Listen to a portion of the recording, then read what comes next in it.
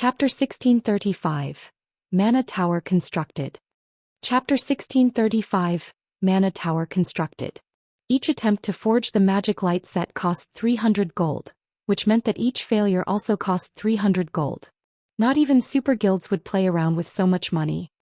If not for his considerably high success rate, Shifeng wouldn't have dared to attempt the set's mass production.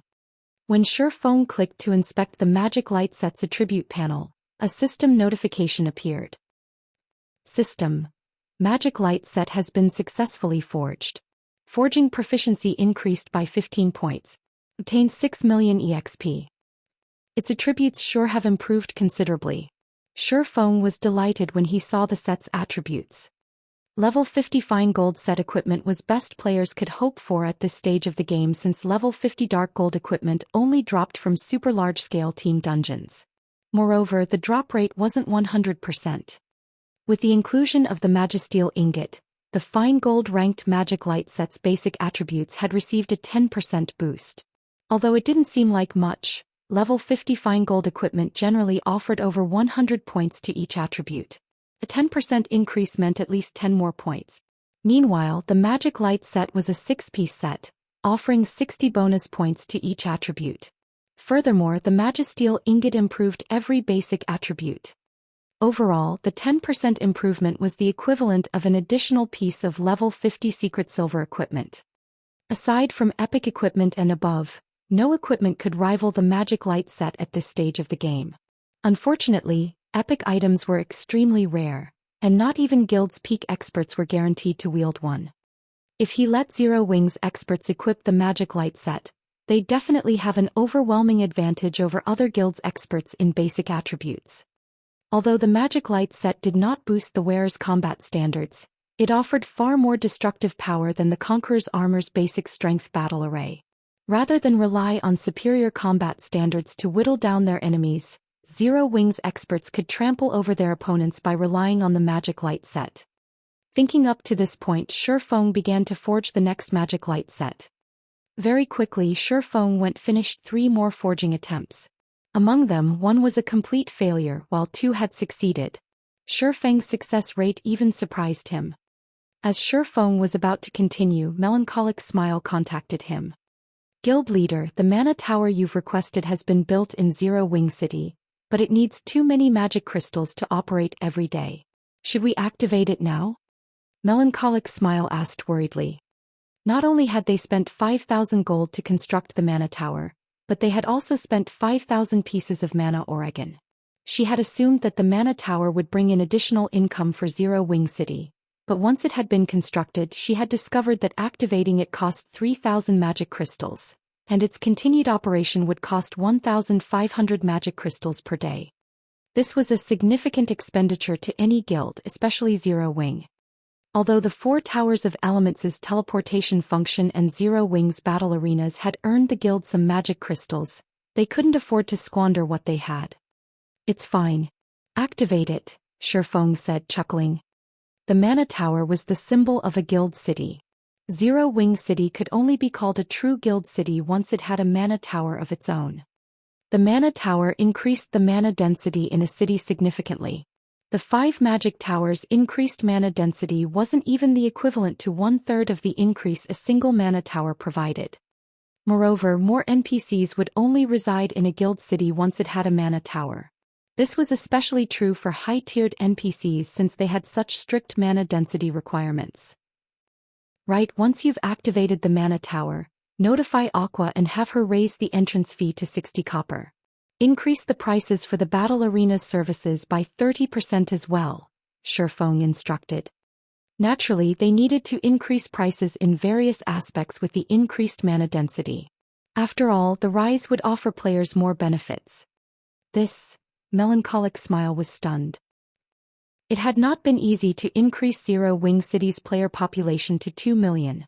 It might not be an issue if they increased the prices of the city's services a little, but players would definitely refuse such massive leaps. Zero Wing City's player traffic would doubtlessly decrease. Relax. Once the mana tower is active, Zero Wing City will be worth the price, Shifeng explained briefly. Of course, he understood Melancholic Smile's concerns.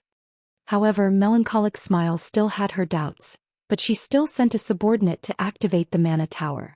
Following which she notified Aqua Rose about the city's price increases. When Aqua Rose received the message, she even wondered if Shifeng were joking. Their 30 copper entrance fee had already elicited quite a few complaints, yet Shifeng wanted to double it. At this stage of the game, ordinary players only earned several silver coins per day after deducting repair fees. Including the expensive teleportation fee to travel to Zero Wing City, ordinary players would likely struggle to justify paying a 60 copper entrance fee. Furthermore, Zero Wing City wasn't located anywhere close to level 50 high-resource maps. Hence, the city's double EXP buff held little attraction to ordinary players. However, as Aqua Rose considered such issues, she felt the city's mana density rise rapidly. Even players who weren't sensitive to mana could clearly feel the increase. Naturally, they gained more mental clarity as well. What's going on? Why do I feel so refreshed? Why has the city's mana density suddenly increased? What? The city's mana density has at least doubled. What did Zero Wing do? Quick look. The mana density isn't the only thing that has increased. The accumulation rate for the double EXP buff has also risen. Now we can accumulate 20% of the double EXP buff just by standing on the street for 24 hours. The players resting in Zero Wing City quickly discovered the new changes, and they all fell into heated discussions about them. Naturally, some of them published the changes to the official forums. At the same time, Zero Wing announced that it had increased Zero Wing City's entrance fee to 60 copper, which caused a huge commotion across Star Moon Kingdom. Crap. Is Zero Wing that desperate for money? They're charging 60 copper just to enter the city each time.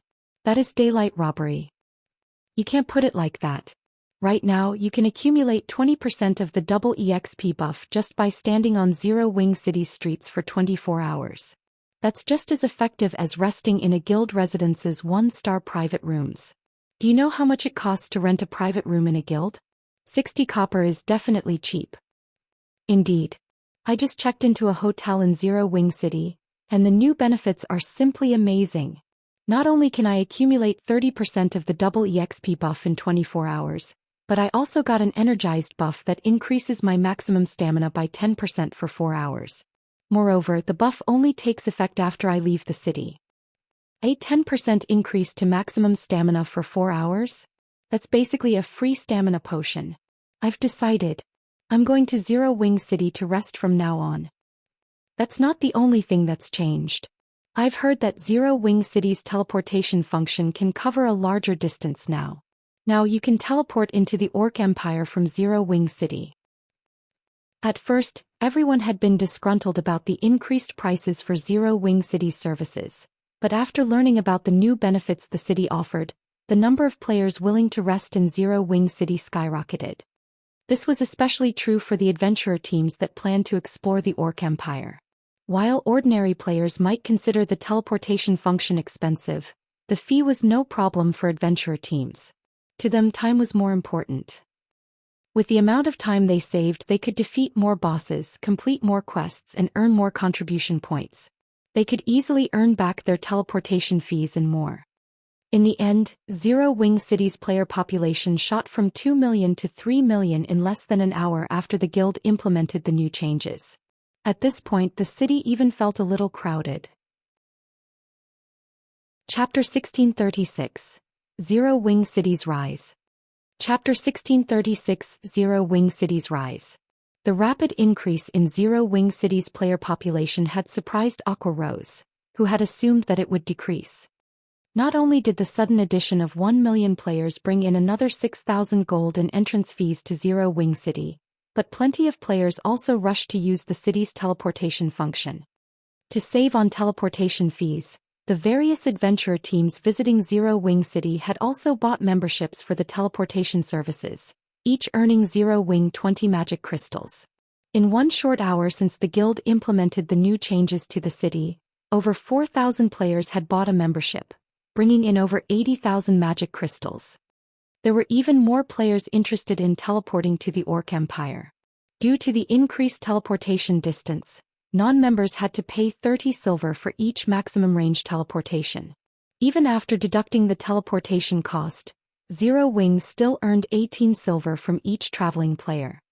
During the past hour, over 6,000 non-members had teleported to the Orc Empire, handing over 1,000 gold to Zero Wing.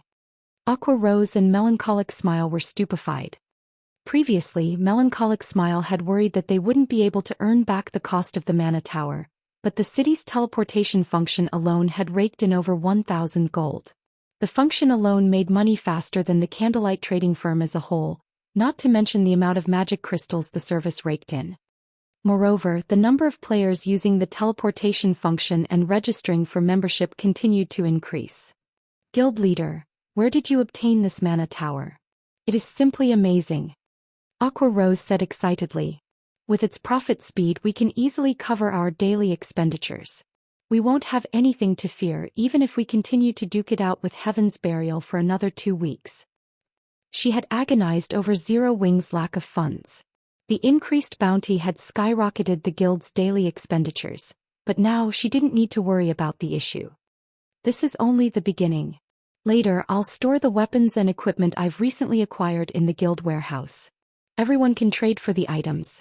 Since our guild members have suffered so greatly, give our members in Starmoon Kingdom some bonus GCPs.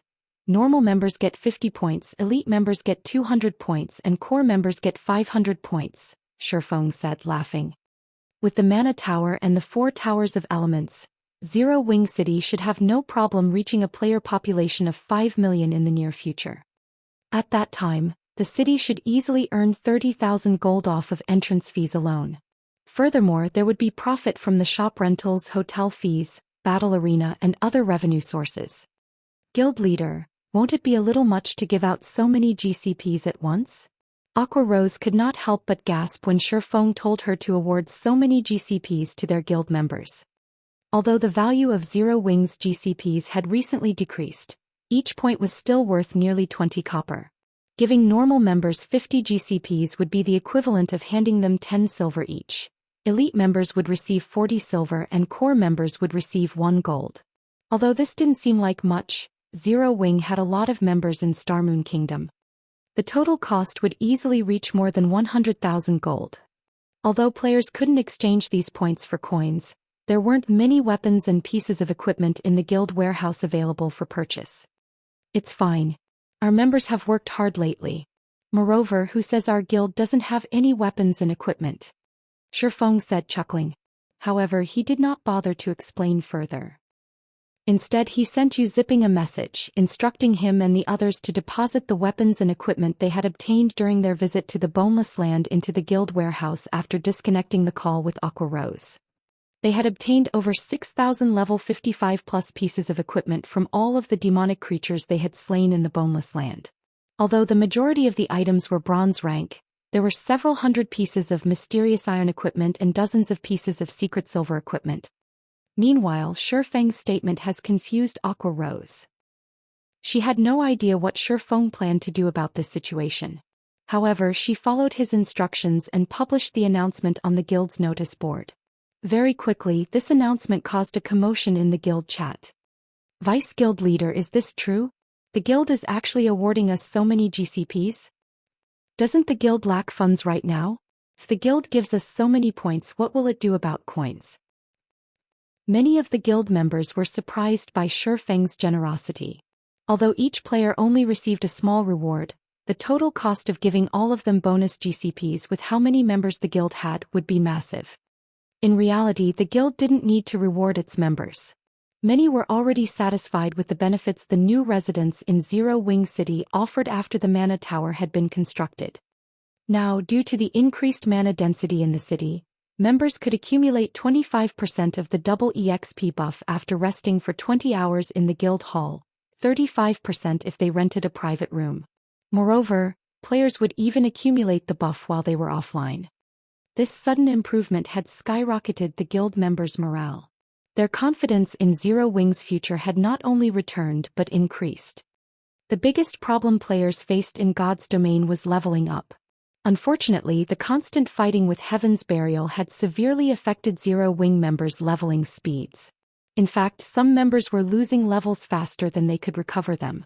However, now that they could accumulate the double EXP buff so quickly, regaining their lost levels would be much easier. In contrast, Heaven's Burial's members didn't enjoy such a benefit. If this war continued, Zero Wings members would definitely surpass Heaven's Burial's members in levels. No need to worry. This is a direct command from the guild leader. Moreover, the guild leader has said that since everyone is still willing to believe in Zero Wing will not mistreat any of you. Aqua Rose explained in the guild chat. Inwardly, though, she had no confidence in her words in the least. All hail the guild leader. All hail Zero Wing. Hearing Aqua Rose's words, Zero Wing's members cheered. After everyone received their bonus points, many players ran to the guild warehouse to purchase items. When they saw the available items, however, they were stupefied. All sorts of weapons and equipment had been put up for purchase in the guild warehouse. All of the items were at least level 55. There were even level 65 items available. There were easily over 6,000 items in total. Currently, even level 50 equipment was incredibly difficult to obtain, not to mention level 55 plus weapons and equipment. Although none of them could use these level 55 plus weapons and equipment at present, at the very least, they wouldn't have to worry about weapons or equipment once they reached level 55. This was especially true for the guild's normal and elite members. Level 50 plus equipment were extremely difficult to obtain, and being able to purchase a set of up-to-date bronze and mysterious iron equipment as soon as they reached the appropriate level would be a dream for these players. Meanwhile, news that Zero Wing was giving away a ton of bonus GCPs and had thousands of level 55 plus weapons and pieces of equipment spread to Starmoon Kingdom's various large guilds. The various guilds had assumed that Zero Wing had reached its limits and was close to crumbling. They had expected the guild to play such a hand so suddenly.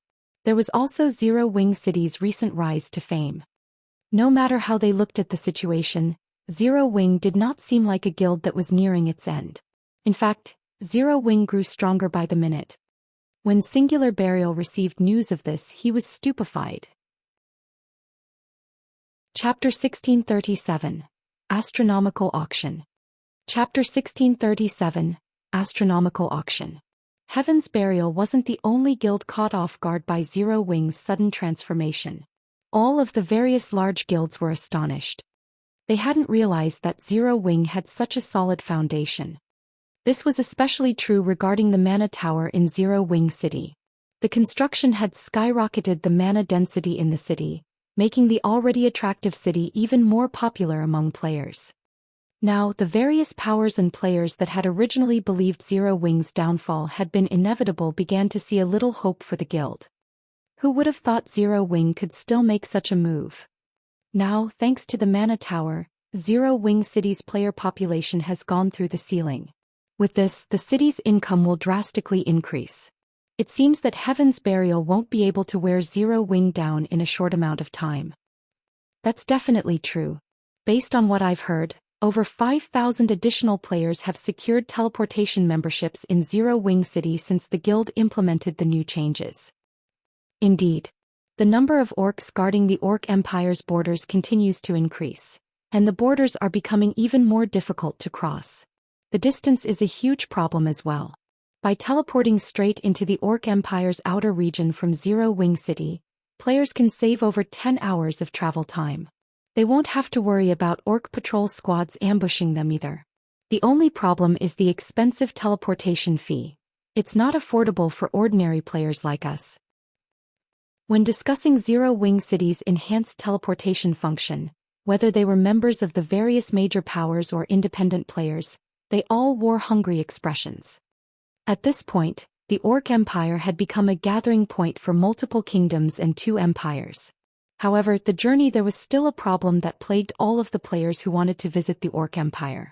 Unlike Heaven's Burial's members who could teleport to Ancient Rock City directly, other players had to travel for a minimum of 10 hours just to get from their respective countries to the Orc Empire's outer region. To make matters worse, they could only grind in the area for a limited time before they had to return to a city or town to rest due to the Empire's poor environment. Although there were guild towns and a guild city within the Orc Empire, these places had a limited number of hotels. There wasn't nearly enough accommodation for every player adventuring in the Orc Empire. This meant that the majority of the players visiting the Orc Empire were forced to return to their country's NPC cities to rest, spending another 10 or so hours to travel back to the Orc Empire. However, Zero Wing City had changed everything. Not only could players save precious time while traveling across the Orc Empire's borders, but they could also circle around the powerful Orc patrol squads and mutated orcs. Because of this, the number of players who gathered in Zero Wing City continued to increase.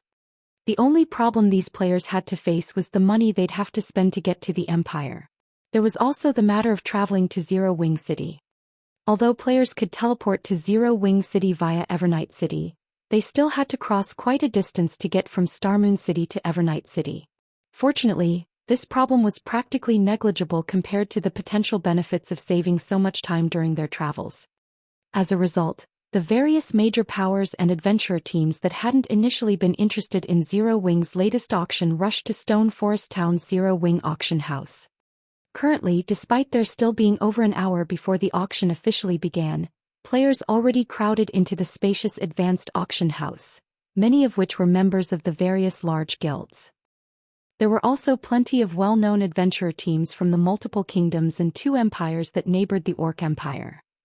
Big Sis Aqua. More than 50,000 players have already arrived to participate in the auction. At this rate, we might even have 70,000 participants by the time the auction starts, Yaya said excitedly as she read the statistics report in her hands. Although Zero Wing was about to host its auction, not just anyone could take part. They had to fulfill certain conditions first. If one wished to enter the auction venue, they needed a minimum of 100 gold in their bags. If one wished to use the VIP rooms, then they had to have a minimum of 10,000 gold. The advanced auction house was even larger than the Candlelight trading firm in White River City. Not only could the largest auction hall house 100,000 people, but it also had 100 VIP rooms. Even so, all of the VIP rooms had been claimed. When Aqua Rose saw the statistics, she too was shocked. Even Super Guild's auctions had trouble attracting such a colossal crowd. Aqua Rose finally understood why Shifeng had said that this was only the beginning. With so many people contesting for Zero Wing City's private houses and shops, it would be strange if these properties did not fetch a high price. Following which, time passed quickly. Under Aqua Rose's guidance, Zero Wing's auction began smoothly. Although this was an impromptu auction, the available items were still of considerable quality, all of which were quite valuable to guilds and players. In fact, Zero Wing even intended to offer plenty of level 45 dark gold and level 50 secret silver equipment. Next up is our auction's first finale item, Zero Wing City's private houses. The first private house is located behind Zero Wing City's battle arena. The starting bid will be 1,500 gold, with each increment being no less than 50 gold. As Aqua Rose, the auction's host, finished speaking, the crowd stirred. The players in the VIP rooms in particular, who had thus far shown no interest in the items for auction, stared longingly at the image on the large display above the stage. Crap. Zero Wing actually dares to ask for such a price. Even the private houses in major NPC cities don't cost 1,500 gold. Is Zero Wing that desperate for money? Many of the players present were shocked by the minimum bid Aqua Rose had stated. The private houses in NPC cities with player populations in the millions only sold for around 1,000 gold. A few of the private houses in strategic locations only sold for a little more than that. Meanwhile, players didn't have to worry about attacks or sieges in NPC cities, but it was a different story for a guild city. There was no telling when another major power would attempt to take the city for itself. Zero Wing was simply insane for trying to sell an unstable private house for such a high price. Honestly, even Aqua Rose considered the price somewhat high, but Shifeng had determined the minimum bid, 1,500 gold and not a coin lower. Hence, she had no choice but to go along with his wishes. However, after the auction's guests discussed the private houses in hushed tones, voices began to echo throughout the auction hall one after another as they began to place their bids. 1,600 gold. 1,700 gold. 1,800 gold. The rapidly increasing prices flabbergasted everyone. After a short moment, the price had risen to 2,200 gold. The bids only slowed after reaching this point. In the end, Remnant Cloud, the commander of the Firecloud Fox Adventurer team, won the first private house for 2,550 gold. Because of the winning bid, the spectating major powers envied Zero Wing. A single private house barely took up any of a city's land, yet Zero Wing had earned so much money from a single private house. At the same time, many of them pitted Remnant Cloud for his foolish decision. Although Zero Wing's situation had improved significantly, its chances of defeating Heaven's Burial were still slim. Purchasing a private house for so much money was foolish. However, as the various large guilds' upper echelons entertained such thoughts, the second private house sold for 2,700 gold. In total, Zero Wing had sold 15 private houses. Every one of them had sold, with the cheapest going for 2,450 gold and the most expensive earning 2,800 gold. The price could already rival that of high-potential lands in NPC cities. As for Zero Wing City's shops, the minimum bid was a frightening 5,000 gold, with each increment being no less than 100 gold. In the end, of the 5 shops that had sold, the cheapest sold for 7,800 gold, while the most expensive one had gone for 8,500 gold. During this single auction, Zero Wing had gained a net profit of more than 120,000 gold. When Aqua Rose saw the final numbers, she even wondered if she were dreaming. Guild leader, with this much money, we can purchase a large amount of level 45 equipment and replenish our warehouse.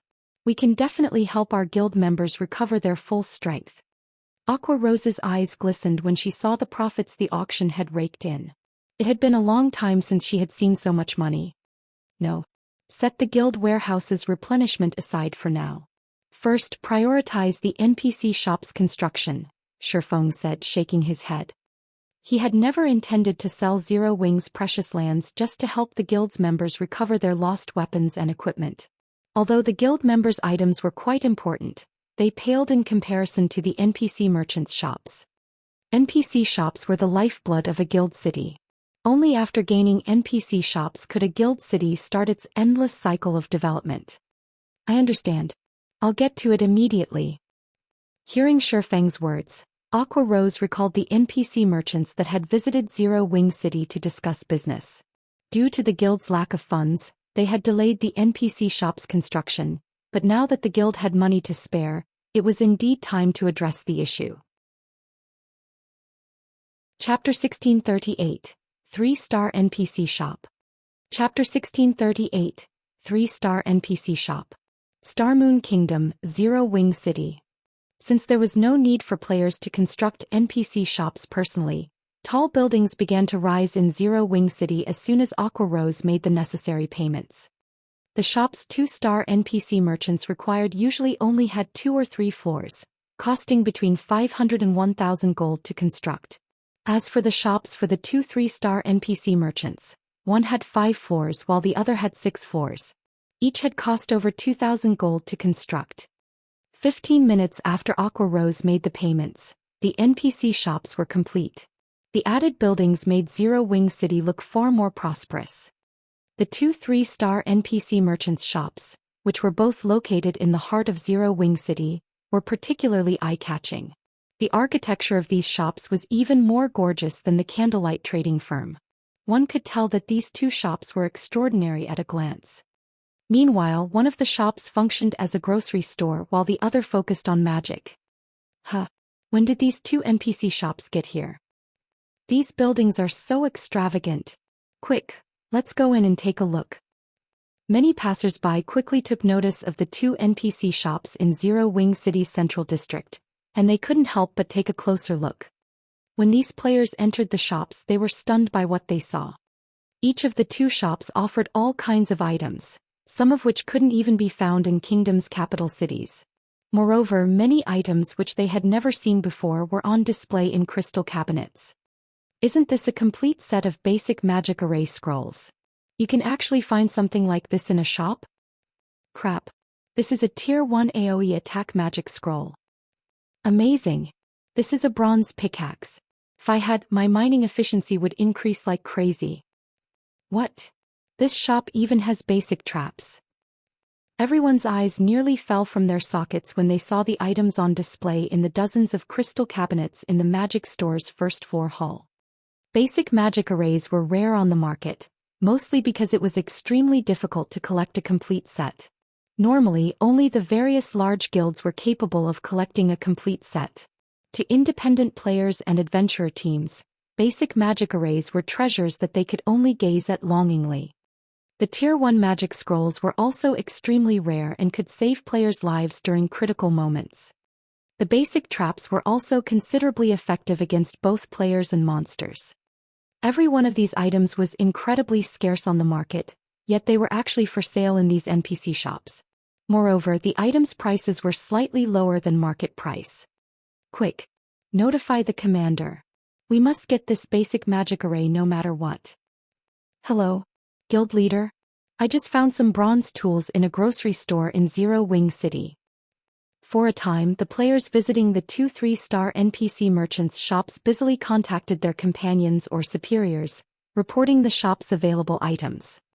What? Zero Wing City actually has such shops. I'll have someone bring the money immediately. Keep an eye on those items. The various major powers' upper echelons were wrought with desire over the new NPC shops in Zero Wing City. They promptly issued commands to acquire these items no matter the cost. In less than 10 minutes, the two NPC shops were overcrowded with players, becoming even more popular than the candlelight trading firm. News of these NPC shops quickly spread throughout Star Moon Kingdom. Many players might not regard the double EXP buff as important or have any interest in the Orc Empire, but every player was interested in obtaining rare items. This was especially true for tools that could help players defeat powerful monsters such as Tier 1 magic scrolls and basic magic arrays. Usually, only guilds had the opportunity to use such items. They couldn't simply be purchased with enough money. After acquiring these tools, players could take down powerful monsters they previously had to avoid. Guild leader, now that every NPC merchant has begun their shop's operation, shouldn't we purchase some of their products for ourselves? Although Aqua Rose had known about the NPC shop's products, she couldn't ignore the temptation now that they were available for purchase. Some of the rare items in these shops were even rare in capital cities' auction houses. If they purchased these items and sold them in Zero Wing's auction house, they'd make a huge profit. No need. Rather than trying to make a profit through resale, attracting more players to Zero Wing City is more important, Shifeng said, chuckling. He could sympathize with Aqua Rose's desire, but doing so would be penny-wise and pound-foolish. NPC shops were a guild city's lifeblood because they sold rare items every day, which attracted a constant stream of players to the city, increasing its popularity. The increased popularity would then help boost the city's various revenue sources. The resulting additional entry fees alone would outstrip the profits they could earn from reselling the NPC shop's items. After giving the matter some thought, Aqua Rose saw the reasoning in Shifeng's decision. Less than half an hour after the NPC shop's grand opening, they had attracted over 300,000 more players to Zero Wing City. That was more than 1,800 gold in entrance fees. As time passed, even more players would visit Zero Wing City, and at this rate there was no need to resell items. Right, pull out some funds to purchase these materials. Buy as many of them as you can as long as the prices aren't more than 10% higher than market value. Once you have them, send all of the materials to me, Shifeng instructed after examining the materials he had left to forge the magic light set. Although he had Melancholic Smile gradually collect the necessary materials, the cost was simply too high. Overall, Melancholic Smile had only managed to purchase around 100 sets of materials for him. Now that Zero Wing had funds to spare, he needed as many materials as possible. All right. I'll send someone to purchase them immediately. When Aqua Rose saw the list of materials Shifeng required, she was slightly astonished. However, now that Zero Wing City's income soared, she was confident in acquiring a large stock. Orc Empire, Ancient Rock City. The atmosphere in the guild leader's office in Heaven's Burial's residence was extraordinarily tense. What is going on with Zero Wing? Is some major corporation supporting it in secret? Singular Burial grumbled, greatly displeased with the latest status report on the rival guild. At the same time he felt an immense pressure bear down on him. Not long ago, it had been obvious that Zero Wing was about to crumble. Yet it was now full of vim and vigor. In fact, the guild was doing so well that it had even awarded over 100,000 gold in bonus GCPs. The large number of NPC shops that had recently risen in Zero Wing City was even more impressive. Singular Burial couldn't help but wonder if Zero Wing were somehow growing richer as the guild fought Heaven's Burial. Guild leader, our people are keeping a constant eye on this matter, but we haven't discovered any major corporation supporting Zero Wing from the shadows. Blackwater has also confirmed this, Daybreak Fog said, shaking her head as she answered Singular Burial with absolute certainty. We are sure that Zero Wing's recent income stems from Zero Wing City. Zero Wing City? Singular Burial's expression darkened when he read the statistics report on the guild city. Although he hated to acknowledge it, Zero Wing City had far more potential than he had expected. He had never thought that a guild city could develop so quickly, nearly surpassing Ancient Rock City.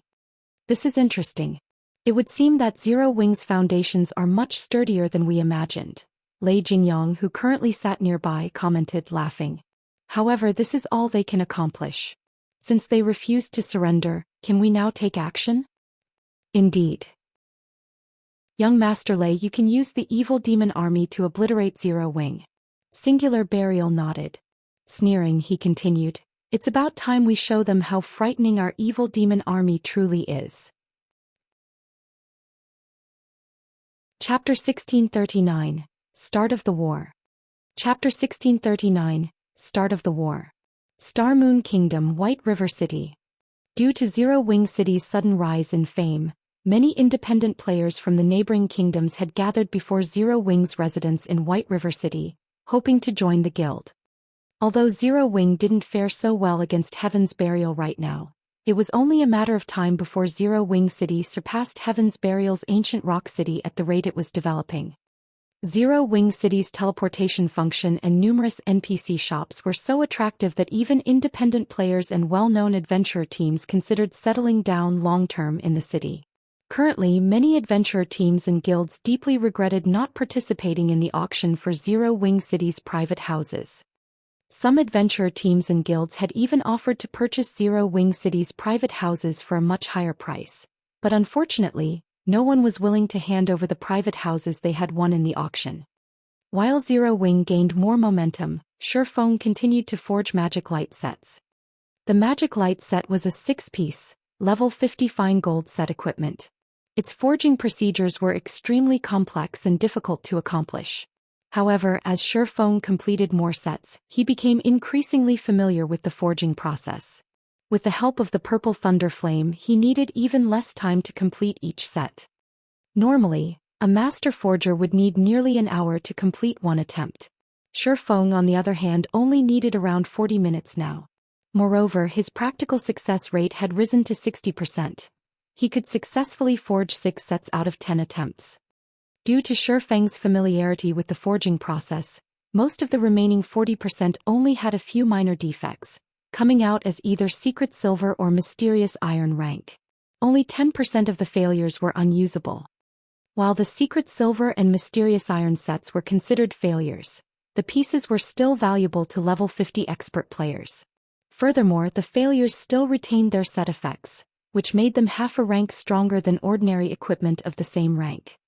Since Shifeng had no intention of keeping the magic light sets a secret, he dropped the failures in the guild warehouse and only kept the successful sets on him. As Shifeng prepared for his 27th attempt, Aqua Rose contacted him. Guild leader Heaven's Burial has made a move. Currently, Heaven's Burial's Lei Jingyang is leading a massive number of evil beasts and expert players to attack our members in the 4 high-resource maps. We're too outnumbered. We simply can't hold them back. We've already lost a lot of expert members. Although I've already ordered a temporary retreat, it seems that Heaven's Burial had prepared for that. Our members won't be able to get out easily, Aqua Rose anxiously reported as she sent Shifeng a few videos. Each of the recordings displayed Heaven's Burial's expert teams leading 20 to 30 Lord-ranked and above evil demons. Although the evil demons did not have as much HP as evil beasts of the same rank, they possessed superior intellect. A single level 70 Lord-ranked evil demon was more than capable of cornering a 20-man team of ordinary experts, let alone 30 of them. Any of Zero Wing's 100-man expert teams would be basically annihilated if they came across these evil demons. Only 1,000-man teams might have some hope of resistance. At this point, only the 100-man teams under the Conqueror Party's leadership or those led by the guild's Tier 2 experts could defeat Heaven's Burial's expert teams. However, Heaven's Burial had sent over 5,000 evil demons to hunt down Zero Wing's members. The Conqueror Parties and Tier 2 experts weren't enough to keep the enemy teams in check. In the half an hour since the attacks had begun, Zero Wing had suffered over 5,000 casualties. Heaven's Burial really is cautious. Shurfeng could not help his frown. If Starmoon Kingdom's armies discovered the evil god's temple's forces in their territory, they'd immediately move to destroy them. Due to the Orc Empire's invasion, Starmoon Kingdom's armies were spread across the kingdom. It'd be very easy to take advantage of the kingdom's power to deal with Heaven's Burial. However, Heaven's Burial had only sent their high-mobility evil demons to attack. Moreover, these evil demons had spread out. Even if the kingdom's armies reached them in time, they'd only be able to kill a few before the rest of the evil demons escaped. It was practically impossible to deal a heavy blow to this evil demon army. Moreover, the evil demon army was particularly skilled in guerrilla warfare. Players had no hope against them, let alone a single guild. This was also why the evil god's temple had very nearly wiped out an entire empire in Shurfeng's previous life. When Zero Wing had clashed with the evil demon and beast armies previously, the guild had held the terrain advantage. It had also had the help of defensive magic arrays, defense turrets, NPC guards and soldiers and other such tools, but now Zero Wing had none of that. As long as the evil demon army continued to hunt players in the fields, Zero Wing's members wouldn't be able to grind and level up. Haha. Bossley, these evil demons are amazing. Not even Zero Wing's expert teams can hold a candle to these monsters. A burly ranger exclaimed, laughing as he watched the evil demons crush a 100-man expert team from Zero Wing a short distance away. With just 40 evil demons, they had forced a Conqueror Party-led expert team to retreat. He had never thought this situation would be possible. Keep a close eye on them. Make sure none of them escape. Lei Jingyang said, laughing. He, on the other hand, wasn't surprised in the least. He had personally fought a great lord-ranked evil demon before. Without a berserk skill, he was no match for the evil demon, barely able to defend himself. If a group of evil demons ganged up on him, even an expert of his caliber would quickly fall. Although Zero Wing had stood toe-to-toe with Heaven's Burial in this war of attrition thus far, the outcome had been determined long ago. Zero Wing never had a chance of victory. Meanwhile, news that Heaven's Burial had dispatched an evil demon army against Zero Wing quickly reached the major powers. Seeing the numerous evil demons spread across the high-resource maps Zero Wing's members occupied, even Super Guild's upper echelons couldn't help but frown. It seems that Heaven's Burial has gathered a powerful evil demon army. Even with Zero Wing City's rise in popularity, Zero Wing's legacy will soon end. Yuan Tiexin could not help his rueful sigh as he read the latest report on the war between Zero Wing and Heaven's Burial.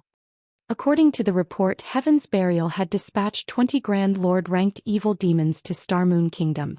Every one of these Grand Lords was an absolute nightmare for players. The guild had also dispatched 500 Great Lords and thousands of Lord-ranked evil demons. This army would be invincible in the fields. Starmoon Kingdom's NPC armies were the only hope of exterminating these monsters now. Unfortunately, by the time the kingdom's armies arrived, the evil demons would have likely escaped. Had Zero Wing agreed to the secret pavilion's conditions, there might be a solution to this problem, but the guild had lost any possibility of escaping this predicament. As Zero Wing's members retreated from the various high-resource maps, Heaven's Burial published a post on Starmoon Kingdom's official forums. Zero Wing, do you dare face us in a final stand? This sentence instantly caused an uproar in Starmoon Kingdom. Haha. It seems that Zero Wing really isn't much after all. It's even afraid of putting up a good fight. Zero Wing members, do you guys dare to come out and fight?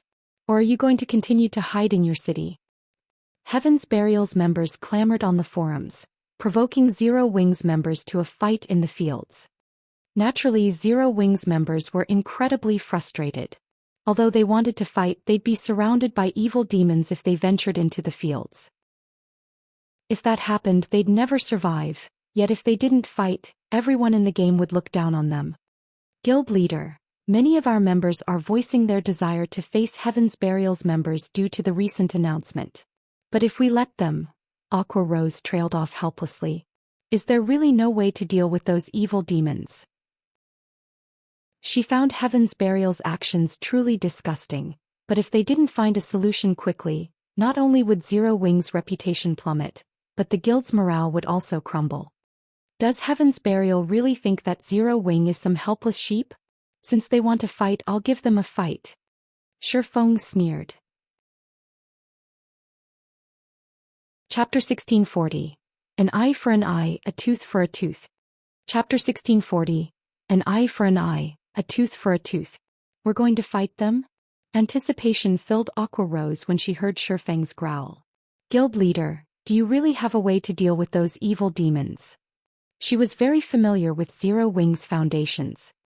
With the guild's current combat power, they had no chance of victory against Heaven's Burial in the open fields. If they wanted to win, they needed some special strategy or a miracle. Nope, Shifeng said, shaking his head. Then how are we supposed to fight Heaven's Burial? Shifeng's simple response dumbfounded Aqua Rose. Who says we're going to fight them head-on? Shifeng asked, revealing a faint smile. A guild war is a competition of wealth. If we cut off their income, how long do you think they'll last? Both guilds had already set bounties on each other's members and incurred massive expenditures each day because of it. If one side suddenly lacked the funds to pay for the massive number of bounty claims and couldn't compensate its guild members, that guild would crumble under the pressure. Cut off their income? Aqua Rose gave her guild leader a confused look. Heaven's Burial's financial ability was frightening. Not only was it backed by the Blackwater Corporation, but it could also lean on the Orc Empire's ancient rock city for funds.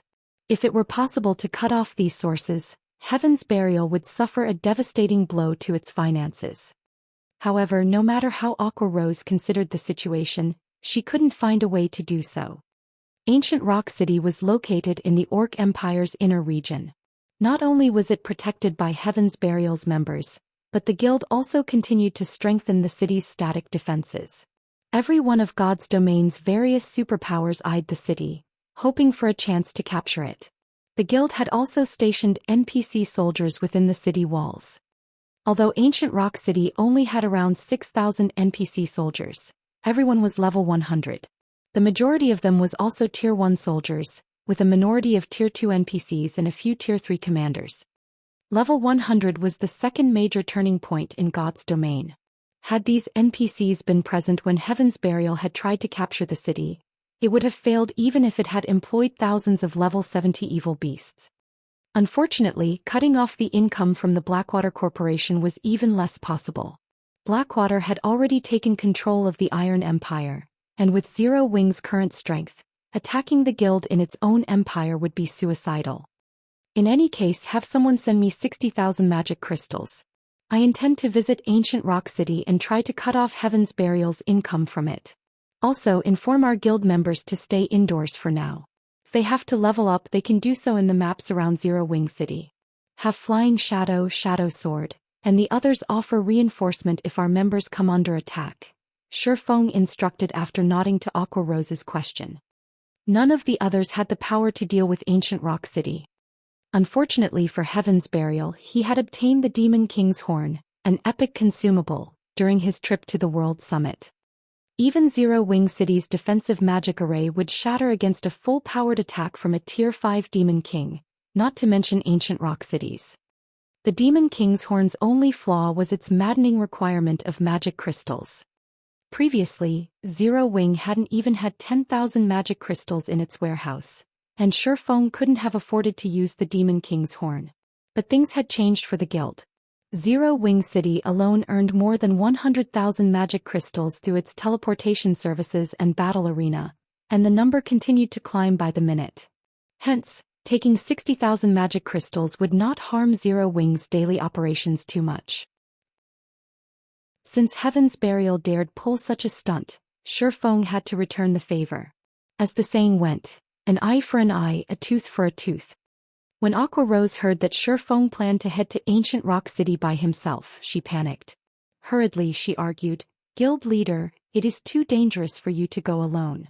There are level 100 Tier 3 NPCs guarding Ancient Rock City. Heaven's Burial has long since set Zero Wing as an enemy. The moment you approach the city, the NPCs will annihilate you." Every NPC soldier in Ancient Rock City was more than capable of slaughtering current players. Going there alone was suicidal. "Relax. I know what I'm doing. If I really can't pull it off, I won't force the issue," Shifeng said, chuckling. He did not bother to explain further. "Then you must be careful. I will have Yaya deliver the magic crystals right away," Aqua Rose repeatedly implored. Despite Shifeng telling her to relax, she could not help but worry. Following which, Aqua Rose had Yaya deliver 60,000 magic crystals to White River City's candlelight trading firm while she dealt with the guild members, instructing everyone to avoid going out as much as possible. Once Shifeng obtained the 60,000 magic crystals, he retrieved 2 Tier 3 defensive magic scrolls, which the guild's main force had acquired, from the guild warehouse before hurrying to Ancient Rock City. Orc Empire, Ancient Rock City. Due to the primordial divine ruin's appearance, high-level quests and powerful bosses had begun to spawn around the ruin. Because of this, many players had gathered in the area to compete for these resources. This also increased Ancient Rock City's player population, though the population increase was not as dramatic as that of Zero Wing City. Some of the new arrivals to Ancient Rock City were in awe of the city's numerous large buildings. Ancient Rock City contained various hotels, smithies, bars and restaurants, and the shortest of these buildings included 3 floors, while the tallest even had 6 or 7. Ancient Rock City's prosperity could already rival major NPC cities. Moreover, the city's defenses were incredibly powerful. The city already had 28 defense turrets and dozens of arrow towers. The center of the city even housed 3 basic mana pulse cannons, which Heaven's Burial had purchased from Blackwing City. Even if an orc army attempted to siege the city, no one would expect the city to fall for even a second. When the various superpowers saw the city, they were forced to abandon the idea of capturing it. Ancient Rock City is truly an impenetrable fortress. With this city, it is only a matter of time before Heaven's Burial becomes a super first-rate guild. That's right. With the constant supply of funds from Ancient Rock City and the support from major corporations, many experts will likely attempt to join the guild. All Heaven's Burial needs now is time to develop. I know, right? I've heard that the evil demon army attacking Zero Wing right now also belongs to Heaven's Burial. You guys should see how powerful those evil demons are for yourselves. Ordinary experts are nothing before those Lord-ranked evil demons. Just one of them can easily wipe out a 20-man expert team, and the great Lord-ranked evil demons' combat standards can even rival ordinary experts. Even the various superpowers are afraid of Heaven's Burial now. If not for the other kingdoms and empires hunting down the evil demons, Zero Wing would have been annihilated already. Zero Wing sure is unlucky to have Heaven's Burial as an enemy. With this evil demon army against them, Zero Wing is finished. Although Zero Wing is not a weak guild by any means, it has crap luck to have crossed Heaven's Burial. I've heard that Heaven's Burial plans to recruit more members soon. Why don't we join Heaven's Burial after our meal? If we're late, it might become even more difficult to join the guild later. I guess you're right. Count me in. As the players in Ancient Rock City discussed Heaven's Burial, many expressed their admiration and envy. Heaven's Burial had both money and strength.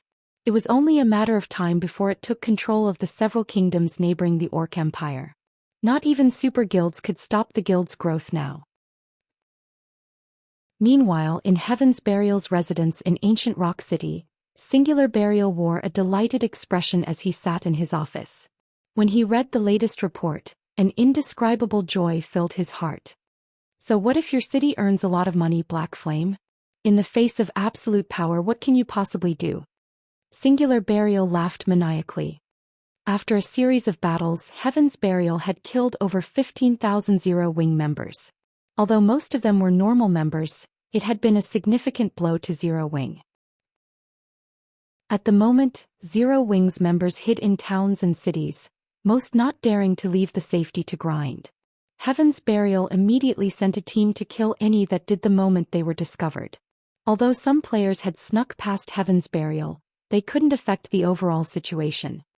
If this persisted, it wouldn't be long before Zero Wings members began to withdraw from the guild. Once that happened, Zero Wing would truly be finished. As Singular Burial prepared to meet with his guild's upper echelons to discuss their next moves, Shifeng secretly snuck across Ancient Rock City's walls.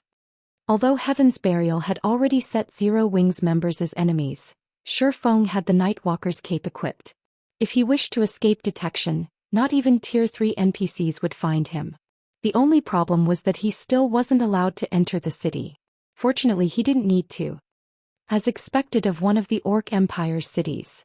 It's certainly more prosperous than Zero Wing City, Shifeng muttered to himself, smiling as he observed Ancient Rock City through its gates. It seems that Heaven's Burial has improved the city's defenses quite a bit. I wonder if it can withstand a Tier 5 large-scale destruction spell? As Shifeng muttered, he activated Gale Domain and flew above Ancient Rock City. Chapter 1641, Demon King's Descent. Chapter 1641, Demon King's Descent. 20-meter-tall walls surrounded Ancient Rock City, strengthened by magic runes. Even powerful players would not be able to scale these walls. Furthermore, a defensive magic array protected Ancient Rock City, so even if players managed to climb the walls, the magic array would stop them in their tracks. Normally, players could only enter Ancient Rock City through its main entrance. If players with nefarious intentions couldn't even break past these two defenses, they'd have no hope of getting past the NPCs patrolling the city, and their attempts would be for naught. Due to the Orc Empire's unique environment, players consumed stamina and concentration more quickly in the area. The only way they could recover their lost stamina and concentration was to enter a magic array-enclosed town or city. Currently, a long line of players waited patiently outside of Ancient Rock City's main entrance. They would only be permitted entry after they had been inspected by the city's NPC soldiers. This inspection is really annoying. Heaven's Burial actually refuses to let cloaked players into the city and is adamant that we reveal our identities. They're likely afraid of players from enemy factions sneaking into the city. There are so many superpowers keeping an eye on Ancient Rock City, and if they decided to take action within the city's walls, Heaven's Burial's losses will be no laughing matter. They're overly worried. Causing trouble in Ancient Rock City is easier said than done. Plenty of NPC soldiers and players constantly patrol the city. If anyone does anything odd, they'll likely die before they can do any actual damage. Indeed, Heaven's Burial is just being too careful. With such powerful defenses, not even the super guilds can do anything to the city. As the players in line discussed Ancient Rock City's strict security, they all agreed that Heaven's Burial was being too sensitive. Ancient Rock City wasn't even under players' full control, and as a result, formidable NPCs guarded the city. Even if players wanted to attack the city, there was nothing they could do at this stage of the game. Huh. Guys, look. Someone's up there. Crap. Who is that? He's actually flying. What's he trying to do? He isn't trying to attack the city, is he? Attack the city? Are you kidding me? Ancient Rock City's defensive magic array isn't just for show. Current players can't go up against it. He must be trying to get a better look at the city's situation. Who is that guy? He sure has guts. Isn't he afraid that Heaven's Burial will try to kill him? When the crowd queued up to enter Ancient Rock City saw the figure in the sky, they couldn't help their growing curiosity. The players outside of Ancient Rock City weren't the only ones to notice Shifeng. The players within the city's walls noticed him as well, and his appearance instantly caused a commotion. Meanwhile, in Heaven's Burial's residence, guild leader, someone has suddenly appeared above the city. By the looks of it, he seems to be a player. A level 49 ranger announced after entering the guild leader's office. Should we send the patrol squads to eliminate him? Normally, they didn't bother with players as long as they didn't try to cause any trouble. However, this unknown player dared to look down on Ancient Rock City from above. This was a blatant insult to Heaven's Burial. If they did not teach this player a lesson, it could impact the guild's prestige. Someone's looking down on the city from above? The ranger's report surprised Singular Burial slightly. Do you know who it is? This was the first time they had encountered such an arrogant player since Heaven's Burial had taken control of ancient Rock City. We've tried to investigate, but he's wearing a black cloak, so we can't see the player's identity, the ranger said, shaking his head. Interesting. This person must be tired of life to act so wildly in Heaven's Burial's territory. Although I don't know what they intend to do, I don't want to see them leave this place alive. Notify our subordinates immediately and have them display the guild's strength, Singular Burial said, sneering as he looked at the cloaked image of Shifeng. Understood. The ranger left to notify the NPC and player patrol squads to take action. Normally, NPC soldiers wouldn't take long to deal with an intruder when an enemy appeared in a city, but since this mysterious individual had hidden his identity and hadn't done anything just yet, they'd only be prevented from entering ancient Rock City. The NPCs would not attempt to remove the player. However, these NPCs would launch an attack if they received a direct command. Current players were little more than flies to level 100 NPCs. Shortly after Singular Burial issued the command, the NPCs on the city walls set their sights on Shifeng as he hovered above the city. One of the Tier 3 commanders immediately launched a Tier 3 spell, while the Tier 1 soldiers beside him pulled out their bows and fired at Shifeng. It seems that Heaven's Burial is really angry. They actually commanded the NPCs to attack. That person is in for a beating. I know, right? It really makes you wonder what is going through that person's mind. Does he really think ancient Rock City's NPC soldiers there for decoration? As everyone watched the Tier 3 spell and hundreds of arrows soar towards the hovering intruder, Shifeng finished his preparations.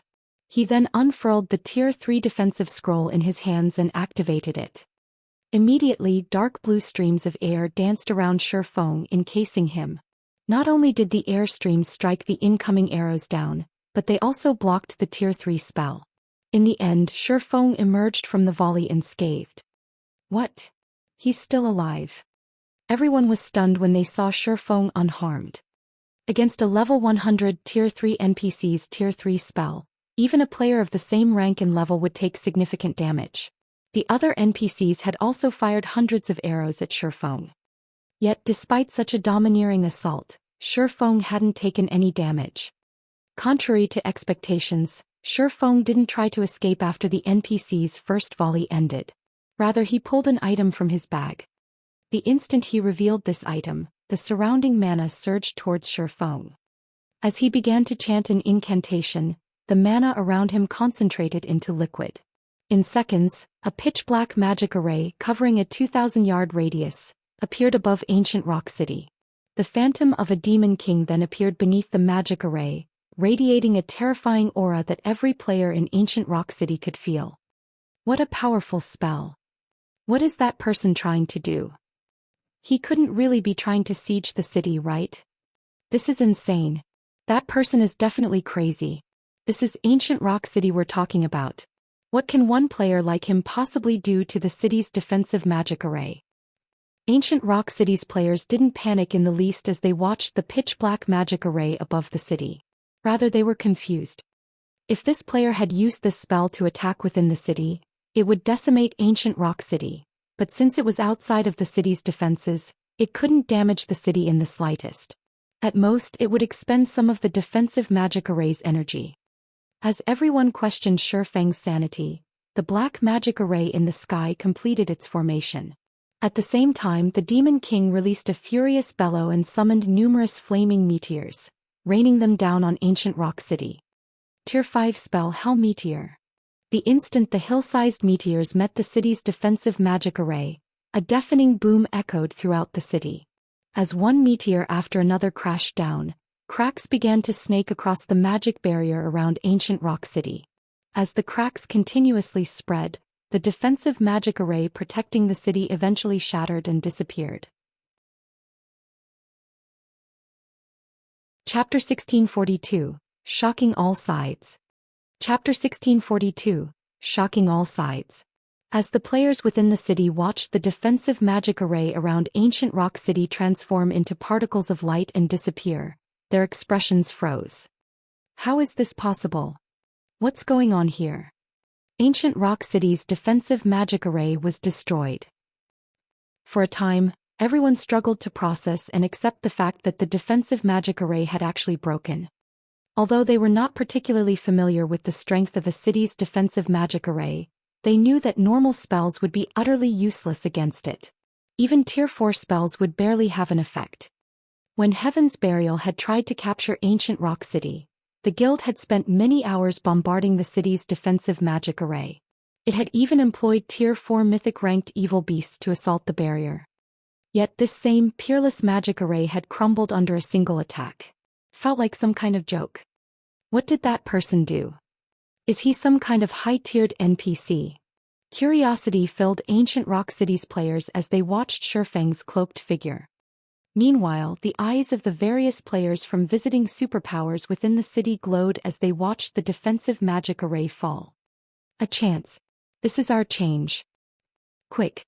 Notify the guild leader. Thus far, the superpowers hadn't given up on securing Ancient Rock City for themselves.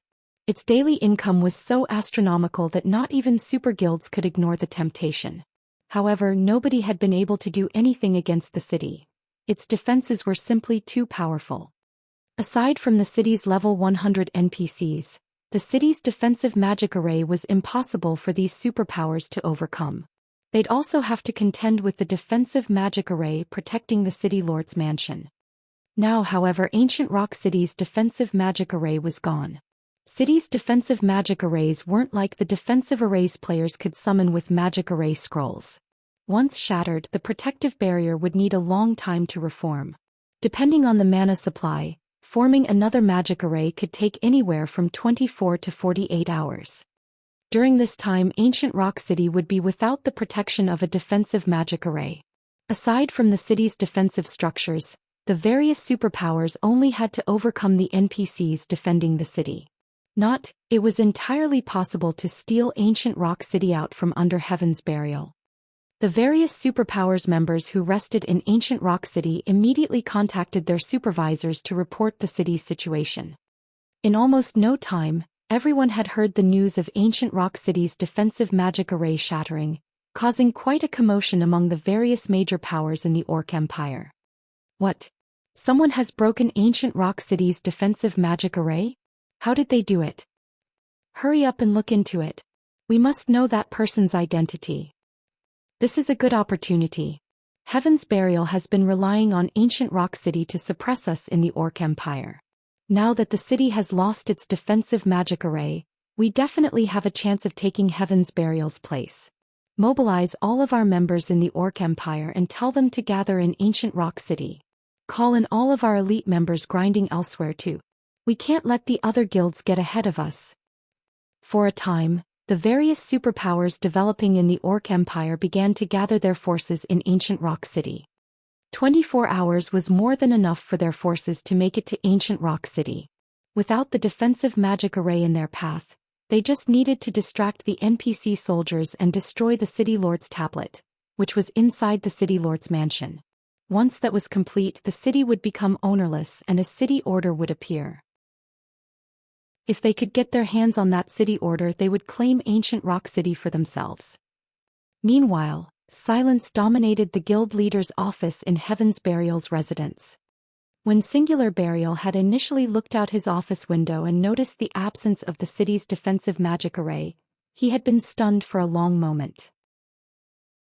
Once he recovered from the shock, his expression turned somber as he radiated a chilling aura that even decreased the room's temperature. Everyone in the room shuddered as this aura overwhelmed them. Kill him. I don't care who he is. I want him dead. Dead. Singular Burial bellowed as he glared at Shifeng's figure hovering over the city. Ancient Rock City was Heaven's Burial's foundation. The guild had sacrificed too much to obtain it. Now that the city's defensive magic array had fallen, the various superpowers which had eyed Ancient Rock City for a while wouldn't miss this opportunity. They would launch fervent assaults against the city, and although Singular Burial was confident that his guild could repel these usurpers, Heaven's Burial would suffer immeasurable losses in the upcoming battle. It might even cripple the guild's development. Understood. Finally, everyone reacted and rushed out of the office. At first they had assumed that they were dealing with some insignificant lunatic, but that lunatic had actually shattered Ancient Rock City's defensive magic array and threatened Heaven's Burial's foundation. After Singular Burial issued the command, every NPC in Ancient Rock City dashed towards Shifeng, hurling all kinds of ranged attacks. At the same time, the city's defense turrets and arrow towers began to bombard the flying swordsmen. But despite such powerful attacks flying at him from different directions, Shifeng didn't try to evade them. Instead, he flew straight towards the city lord's mansion. With Gale Domain active, Shifeng's movement speed was ridiculously high, and as a result, very few attacks managed to reach him. When an attack did reach him, the streams of dark blue air revolving around Shifeng struck it down before it could deal any real damage. What's that person trying to do? Is he not going to flee? He seems to be heading towards the city lord's mansion. He couldn't be. When the city's players realized where Shifeng was heading, they considered a possibility. Although they thought that the chance of such an occurrence was minuscule, and the action was utterly suicidal, they couldn't help but shudder at the thought. Sieging the city lord's mansion. No matter how they thought about it, no single player could achieve this feat. The city lord's mansion had its own defensive magic array. Only, it didn't require as much energy as the barrier that protected the entire city. Even so, tier 3 or 4 attacks couldn't easily bring it down. Could he be capable of using that spell again? Everyone gulped in trepidation at the thought. The spell Shifeng had used was absurdly powerful. The fact that he had already used it once was impressive enough. It would simply be unfair if he could use it again. No. He definitely can't use that kind of spell a second time. He must be bluffing. Singular Burial's eyes were bloodshot as he watched Shifeng soar closer to the city lord's mansion, refusing to believe that such a thing was possible. It wasn't long before Shifeng stopped above the city lord's mansion. With his lips curing into a smile, he raised the Demon King's horn once more and sacrificed another 30,000 magic crystals to the item. Suddenly, the same gigantic pitch-black magic array appeared enveloped the city lord's mansion. A Demon King's phantom then materialized beneath the array. No. This is impossible. Madness struck Singular Burial as he watched the Demon King cast Hell Meteor again. Quick! Kill him. Don't let him finish the spell. At this point, everyone from Heaven's Burial realized the severity of their situation. Without hesitation they tried to tear Shifeng from the sky with tier 3 magic scrolls. Some even used tier 4 magic scrolls, hoping to kill this intruder as quickly as possible. It's too late. Shifeng smiled at the defensive magic array around the city lord's mansion. Lightly he swung the Demon King's horn down, gesturing at the mansion. Chapter 1643. Destroying a City Alone. Chapter 1643. Destroying a City Alone. As Shifeng swung down the Demon King's horn from his position above Ancient Rock City's city lord's mansion, the pitch-black magic array looming over the building released a blinding light. In response, hill-sized meteors began to emerge from the array and rain down on the city lord's mansion. Unlike the previous attack, the players outside of the mansion weren't protected by a magic array. They could clearly feel the heat waves from the blazing meteors. One meteor after another crashed into the defensive magic array protecting the city lord's mansion, causing the barrier to crack. Although the array had a constant supply of energy, its recovery rate couldn't keep up with the damage it received. As a result, more cracks began to spread across the barrier. No. The defensive magic array around the city lord's mansion is slightly stronger than the one that protected the city. It's definitely going to endure the attack. Singular Burial silently prayed as he watched the powerful bombardment. The city lord's mansion was the heart of the city. Hence, the defensive magic array constructed to protect it was even stronger than the one that had protected the city. This was also why he was so confident that Ancient Rock City would never fall into the various superpowers' hands. But as hope rekindled in Singular Burial's heart, reality gave him a tight slap to the face. Under Hell Meteor's continuous bombardment, the defensive magic array around the city lord's mansion eventually collapsed, and the semi-translucent barrier shattered like a mirror. Is this a joke? Who is that guy? He actually destroyed 2 defensive magic arrays in a row. How is this possible?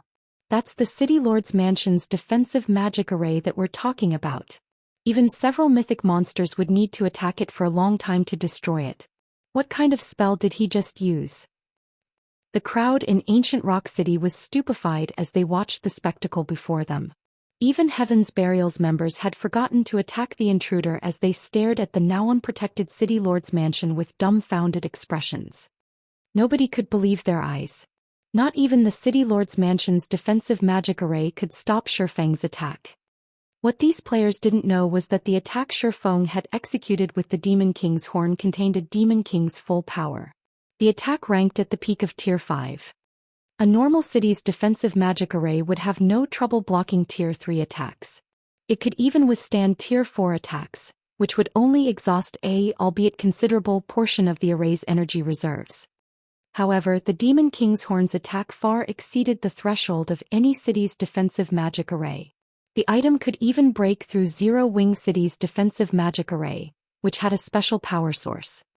Once an attack exceeded a defensive magic array's threshold, its energy depletion would increase by multiple times. It wouldn't be unusual if the array stopped functioning entirely. This was also why the various guilds had held massive celebrations whenever they gained a Tier 5 player in Shifeng's previous life.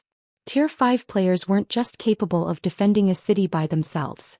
They could also shatter an ordinary city's defensive magic array without help, making it far easier for their guild to capture a city. Even after the defensive magic array around the City Lord's Mansion fell, Hell Meteor's duration hadn't ended. The brilliant meteors bombarded the mansion itself, and although the building had been reinforced with divine runes, it was no match for the incredible attack. In just a few short seconds, the City Lord's Mansion was in shambles. As expected of a Tier 5 peak existence's large-scale destruction spell, his power really is amazing. Shifeng was astonished as he stared at the tattered City Lord's Mansion. He had thought that the Demon King's horn would only be able to break through the defensive magic array, but looking at it now, it would seem that he had still underestimated the item's power. Unfortunately, he could only use the Demon King's horn twice. Once the attack ended, the Demon King's horn gradually disintegrated, becoming no more than dust particles before it disappeared. Die. He must die. I want him removed from God's domain entirely. Singular Burial glared at Shifeng with bloodshot eyes. If the man stood before him now, Singular Burial would eat Shifeng alive. Heaven's Burial could have relied on the City Lord's Mansion's defensive magic array to withstand the various superpowers' assaults. But now that that array had shattered, Ancient Rock City had lost its last line of defense. Now, however, with said magic array shattered, this meant that Ancient Rock City's last line of defense had also disappeared. As Singular Burial barked out commands like a madman, Daybreak Fog and Heaven's Burial's other members worked with the NPC soldiers to eliminate Shifeng. In truth, though, they knew that their actions were futile. Even if they killed Shifeng, Ancient Rock City's 2 defensive magic arrays were gone, and they would need a long time to recover. Meanwhile, facing attacks from all sides, Shifeng unhurriedly retrieved a Tier 3 defensive magic scroll and activated it, blocking every incoming attack. Damn it! Just who the hell is he? What kind of feud does he have with our guild? Find out. Use whatever means it takes to discover that person's identity. Seeing that Shifeng was unfazed despite so many players' attacks, both Heaven's Burial's members and the players from the various superpowers wondered about the man's identity. Even super guilds were helpless against Ancient Rock City, yet Shifeng had destroyed 2 of the city's defensive magic arrays by himself. It was utterly unbelievable, but with the facts before them, they had no choice but to admit it had happened. As players ran off to investigate this flying intruder, Shifeng took the initiative to remove his black cloak, revealing his black flame appearance. Heaven's Burial. Didn't you guys ask for a fight? I'm here. Shifeng shouted as he looked down on Heaven's Burial's members. The moment Shifeng revealed his identity, a moment of silence descended on the city. What? It's Black Flame. Impossible. Black Flame actually came to Ancient Rock City. And he destroyed 2 of the city's defensive magic arrays. Amazing. Truly amazing. The players in Ancient Rock City were thunderstruck when they learned Shi Feng's identity. They had never thought that Zero Wing's Black Flame would actually accomplish such an unbelievable feat. Black Flame? He's actually Black Flame? How is that possible? Singular Burial was dazed when he saw Shi Feng struggling to think properly. When he had sent the evil demon army after Zero Wing, he had taken into account that the enemy guild might launch some kind of counterattack, but he had never imagined that Zero Wing's guild leader would be so bold as to attack Heaven's Burial's headquarters by himself. Meanwhile, Daybreak Fog, who commanded the battle outside the City Lord's mansion, took a deep breath and ordered, "Kill him. We outnumber him. We cannot let Black Flame enter the City Lord's mansion." The guild's members only reacted and remembered to attack Shi Feng after they heard Daybreak Fog's voice ring out. Now that the City Lord's mansion had lost its defensive magic array, there was nothing to protect the City Lord's tablet. If they allowed Shi Feng to destroy the tablet and obtain the city order that would then appear, Heaven's Burial would suffer unimaginable consequences. There was no way that Shi Feng, who hovered above them all, would emerge unscathed with so many attacks from both players and NPCs. However, Shi Feng had no intention of entering the City Lord's mansion. Instead, he swiped his right hand across the empty air before him. In response, a spatial tear appeared in front of him, blocking the incoming attacks. Before every player's eyes in Ancient Rock City, Shi Feng entered the spatial tear and vanished.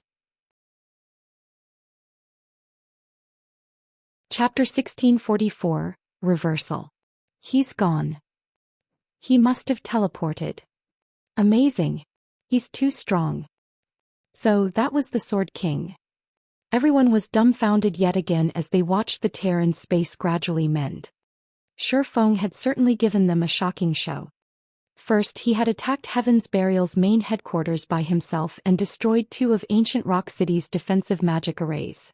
Then, despite the fact that he had been surrounded by Heaven's Burial's members and Ancient Rock City's NPC soldiers, he had left without taking a single point of damage.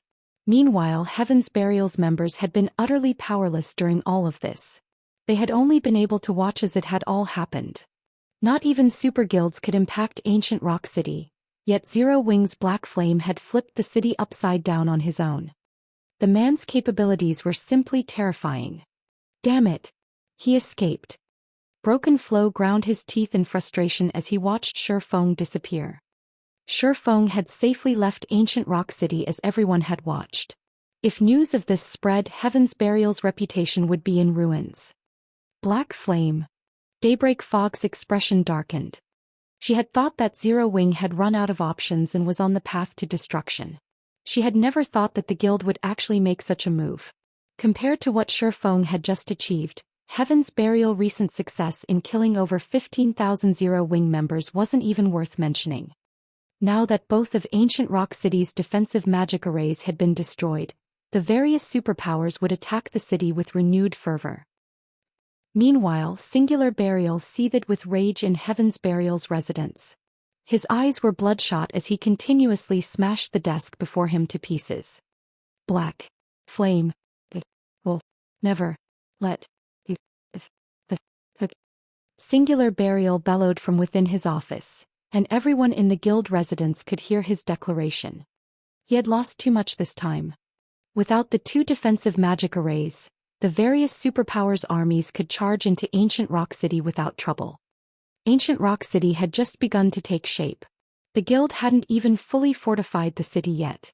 If the various superpowers attacked now, the city would sustain heavy damages and would be out of commission for some time even if Heaven's Burial managed to hold on to it. Guild leader, what should we do now? Daybreak Fog asked Singular Burial through a private call. Recall everyone. Notify young Master Lei and the others and have them return to help defend the city. We cannot allow the other superpowers to get anywhere near the City Lord's mansion. Singular Burial instructed once he had calmed slightly. Although he wanted nothing more than to hunt Shi Feng down and decimate Zero Wing City, fending off the superpowers' armies was far more important right now. Zero Wing, just you wait. Sooner or later I will have my revenge. After Singular Burial finished issuing his commands, he took another look at the video before him. It replayed Shi Feng's reign of destruction as he eliminated the defensive magic array around the city lord's mansion. Shi Feng's latest actions had caused Heaven's Burial plenty of trouble. It would also delay Zero Wing's destruction by quite a while. However, it didn't change Heaven's Burial's overwhelming advantage over Zero Wing. After Shi Feng had destroyed the 2 defensive magic arrays in ancient Rock City, news of his feat quickly spread throughout the several kingdoms and 2 empires neighboring the Orc Empire.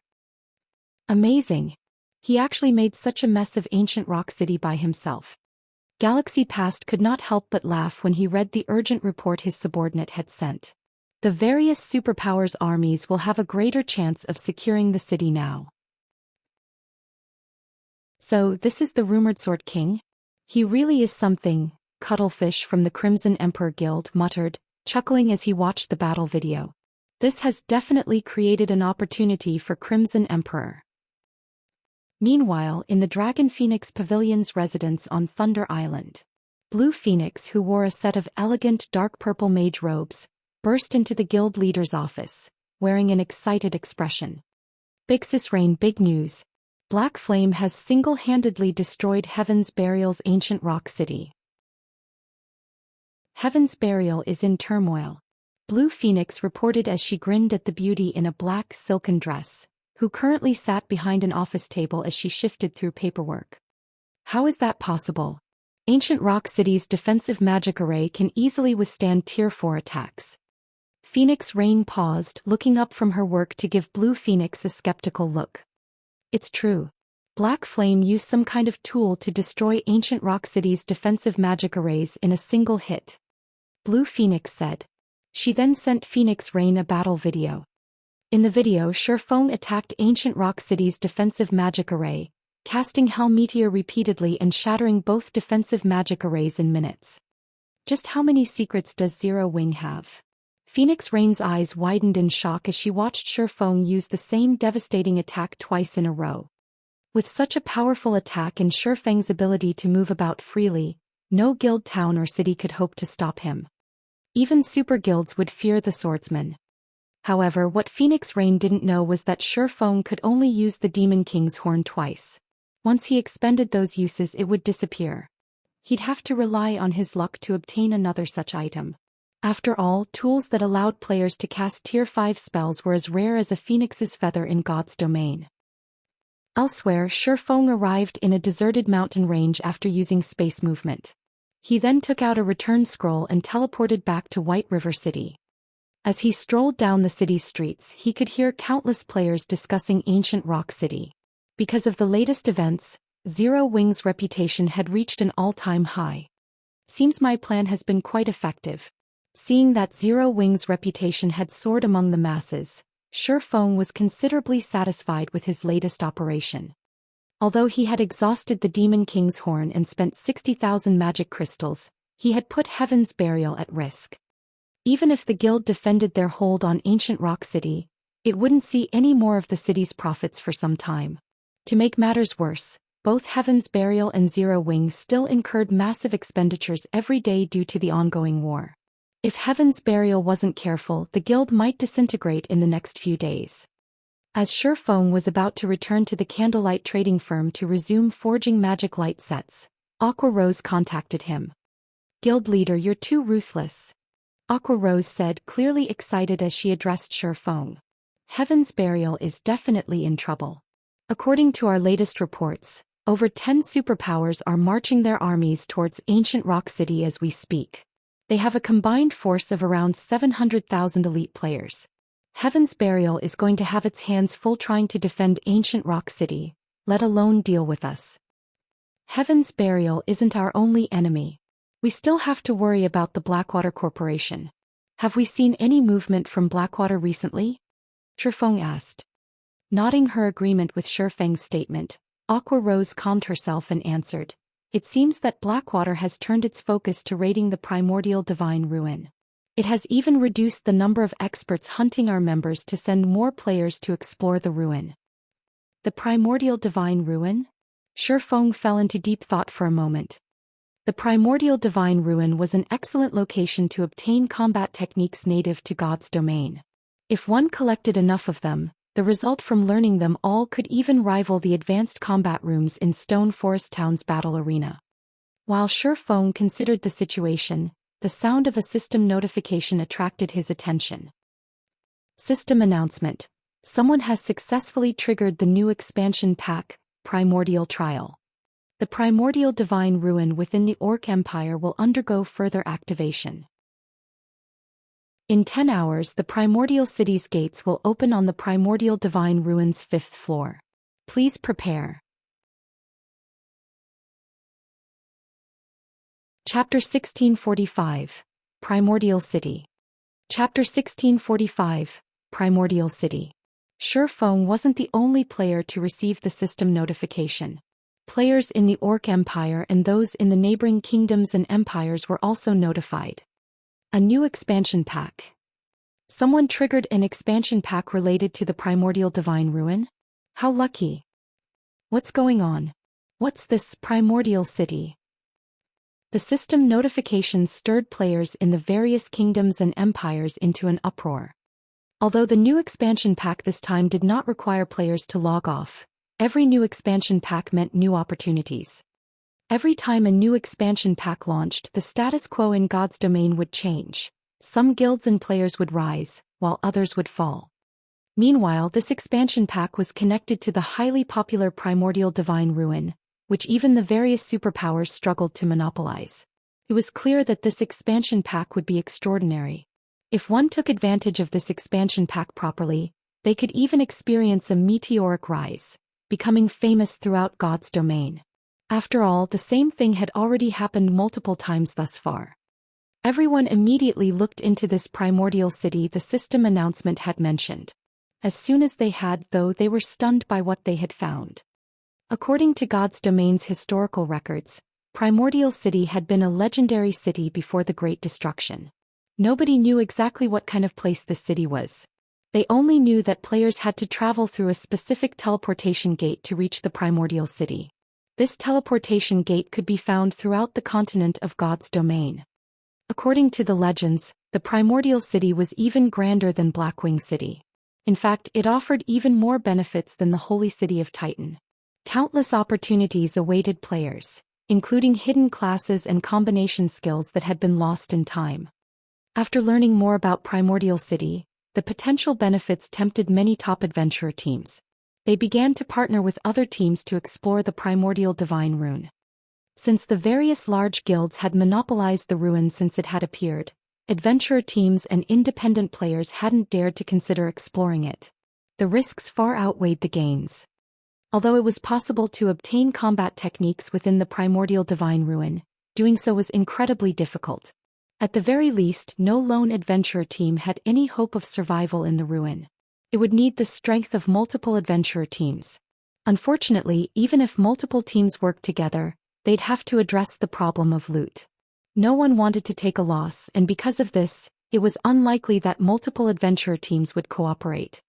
Most importantly, a single adventurer team's strength was insignificant in the eyes of the various superpowers. Not even first-rate guilds would take top adventurer teams seriously. However, the situation had changed, and their only goal now was entry into the Primordial City. In that case, it was definitely possible that the various top adventurer teams could work together without incident. As for how many players each team got into the Primordial City, that would depend on them. The various superpowers were now focused on Heaven's Burial's ancient rock city, and even if they were interested in the Primordial City, they'd only be able to spare a portion of their forces to raid the ruin. This gave the top adventurer teams a greater chance of entering the primordial divine ruin and proceeding towards the Primordial City. Guild leader, the Primordial City is amazing. Aqua Rose was astonished when she read the report on the new city. Not only was the Primordial City's foundations stronger than those of the Holy City of Titan, but it was also a holy ground for players who wanted to grow stronger. If players could enter the Primordial City, they would grow significantly stronger very quickly. Primordial City? Shi Feng was just as surprised by the system announcement. He had never expected the opportunity to enter the Primordial City to arrive so soon. In the past, the Primordial City had made its appearance in God's domain after mainstream players had reached level 70. Everyone had known the city's importance, and it had caused a major struggle between the game's major powers. Even so, they had all underestimated how beneficial the primordial city would become for players. Though they eventually learned the truth. Aside from the ability to obtain hidden classes, combat techniques, skills, and spells in the primordial city, the city's most valued aspect was its ability to help players complete their class promotions much faster. It was common knowledge that class promotions became more difficult as players reached higher tiers. In fact, some players might never even reach Tier 2. Meanwhile, Primordial City offered a special product called a Primordial Soul. When used, it provided a buff that improved players' physiques for a certain amount of time. With an improved physique, players would have a much easier time completing their promotion quests. As for using the Primordial Soul for PvP, that was not possible. This was because the Primordial Soul's buff would vanish the moment any other players were within 1,000 yards of the user. Hence, players could only use the Primordial Soul when they soloed monsters or quests. Even so, the Primordial Soul had become highly sought after in God's domain. Unfortunately, it wasn't easy to obtain a Primordial Soul since the city only sold a limited number each day. Once they were bought out, the item would only restock the next day. It was a limitation the system had set to avoid too many players completing their promotion quests too easily. Although Zero Wing had plenty of level 50+ players, only a small number had actually reached Tier 2 thus far. It was safe to say that, aside from Shifeng, no one knew about the Primordial Souls yet.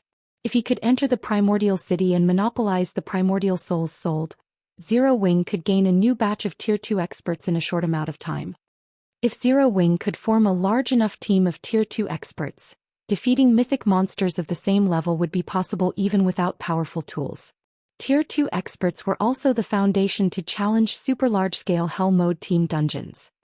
Aqua.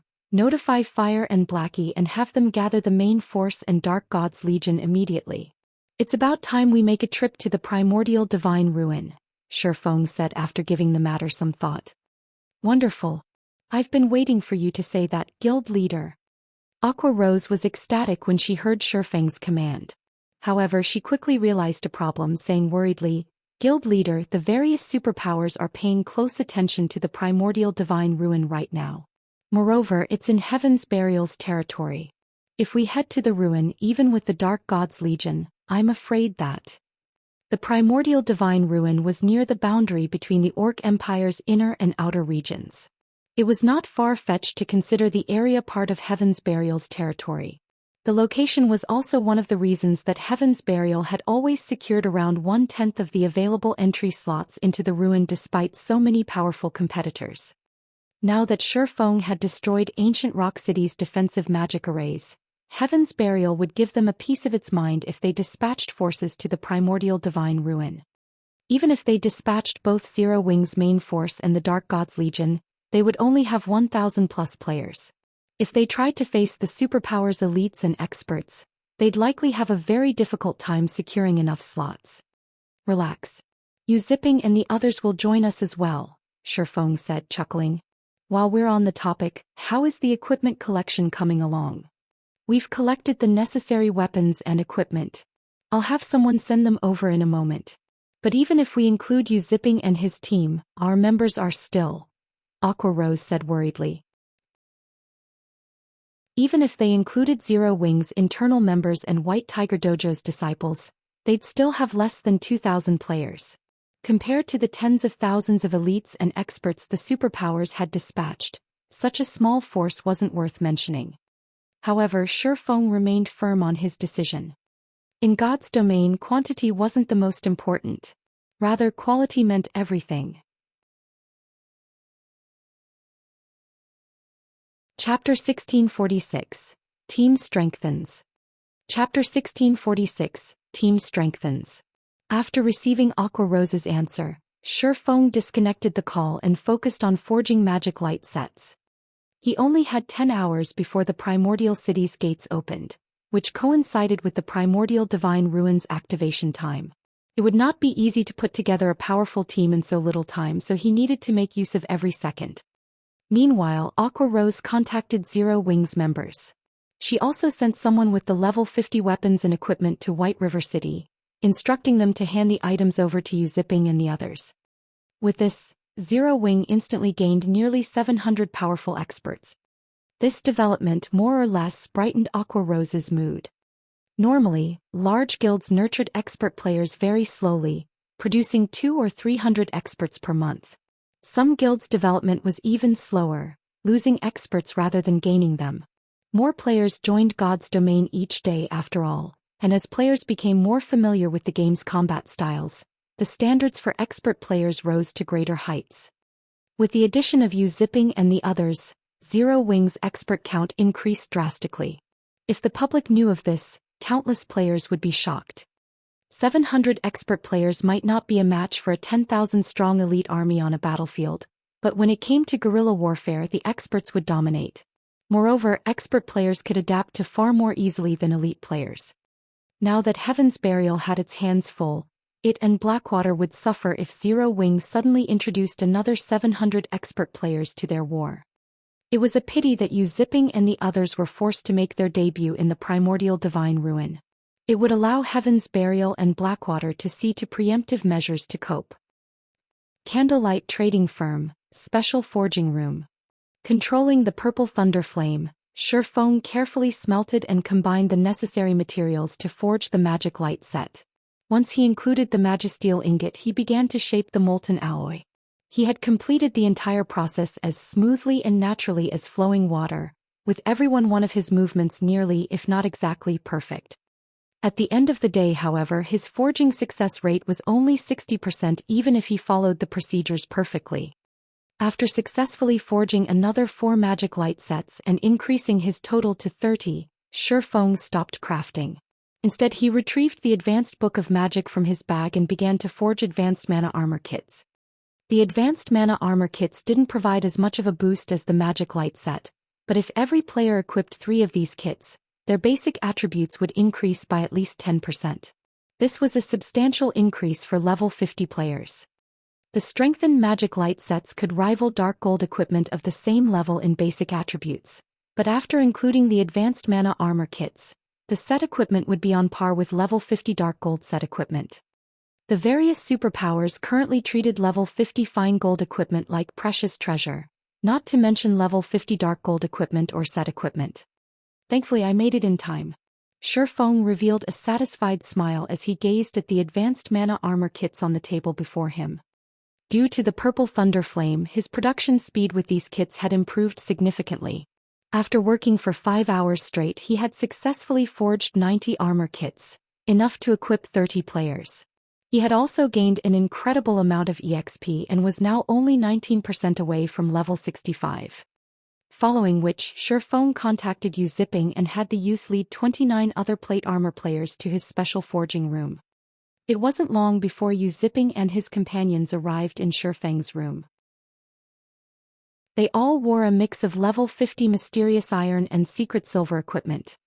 When Yu Ziping and the others entered the special forging room, they were dumbfounded by what they saw. Numerous pieces of dazzling equipment littered the room. It was clear that the equipment was extraordinary at a glance. Moreover, based on the piece's design, they obviously belonged to a single set. However, what stunned Yu Ziping and his companions the most was the unique glow of fine gold items radiating from the pieces. And the room actually held 30 full sets. The sight was blinding. Level 45 fine gold set equipment? Everyone inwardly guessed the set equipment's rank as shock overwhelmed them. Guild leader, I've brought the players you've requested. 15 shield warriors and guardian knights and 15 berserkers and swordsmen, Yu Ziping respectfully announced as he walked up to Shifeng. After seeing the sight before him, his admiration for the swordsman had solidified. It was obvious that Shifeng had personally handcrafted fine gold sets in the room. At this stage of the game, countless experts dreamed of equipping level 45 fine gold set equipment. Even the various major powers would have to invest a lot of time, manpower, and resources to acquire one set, yet Shifeng could actually forge such equipment. If the various superpowers knew about this, they'd likely curse Zero Wing for cheating. With the ability to produce level 45 fine gold set equipment, Zero Wing would almost certainly grow stronger. Alright, I want every one of you to pick a set and equip it. Shifeng said as he gestured the magic light sets in the room. We're supposed to equip them? The 30 players couldn't help their confusion. They currently wore level 50 mysterious iron and secret silver equipment, which was only slightly weaker than level 45 fine gold set equipment in terms of basic attributes. On the other hand, level 50 mysterious iron and secret silver equipment offered higher defense than level 45 fine gold set equipment. It'd be better to let the other experts who lacked equipment to use these pieces rather than equip the sets themselves. But since their guild leader had given them an order, they had no choice but to obey. This is. As Yu Zipping and the others picked up the magic light sets and prepared to equip them, they realized something that left them dazed. How is this possible? This is level 50 fine gold set equipment. I'm not dreaming, am I? Everyone's eyes nearly fell from their sockets when they inspected the magic light set's attribute panels. They were already impressed that Shifeng had crafted level 45 fine gold set equipment, but they had never even heard of a player obtaining level 50 fine gold set equipment. And yet their guild was giving each of them one of these sets. For a moment, their minds even failed to process the situation. Wait, there's a strengthened label on this set. These pieces' basic attributes should be even higher than those of level 50 fine gold set equipment. A player with a keen eye suddenly exclaimed. The player's declaration immediately caught everyone's attention. Crap, it's true. The basic attributes on this set are even higher than the level 50 fine gold equipment I've seen before. Yu Zipping and the other players were at a loss for words as they held the magic light set pieces, shuddering involuntarily. Each piece of a fine gold set equipment was half a rank stronger than fine gold equipment of the same level, but after the enhancement, it was clear that the magic light set pieces were on par with level 50 dark gold equipment. A set of level 50 dark gold equipment. If news of this matter spread, it would definitely cause a sensation throughout God's domain. Before Yu Zipping and his fellow players could digest this information, Shifeng gestured to the advanced mana armor kits atop a stone table in the corner of the room and instructed, once you've equipped the magic light sets, I want each of you to take 3 armor kits and equip them as well. Take a look at the final effects. Chapter 1647. Zero Wing appears. Chapter 1647, Zero Wing appears. When Shifeng finished speaking, Yu Zipping and the others turned towards the advanced mana armor kits, their eyes bulging and bloodshot. Although they weren't the guild's frontline members, they knew how valuable the advanced mana armor kits were. After all, only Shifeng was capable of crafting these armor kits. There was an extremely limited number available, and even guild members struggled to purchase them with GCPs.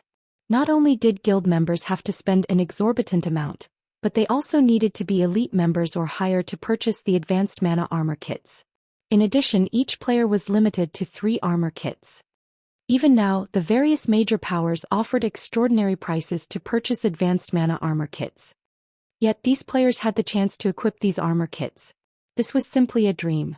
However, when they thought about how each of them had just received a magic light set, they quickly recovered their senses. Amazing!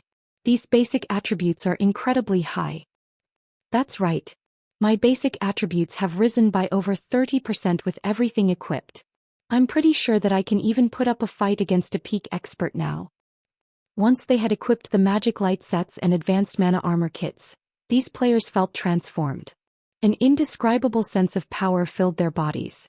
They couldn't help the rising desire to spar with other experts to get a good feel for their new prowess.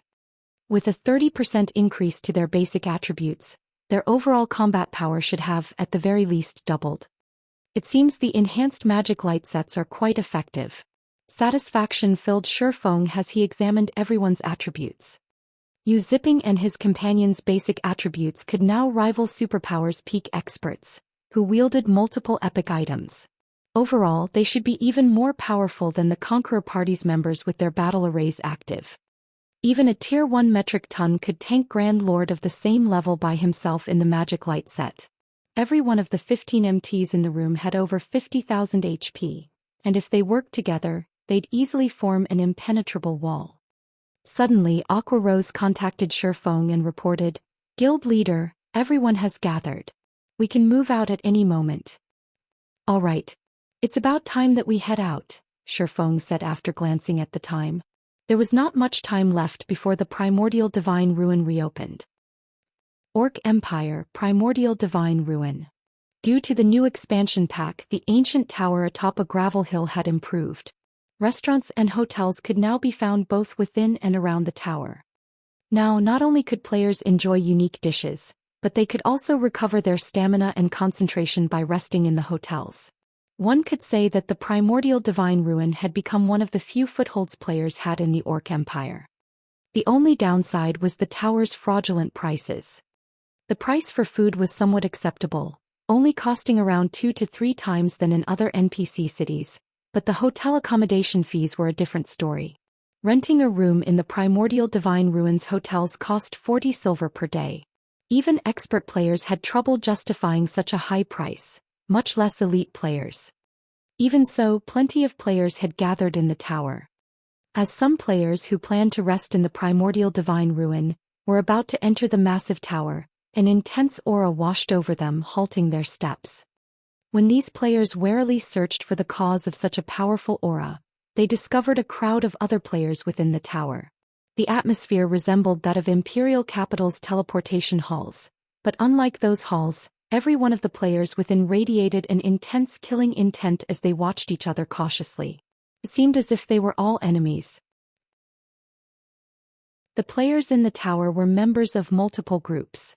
The smaller groups only had around 5,000 or 6,000 members, while the larger ones had over 10,000.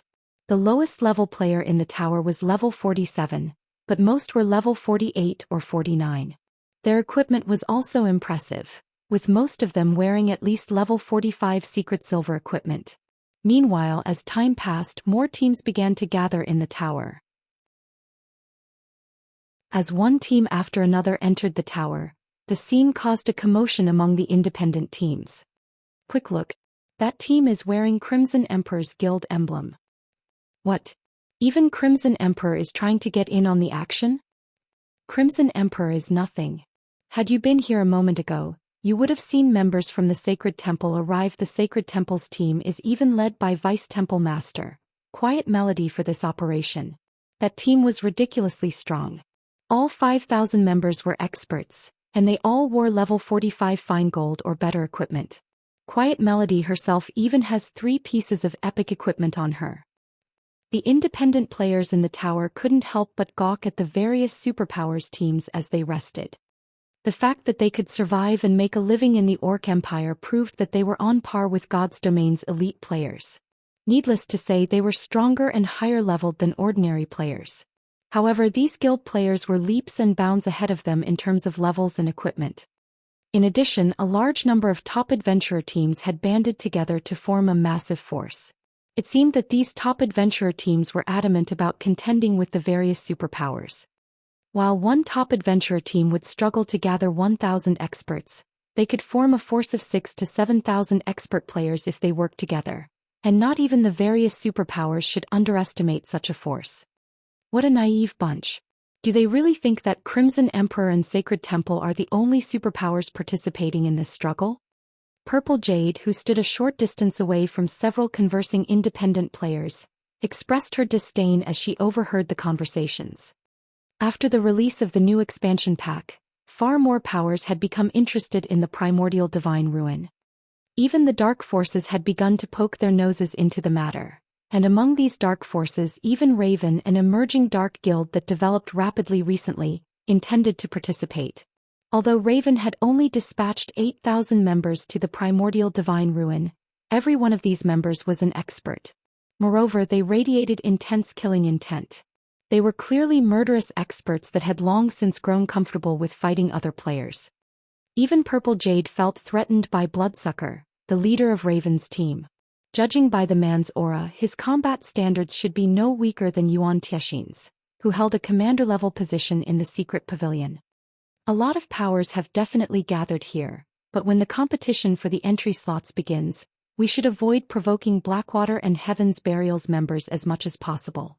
Do you understand? Yuan Tiexin warned Purple Jade seriously. Don't provoke them? Is it because they have the home ground advantage? Purple Jade asked. As many as 3 super guilds had gathered in the tower, including Pantheon, King's Return, and the Sacred Temple. None of these super guilds could be underestimated.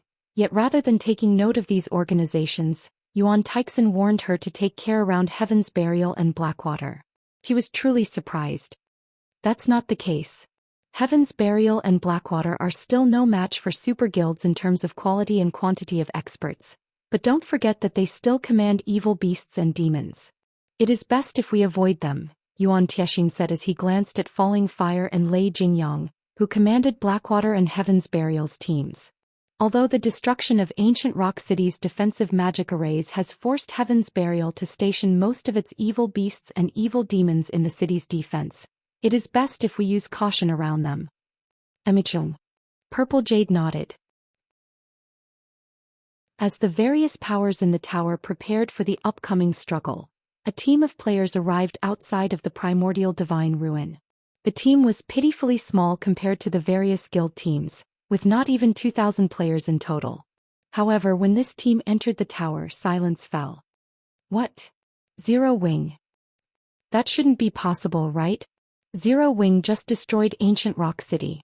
Are they trying to get themselves killed by showing up in Heaven's Burial's territory?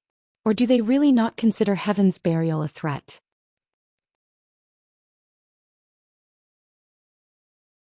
Chapter 1648. Surge of Experts. Chapter 1648. Surge of Experts. As Zero Wing entered the primordial divine ruin, every player in the tower turned towards its entrance. The culprit for the destruction of Ancient Rock City's defensive magic arrays was none other than Zero Wing. One could say that Heaven's Burials hated the guild to their very core. If the guilds hadn't needed to station most of its evil beasts and evil demons in Ancient Rock City to defend against the various superpowers invading armies, it likely would have launched a frenzied counterattack on Zero Wing by now. Yet, Zero Wing's members dared to show up in the Orc Empire, Heaven's Burial's territory. The guild had even gone so far as to travel all the way to the primordial divine ruin. Just how bold are Zero Wing's members? Don't they know that Heaven's Burial could mobilize thousands of elite members to surround the primordial divine ruin if it wanted to? Maybe they think Heaven's Burial can't touch them now that the guild is busy fending off the superpowers' armies. Even so, isn't Zero Wing underestimating the fight for access to the primordial divine ruin? It sent less than 2,000 players. Does it really think that it can achieve anything with so few members? I wonder how Heaven's Burial's members will react? With how few players Zero Wing sent, the force Heaven's Burial dispatched should be more than enough to take them out. Everyone spoke in hushed whispers as they watched Zero Wing's members approach the tower. Uncle Yuan, what do you think is going through Black Flame's mind? This is the primordial divine ruin. Even if Heaven's Burial can't use its full force right now, it still has command of the evil beasts and demons. Even a small force of those monsters will be enough to put Zero Wing's team through hell. Purple Jade wondered as she watched Shifeng, who led Zero Wing's team, with a confused look. One of the reasons that the various superpowers dared to invade Ancient Rock City was their significant numbers. Combined, their armies included over 700,000 players. Even if Heaven's Burial controlled evil beasts and evil demons, how many players could those monsters possibly hold back? As long as they wished it, the various superpowers could send their forces to circle the defending evil beasts and evil demons while they charged for the city lord's mansion.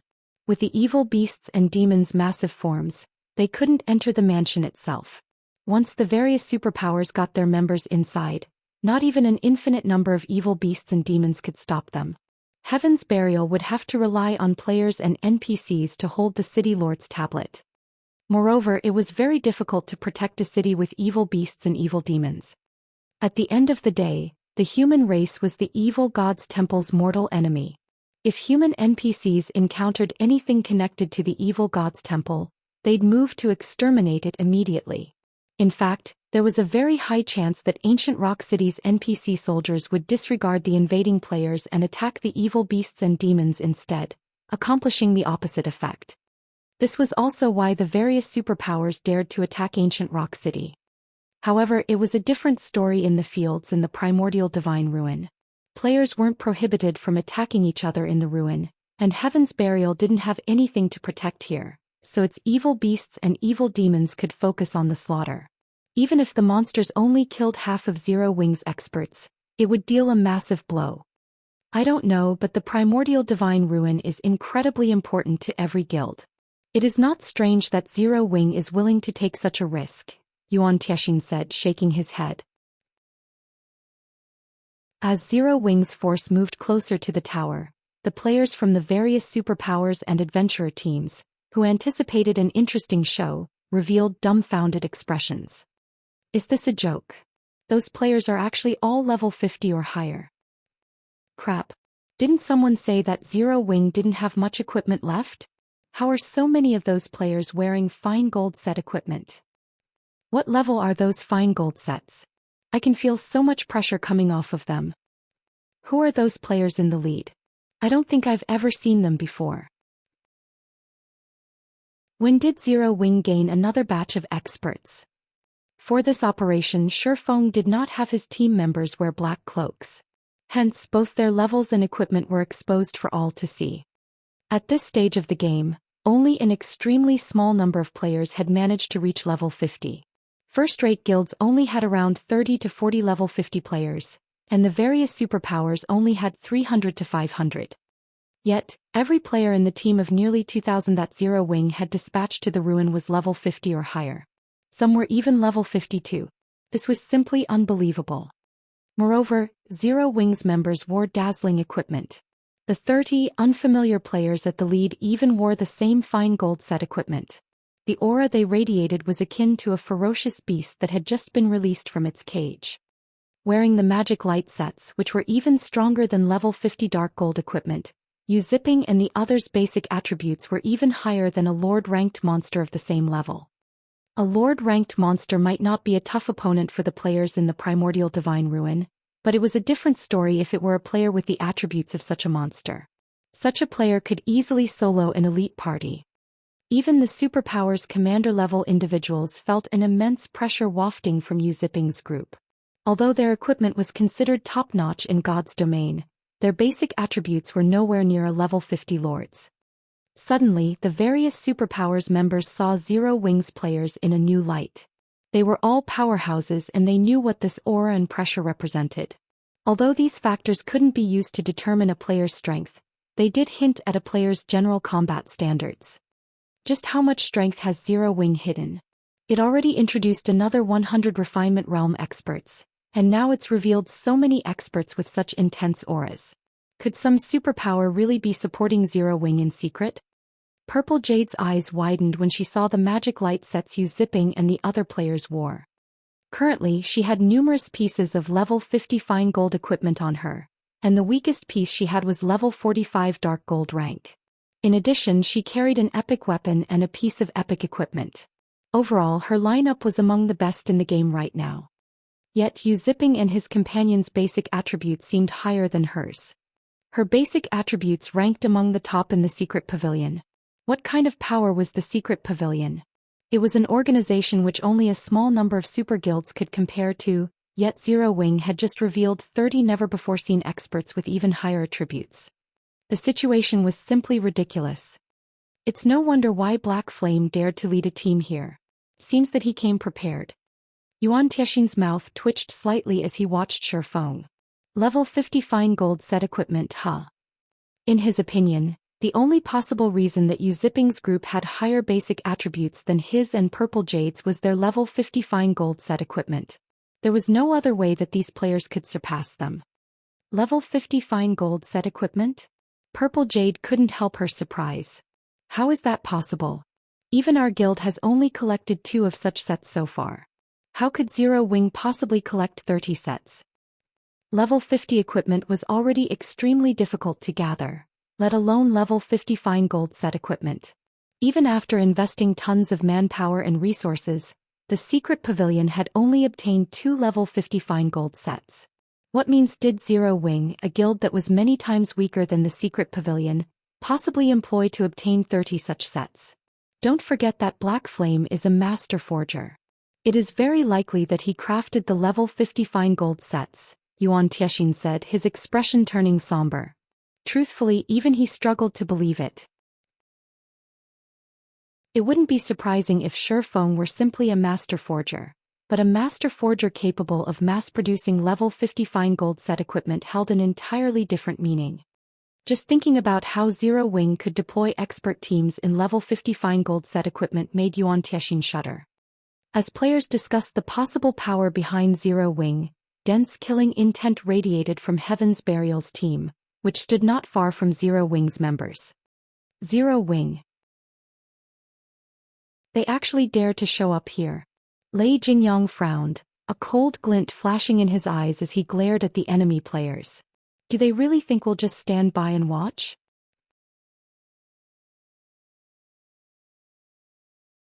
Chapter 1649.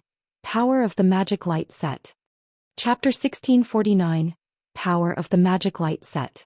Inside the tower, as Shifeng's group approached the teleportation zone, which would teleport players into the primordial divine ruin when it activated, the killing intent Heaven's Burial's members radiated grew more intense. In fact, Heaven's Burial's members weren't the only ones to react this way. Players from the various superpowers all warily eyed Shifeng's group as they rested near the teleportation zone. Haha. This is going to be interesting. Zero Wing's members are trying to get themselves killed. Don't they know that the closer they get to the teleportation zone, the more likely it is that someone will target them? That might be the case. I remember that, during the previous struggle, several guilds had waited beside the teleportation zone, ignorant of the risk. As soon as the fight began, the various superpowers took those guilds out. Zero Wing can't possibly think that it will get into the primordial divine ruin with less than 2,000 experts, right? The various major powers reacted with surprise and ridicule as they watched Zero Wing's team get closer to the teleportation zone. As the areas around the teleportation zone provided a terrain advantage during the struggle to enter the ruin, the 5 superpowers which had fought for slots since the very beginning monopolized it. Now that even more superpowers were getting involved, the competition had become more intense. The various superpowers might tolerate another superpower so close to the teleportation zone, but there was no way they'd allow anyone weaker to stand beside them. When the struggle for the entry slots began, Zero Wing would likely become their first target. If that happened, Zero Wing's outcome would be tragic. Every superpower involved had brought a minimum of 6,000 players, all of which were experts. Some of these teams were even led by several peak experts. Being targeted by just one of these teams would be enough to make a first-rate guild situation precarious. If multiple superpowers targeted the same team, they could eliminate a first-rate guild from the competition instantly. Boss, should we take action? A level 50 assassin in silver leather armor asked Lei Jingyang as he nodded towards Shifeng and the other players from Zero Wing. Although Zero Wing had only dispatched experts to the primordial divine ruin, the team had less than 2,000 members. On the other hand, Heaven's Burial had dispatched 3,000 experts and 10,000 elites. They had even sent the entire Thunder Legion. Annihilating 1 or 2,000 experts would be a piece of cake for them. Furthermore, Blackwater had sent along 4,000 of its experts. With this, they had a combined force of 7,000 expert players and 10,000 elite players. Zero Wing's team had no chance of victory. Brother Fire, what is your opinion on the matter? Lei Jingyang asked as he turned towards the handsome man beside him. This handsome man was none other than Falling Fire, the vice-commander of Blackwater's 3rd main force. The man wielded a crimson staff and was enveloped in translucent flames. Just looking at him felt stifling. The fact that he was fully geared in level 50 equipment, 3 pieces of which were epic rank, only made him all the more eye-catching. However, Lei Jingyang knew that compared to Falling Fire's level and equipment, this man's most impressive feat was his promotion to a Tier 2 Elementalist and the Tier 2 spells in his arsenal. That was also why Blackwater had assigned Falling Fire to lead the team that would assist Heaven's Burial in this endeavor.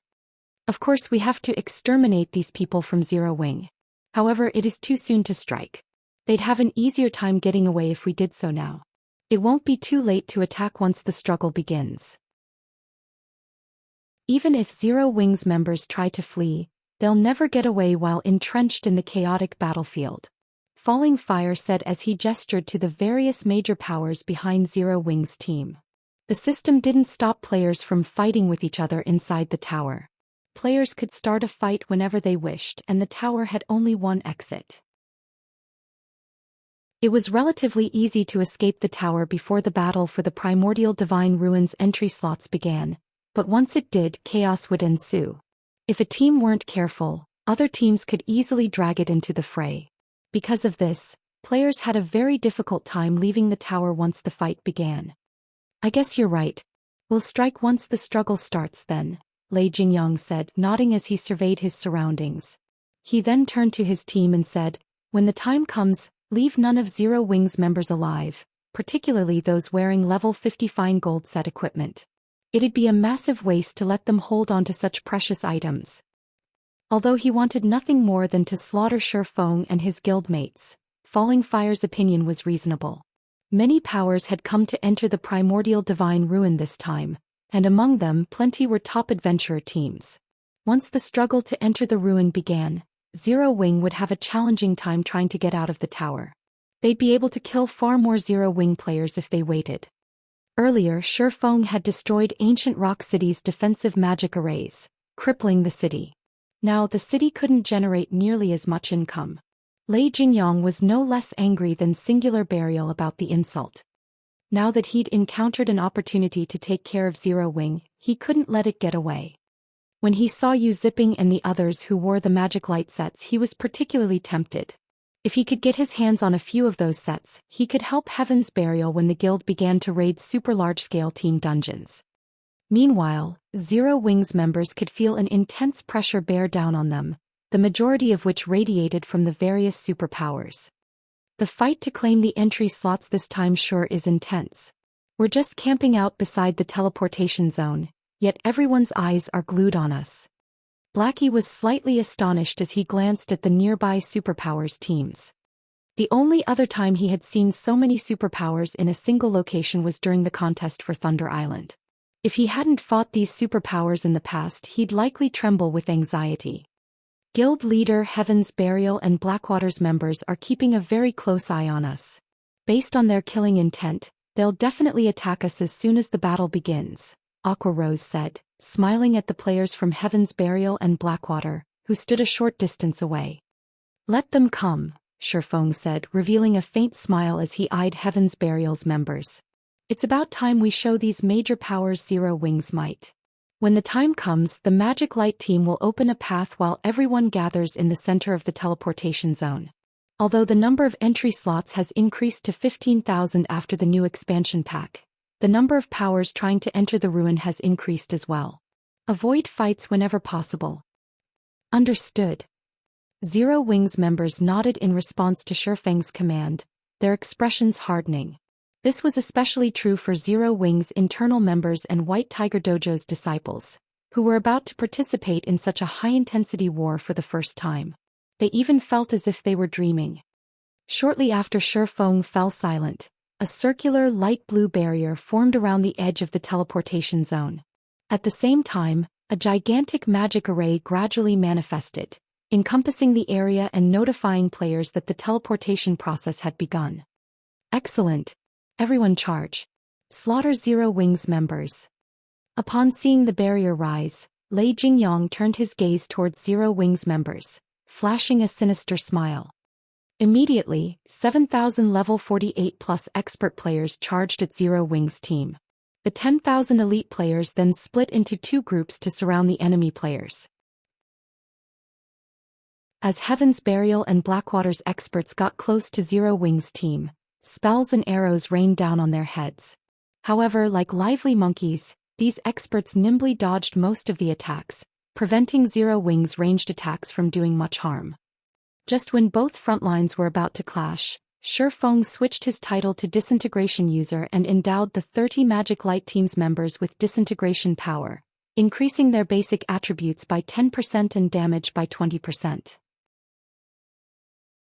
The buff also reduced the magic damage and physical damage they received by 30% and 15%, respectively. In the next moment, the two teams collided. Boom.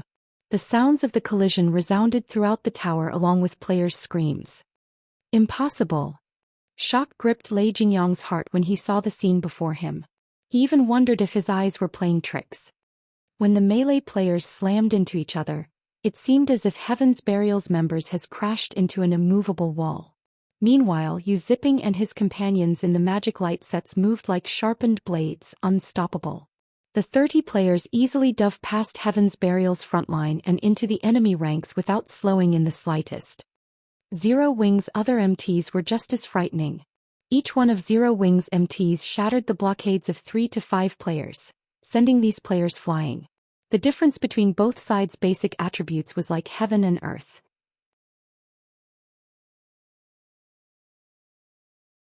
Chapter 1650. Overwhelming Advantage. Chapter 1650. Overwhelming Advantage. The scene inside the tower had transformed into something akin to an ancient battlefield. Hundreds of thousands of players fought as screams and explosions echoed throughout the tower. Many adventurer team members who participated in this struggle for the primordial divine ruins entry slots for the first time were dumbfounded by the view before them. They even found it hard to move their feet. Amazing. So, this is the struggle for the primordial divine ruin? This battle is too fierce. Even expert players are no different than ants here. Many adventurer teams and normal guilds which had planned to participate watched the battle in a daze from the sidelines. None of them were bold enough to join the fray. They were all afraid of being devoured and annihilated in the blink of an eye. Even the expert players they normally thought were so powerful lasted less than 10 seconds on this battlefield.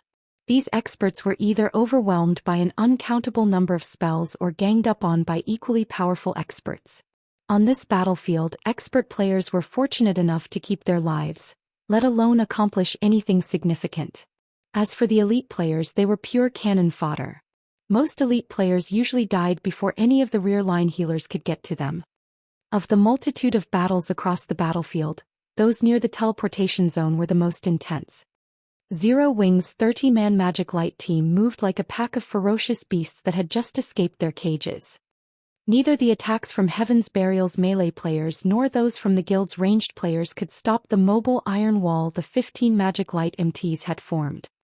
Not only did the magic light MTs block every incoming melee attack, but they also sent their attackers flying with their weapons and shields.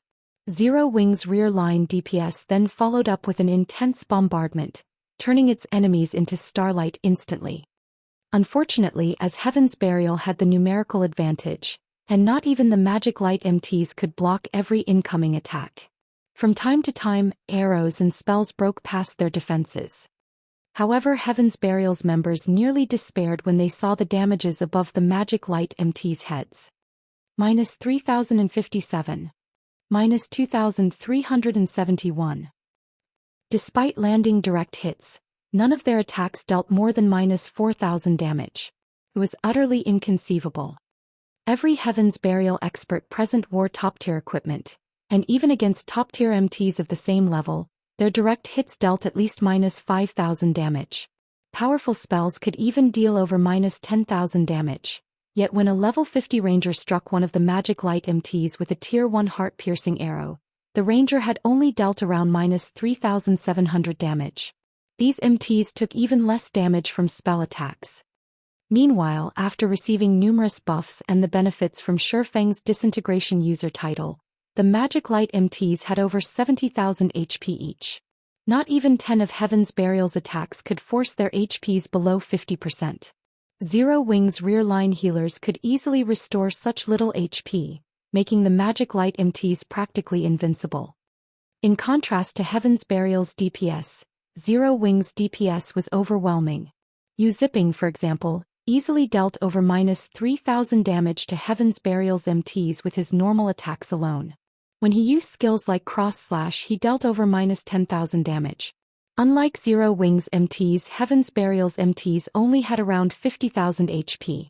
Yu Zipping only needed a few attacks to devour most of an MT's HP by himself.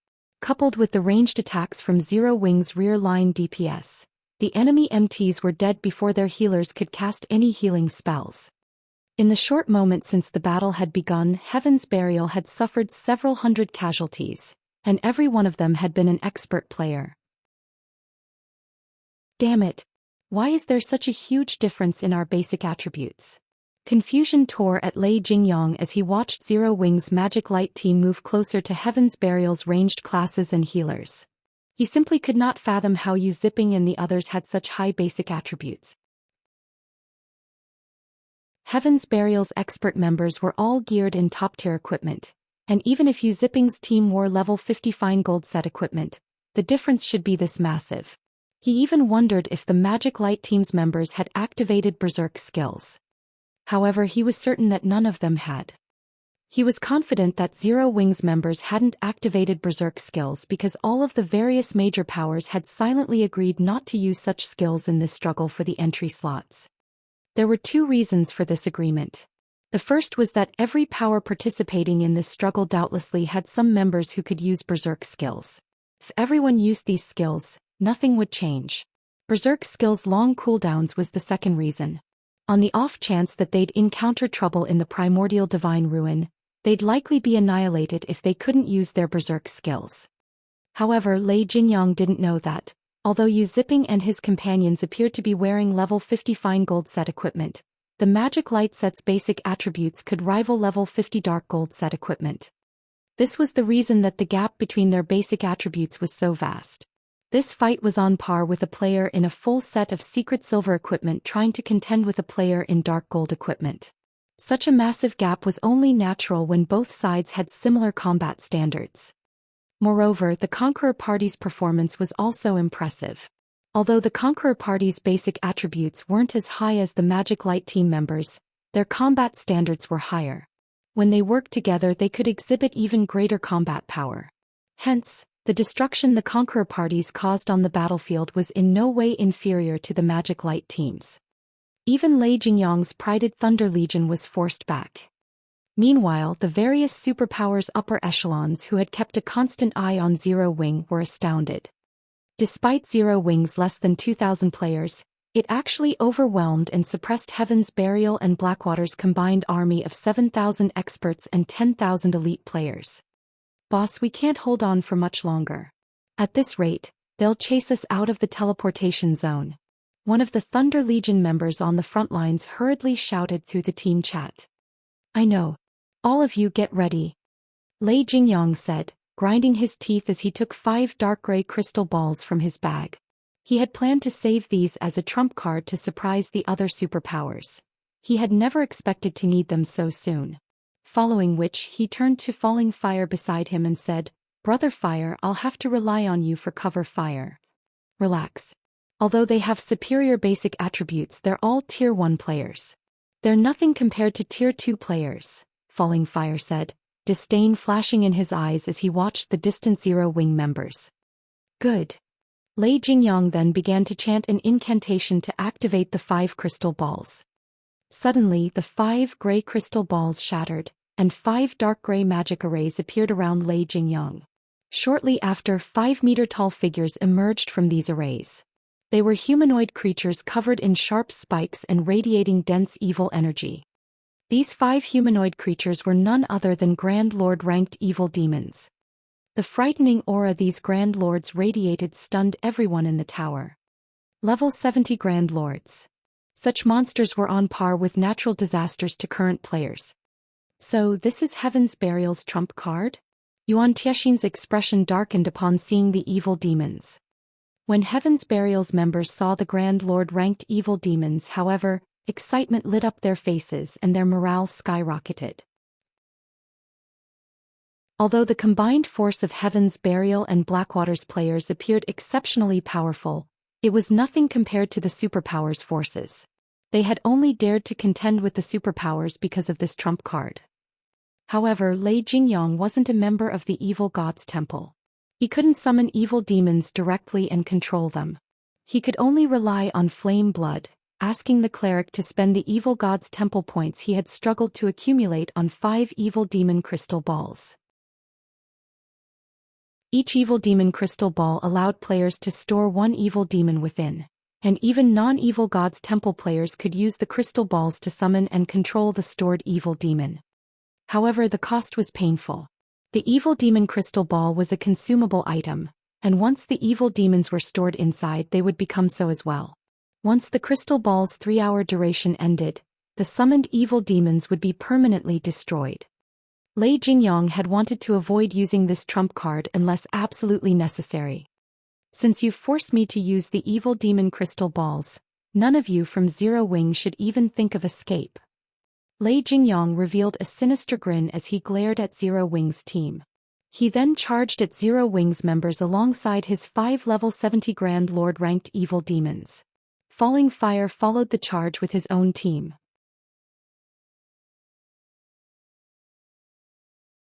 Chapter 1651, Hidden Power. Chapter 1651, Hidden Power. The appearance of the 5 Grand Lord ranked evil demons immediately attracted the attention of everyone on the battlefield. If the evil demons summoned were merely level 70 Great Lords, they still wouldn't pose much of a concern. After all, current players could defeat such existences, albeit after paying a considerable price. However, level 70 Grand Lords were a different story. Without berserk skills, level 50 peak MTs would not survive 2 hits from a level 70 Grand Lord. Moreover, evil demons possessed superior combat standards to monsters of the same rank. Even level 50 MTs with their berserk skills activated wouldn't last very long against such a monster. Meanwhile, 5 of such evil demons had actually appeared on the battlefield. How could anyone ignore and not feel worried over these monsters? Although the various major powers had already predicted that Heaven's Burial would make use of the evil beasts and evil demons it controlled, they hadn't anticipated that the guild could summon as many as 5 Grand Lord ranked evil demons. Sure enough, they did bring along this trump card. Zero Wing is doomed now. Even a tier 3 summoned creature won't be able to hold back a Grand Lord ranked evil demon, much less 5 of them. The various major powers were delighted as they watched the 5 evil demons charging towards Zero Wing's team. With this, they would have one less competitor to worry about. At the same time, though, a somber expression also appeared on their faces. After all, once Heaven's Burial finished off the Zero Wing contingent, needless to say, Heaven's Burial would have no trouble securing a large number of entry slots with the help of the 5 Grand Lord ranked evil demons, leaving other powers like them with fewer slots they could compete for. Just as everyone was thinking of how to go about competing for the entry slots, the 5 evil demons had already arrived at the front line of the battle between Zero Wing and Heaven's Burial under Lei Jingyang's lead. You people from Zero Wing should feel proud that you forced me to use my trump card so soon. However, now that I have, you are all going to become evil demon food. Lei Jingyang revealed a sadistic grin as he swept a glance at the Zero Wing members before him. He then stopped controlling the 5 evil demons and simply commanded them to slaughter Zero Wing's members. Roar. Once the evil demons were no longer under direct control, their eyes released a bloody glow as they bellowed angrily. The evil energy they radiated also intensified so much so that it clouded the perception of nearby players slightly. Even the Zero Wing members standing somewhat far away from the evil demons could not help but shudder at the powerful auras the evil demons released. Grand Lord ranked evil demons? Shifeng frowned slightly as he glanced at the roaring evil demons. Immediately he commanded through the team chat, "Kola, Turtledove, Wumian, you 3 go keep those evil demons busy. Everyone else, focus on wiping out Heaven's Burial's members." Evil demons? That's not a bad opponent. Kola licked his lips in eagerness as he looked at the evil demons. It's a good opportunity to test my new equipment.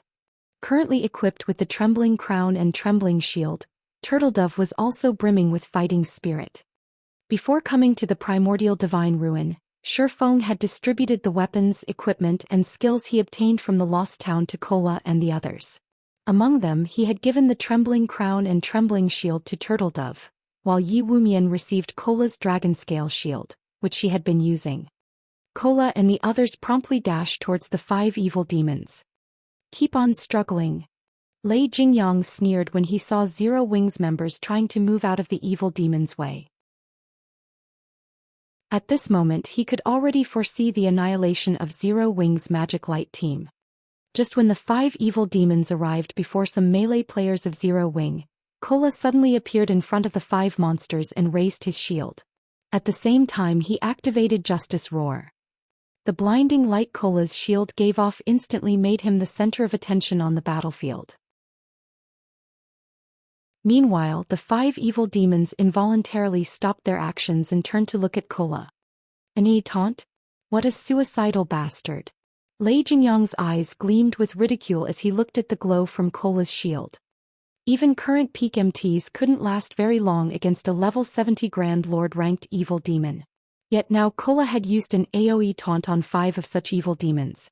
At this moment, Lei Jingyang could already foresee the scene of Kola being killed instantly.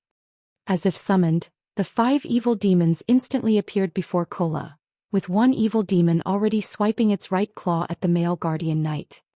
So fast.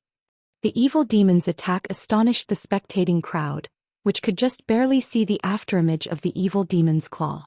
If it were up to these players, blocking or dodging the monster's attack would be impossible. Needless to say, if they were its target, they would no doubt be killed instantly. Ping. However, the scene that occurred a moment later was utterly different from everyone's expectations. Not only did Kola manage to block the first attack using the Titan Guard, but he actually retreated by only 2 steps after receiving the attack. Moreover, he only sustained a little over -10,000 damage from doing so. How is this possible? Could it be a skill? The nearby spectating crowd was stunned by this scene.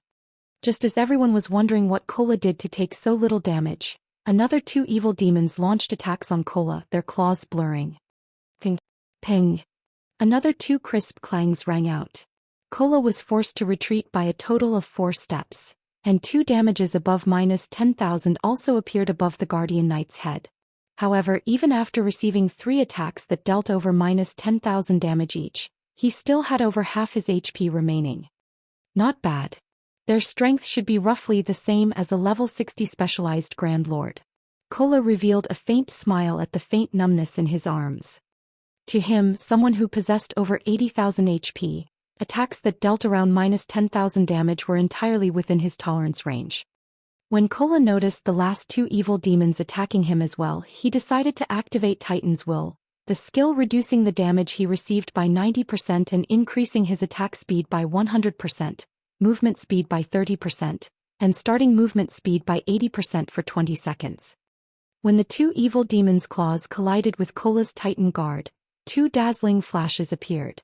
This time, however, not only did Kola not retreat by a single step, but even the damage he received from each attack was just a little more than -1,000. That was practically a negligible amount. Following which, several healing lights fell on him, instantly replenishing his HP to full. So this is Zero Wings Chief MT? He's so strong. Everyone's eyes nearly fell out of their sockets when they saw Kola actually going toe-to-toe with the 5 Grand Lord ranked evil demons.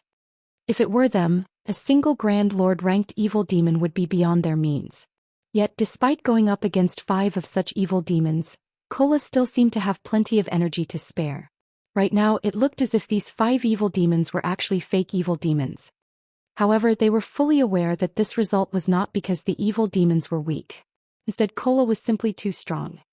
Just the shockwaves resulting from the clashes were enough to force the nearby players to retreat involuntarily. With this, one could imagine how much strength both sides possessed. However, before everyone could recover from their shock over Kola's performance, 2 more players joined him, each one of them pinning down 1 evil demon. These 2 players were none other than Turtledove and Yi Wumian. The moment these 2 MTs appeared, they immediately used a taunt skill and solidified their aggro on their respective targets. Very quickly, 2 evil demons peeled away from Kola. However, this was still not the most shocking part. The crucial point was that both Turtledove and Yi Wumian actually possessed defense that was in no way inferior to Kola's. In fact, when the female guardian knight Turtledove blocked an attack from her Grand Lord, she received only a little over -8,000 damage, which was far less than the damage Kola received. This showed that her defense was above even Kola's. As for HP, due to the various team buffs, Yi Wumian had over 75,000 HP. Meanwhile, Turtledove, who was equipped with epic set equipment, possessed over 80,000 HP just like Kola. Meanwhile, due to Kola, Turtledove, and Yi Wumian's appearance, the evil demons whom everyone thought would be able to create a huge ruckus, were now thoroughly suppressed. Damn it! How can their defense be so high? Lei Jingyang was momentarily stupefied when he saw this scene. However, a possibility that made his entire body shudder came to mind soon after. Could they have been promoted to Tier 2 as well?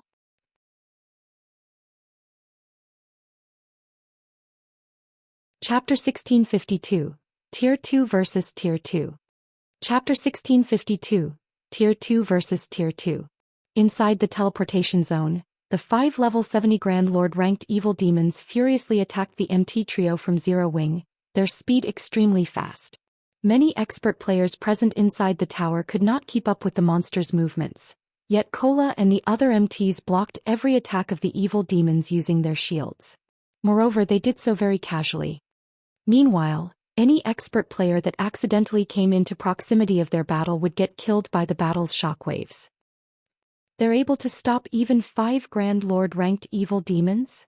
Purple Jade wore an incredulous look on her face as she watched Cola, Turtledove, and Yi Wumian going up against the evil demons. Even the peak MTs of the secret pavilion would need to activate their berserk skills to go up against a level 70 Grand Lord. However, Cola and the other 2 MTs could actually hold back the evil demons without using any berserk skills. Moreover, they were even at a numerical disadvantage. Zero Wing is truly extraordinary. It's no wonder Rain is so adamant in working together with the guild. Quiet Melody, who was commanding the Sacred Temple's members in battle, could not help her surprise when she sent a glance at the distant evil demons. Now she more or less understood why Phoenix Rain had decided to partner with Zero Wing early on in the game. Phoenix Rain's insight was indeed many times more acute than 9 Dragons Emperors. Meanwhile, Zero Wing's members also had their morale boosted further after seeing the MT Trio's performance. Brimming with fighting spirit, they started putting even more effort into suppressing Heaven's Burial's members. Damn it! How is this possible? Lei Jingyong was filled with envy as he looked at Cola and the other 2 MTs. Why does Zero Wing possess 3 Tier 2 MTs? Not only did Heaven's Burial receive financial support from major corporations, but it had also managed to recruit plenty of expert players. Despite all this, the entire guild had only 3 people that succeeded in their Tier 2 promotion even until now. The guild had invested everything it had to help these 3 players complete their promotion quests after they reached level 50. Moreover, unlike other classes, MT classes faced much more difficulty with their Tier 2 promotions. Although Heaven's Burial had attempted to help its MTs with their promotions, all of those MTs failed. On the other hand, Zero Wing actually possessed 3 Tier 2 MTs. The value of Tier 2 MTs was much greater than that of Tier 2 players of other classes.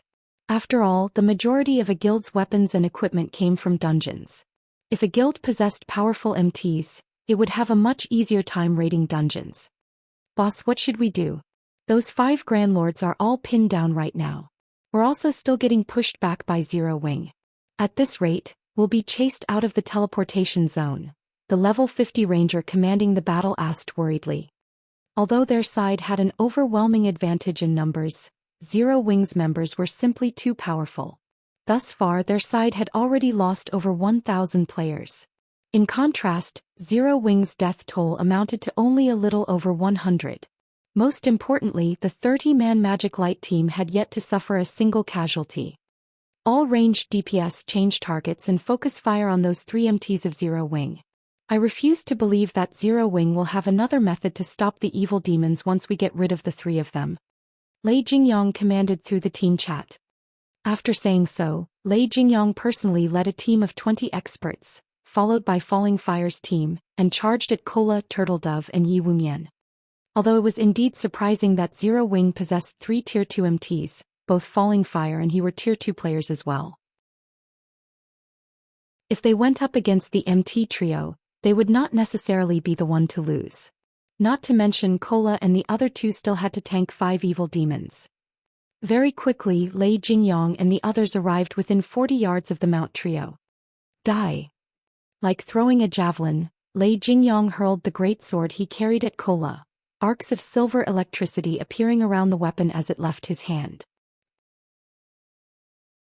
In mid-flight, the great sword suddenly split into a dozen serpents made out of silver lightning. Meanwhile, unlike normal spells and arrows which could only move in a straight line, the serpents slithered nimbly through the air towards Cola, their movement patterns changing constantly. The boss is getting serious. Zero Wing's members are dead now. The eyes of the Thunder Legion members glowed when they saw this scene. The attack Lei Jingyong had just executed was a trademark move of his, a combination of his precision control and the additional skill of his greatsword electric serpent bites. Each electric serpent summoned possessed 120% of the user's strength. They also moved ridiculously fast, so much so that even top-tier experts would have trouble coping with just one of the serpents. Going up against a dozen electric serpents simultaneously would be a struggle even for peak experts of the same level, who would have no choice but to retreat temporarily. As for Falling Fire, who stood beside Lei Jingyang, he was not one to be outdone either. As he completed an incantation, 9 crimson magic arrays appeared on the ground around him. The ambient fire-type mana immediately began surging towards these 9 magic arrays frantically. Shortly after, Falling Fire tapped the butt of his staff on the ground. Tier 2 Curse, Spark Impact. In the next moment, the 9 magic arrays started launching small meteorites one after another into the air. After reaching a certain altitude, the meteorites then changed trajectories and flew straight towards Kola. The power packed within each meteorite was visibly stronger than that of Lei Jingyang's electric serpents. Their speed was on par with the electric serpents as well. They're working together to attack me? Despite seeing the electric serpents and small meteorites rapidly approaching him, Kola showed no sign of panic whatsoever. Instead, he gave the ground a mighty stomp, taking a defensive stance, and activated Titan's Heart. The instant Kola used Titan's Heart, a yellow earthen barrier formed around him, shielding him from the electric serpents and small meteorites. Boom, boom, boom. Let's see how you people from Zero Wing stop the evil demons now. Lei Jingyang laughed in ridicule as he looked at Kola's position. Although Kola had activated a life-saving skill, Lei Jingyang's electric serpent bites possessed extraordinary attack power. It was not something that could be received head-on. Not to mention the Tier 2 curse that Falling Fire used possessed even greater power. Falling Fire likewise laughed as he looked at the dust surrounding Kola's position. He then turned to look at Turtle Dove and Yi Wumian. However, as the dust settled, a figure emerged standing where the electric serpents and meteorites landed. Meanwhile, this figure was none other than Kola. At this moment, Kola's surroundings had already been charred black. However, Kola himself remained completely unharmed. In fact, not only had his HP not decreased by the slightest, but it had even increased quite significantly. He's not dead. Lei Jingyang and Falling Fire were stunned.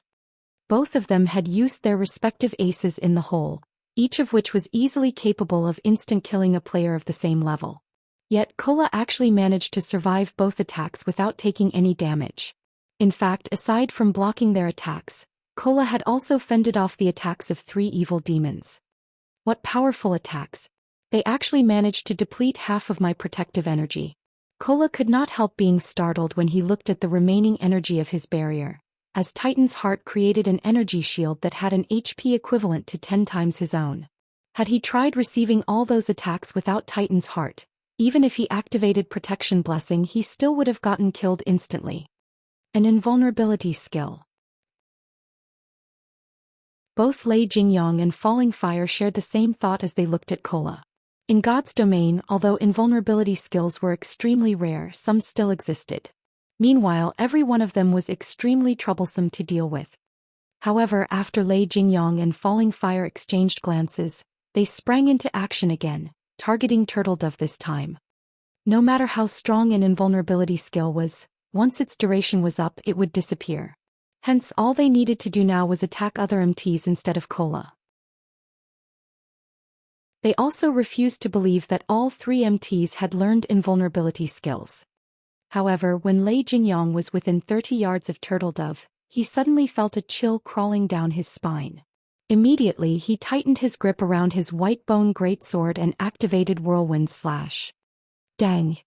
In the next moment, Lei Jingyang felt as if he had just struck an impenetrable wall as his greatsword stopped abruptly, sparks flying from the edge of his greatsword. Then a lithe figure gradually appeared before him. Zero Wings Fire Dance? Lei Jingyang sneered as he looked at the lithe figure facing him. Are you here to get yourself killed? He sent a slash at the female assassin before him straight away. An assassin was most powerful when conducting an ambush. As long as the ambush failed and their body became exposed, their combat power would decrease drastically. In a frontal clash, an assassin was significantly inferior to a berserker. Dang! Dang! Dang. However, after exchanging several attacks with Fire Dance, Lei Jingyang started panicking. As a Tier 2 Berserker, his strength should be overwhelmingly superior to most players at this stage of the game. Moreover, he was currently geared in 3 pieces of epic equipment. Despite that, not only did every one of the dozen or so attacks he had sent at Fire Dance get blocked, but his arms even started falling numb from the resulting impact. Could she be a Tier 2 player as well? Lei Jingyang could not help entertaining such a thought. However, even if Fire Dance was a Tier 2 assassin, it should be impossible for her to be superior to him, a Tier 2 Berserker in terms of strength. Lei Jingyang very quickly shook the thought out of his head and calmed himself. In terms of combat standards, he was no doubt superior to Fire Dance. Since he couldn't win using a forceful approach, he simply needed to target her weak points. He immediately activated the Tier 2 skill Battering Slash. Battering Slash allowed him to ignore his target's defense and block effects. Although the damage his attacks dealt would decrease significantly, it would be more than enough to kill an assassin, a class that had both low HP and defense. However, when his greatsword passed through Fire Dance's body, Lei Jingyang's complexion immediately darkened. The reason for this was the sensation he felt coming from his greatsword. It did not feel as if he had just cut through a physical entity at all. He tried using Blade Storm right away, but before he realized it, Fire Dance had already appeared behind him, the 1,000 transformations in her hand stabbing towards his back. Tier 2 skill Shadow Raid. Fire Dance instantly transformed into numerous streaks of shadows that pierced through Lei Jingyang's body. Damages ranging between 10,000 and 20,000 appeared rapidly above the Berserker's head one after another, depleting his HP to 0.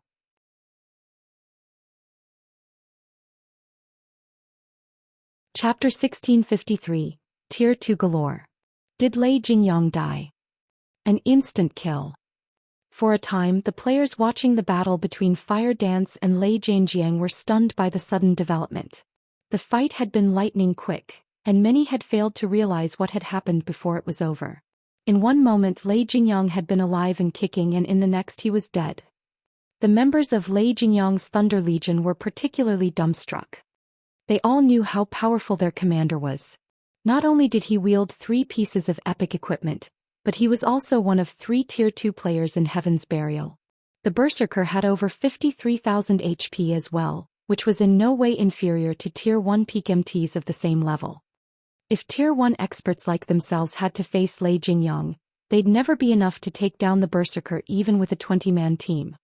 Yet an assassin had killed their commander with a single move. No matter how they looked at the situation, it felt unreal.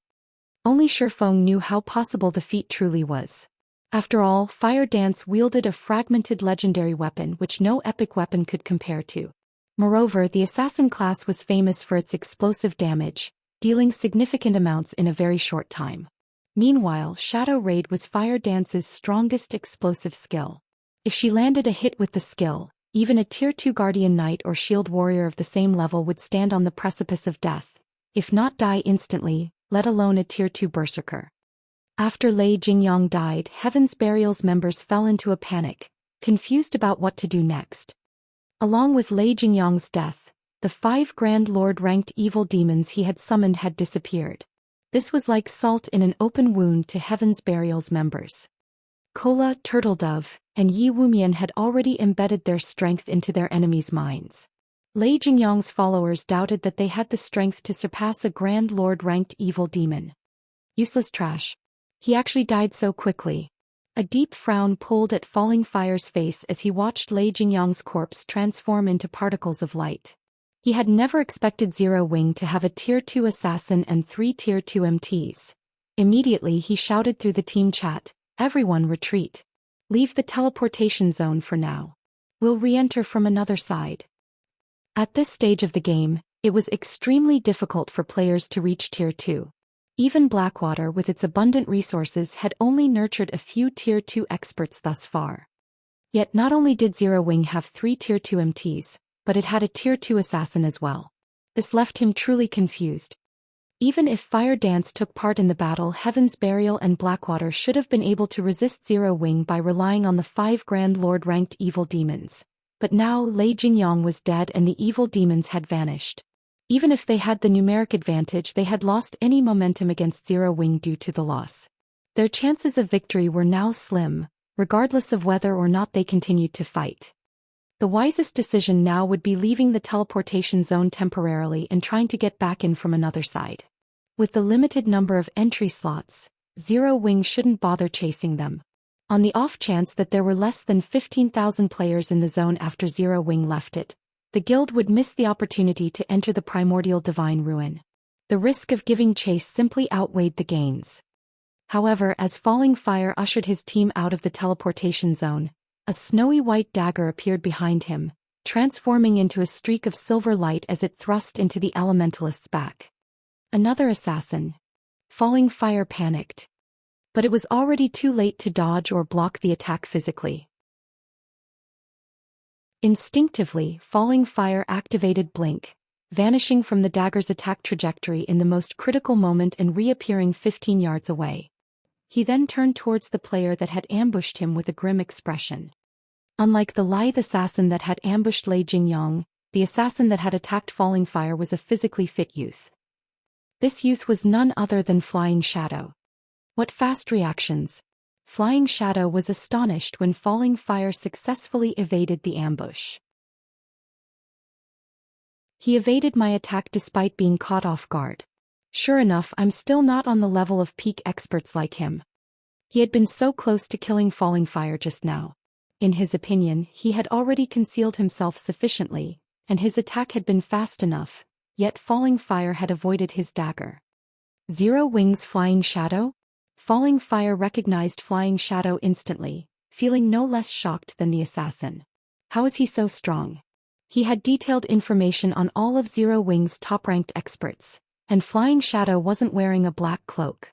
Even without an identification skill, he easily determined the youth's identity based on his appearance. Based on the report he had read, Flying Shadow wasn't nearly as strong as Fire Dance, Zero Wing's #1 assassin. Yet just now the youth had displayed far more power than the report had mentioned. After Falling Fire had been promoted to Tier 2, he hadn't encountered a Tier 1 assassin that could get within 10 yards of him undetected. Only the guild's Tier 2 assassins had been successful. Could he be a Tier 2 player as well? As Falling Fire looked at Flying Shadow, he felt the edges of his world beginning to crumble. Since when had reaching Tier 2 become so easy? The fact that Zero Wing had one Tier 2 assassin was surprising enough, but he had just encountered another. Had he not reacted quickly enough, he might have fallen to Flying Shadow's attack. Watching Flying Shadow approach again, Falling Fire began to double speed cast. Suddenly, stone spikes rose from the ground beneath the assassin's feet. At the same time, a large number of ice swords rained down on the youth. This forced Flying Shadow to focus on the attacks from above and below, which drastically slowed his advance. Moreover, he stiffened slightly each time he blocked an ice sword. Aside from Falling Fire's attacks, Flying Shadow had to deal with the nearby Heaven's Burial and Blackwater members. For a time, all of the incoming attacks forced Flying Shadow into a passive state. He couldn't close the distance between himself and his target. Your equipment is quite good, but it's a pity your combat standards are somewhat lacking, Falling Fire said, a condescending smile spreading across his face as he watched the assassin's HP slowly decrease. Flying Shadow might be considered a first-class expert in a first-rate guild, but he was still young and tender in Falling Fire's eyes. The assassin's focus on dodging and blocking was particularly poor and inefficient. Even without the support of other players, he could easily kill this player. Die. Falling Fire completed the final verse of his incantation and launched the Tier 2 spell, detonating flame arrows at Flying Shadow. However, before he could release the dozens of flaming arrows that had formed above him, a dark blue magic array had appeared in the sky, releasing a torrent of water that snuffed the arrows out. Reacting, Falling Fire used Blink again and avoided the descending water.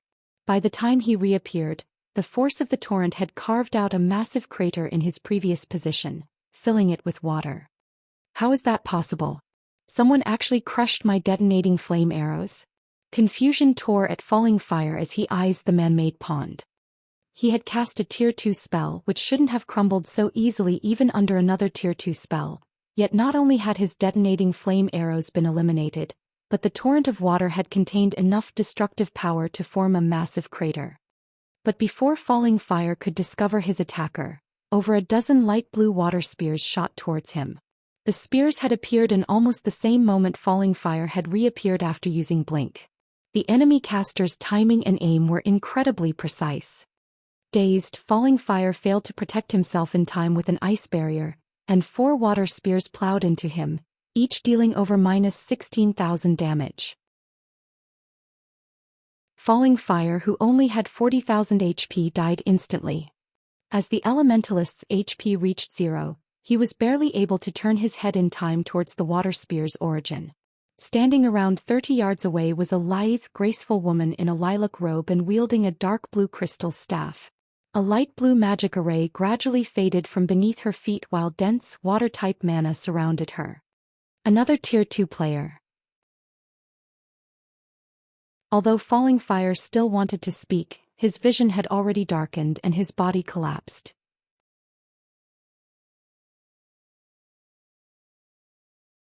Chapter 1654. Shocking All Sides. Chapter 1654. Shocking All Sides. As Falling Fire collapsed, silence descended on Zero Wing and Heaven's Burial's battlefield. Commander. The commander actually died. Do they also have a Tier 2 magical class expert? Blackwater's members gaped at Aqua Rose, who was responsible for Falling Fire's death. Falling Fire was both one of the scant few Tier 2 players and a top-ranked expert within Blackwater. Normally, the Elementalist killed them instantly when they sparred with him. However, they had just watched this man die after one hit. No matter how they looked at the situation, it was utterly unbelievable. The tier suppression Tier 2 players had over Tier 1 players was much greater than that of Tier 1 players over Tier 0 players. Moreover, as an elementalist, Falling Fire had a few passive skills that increased his magic resistances, making him much tougher against spells. Yet Aqua Rose had annihilated Falling Fire with a single spell. There were only 2 possibilities to explain the outcome. The first was that Aqua Rose had used a Berserk skill followed by a Tier 1 curse. The other possibility was that Aqua Rose was also a Tier 2 player. When players activated a Berserk skill, some kind of special effect would change their bodies. Only, not all Berserk skills generated visible indicators. Regardless, when a player activated a Berserk skill, the intensity of their aura would increase drastically, informing others that the player had activated such a skill. However, Aqua Rose displayed neither phenomena, so it was obvious that she hadn't activated a Berserk skill. There was also no way they'd miss the resulting changes. They all had keen senses as experts, and activating a Berserk skill was akin to turning on a light in a dark room. When Blackwater's members considered the possibility that Zero Wing also had a Tier 2 magical class, they couldn't help but shudder. Tier 2 MTs were only powerful when tanking monsters. Their DPS was lacking. However, it was a different story for Tier 2 magical classes. Magical classes already wielded extremely high DPS even at Tier 1. And they had more AoEs than other classes. After their promotion to Tier 2 magical classes, attacks would grow even stronger. It wouldn't be an exaggeration to call Tier 2 magical classes mobile defense turrets. When solely comparing combat capabilities, Tier 2 magical classes were stronger than another class by far. While everyone struggled with their shock over Falling Fire's death, Aqua Rose used the opportunity to cast the Tier 2 spell, Aqua Precinct. With the female Cursemancer at its center, a water domain manifested, covering a 70-yard radius. Any of Heaven's Burial and Blackwater members caught within Aqua Precinct soon noticed the rapid drop in their basic attributes.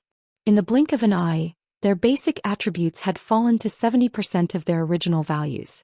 Following which 12 8-meter-long water serpents rose from the pool of water, releasing enraged bellows that echoed throughout the tower. Every water serpent possessed the strength to rival a great lord of the same level. Under Aqua Rose's control, the water serpents jumped at the players from Heaven's Burial and Blackwater. Aqua Precinct wasn't like normal AoEs and was categorized as a domain skill. When using it to attack, Aqua Rose wouldn't harm her allies as normal AoE spells would as long as she controlled the spell properly. Tier 1 experts would have a very difficult time coping with a Great Lord's attacks. Only Tier 1 MTs of the same level could block such attacks without receiving much damage. However, unlike normal Great Lords which had monotonous attack patterns, the water serpents were flexible since Aqua Rose controlled them. Any MT that failed to block the serpent's attacks instantly lost over 20,000 HP. Since Heaven's Burial and Blackwater's MTs had lost 30% of their basic attributes, the water serpents only needed 2 hits to finish off a level 50 MT. In the short moment since Aqua Rose had cast Aqua Precinct, she had killed 4 level 50 MTs. The rear line healers had never even had a chance to heal their allies. Monster. She's a monster. Heaven's Burials and Blackwater's experts stared at the female Cursemancer in utter horror. Retreat. Run. There's a monster. With Zero Wing's Magic Light team and Conqueror parties gaining the upper hand, followed by Aqua Rose's sudden massacre, Heaven's Burials and Blackwater's members panicked. Rather than a slow, organized retreat, they turned and fled like cowards. Not only would they lose a level if they died, but they'd also lose a piece of equipment. To expert players like them, the loss was unbearably painful. Hence, now that they knew that they were no match for Zero Wing, they wouldn't continue to throw themselves into the jaws of death. Furthermore, their commanders Lei Jingyang and Falling Fire had already died. Big Sis Aqua, you couldn't hold back a little?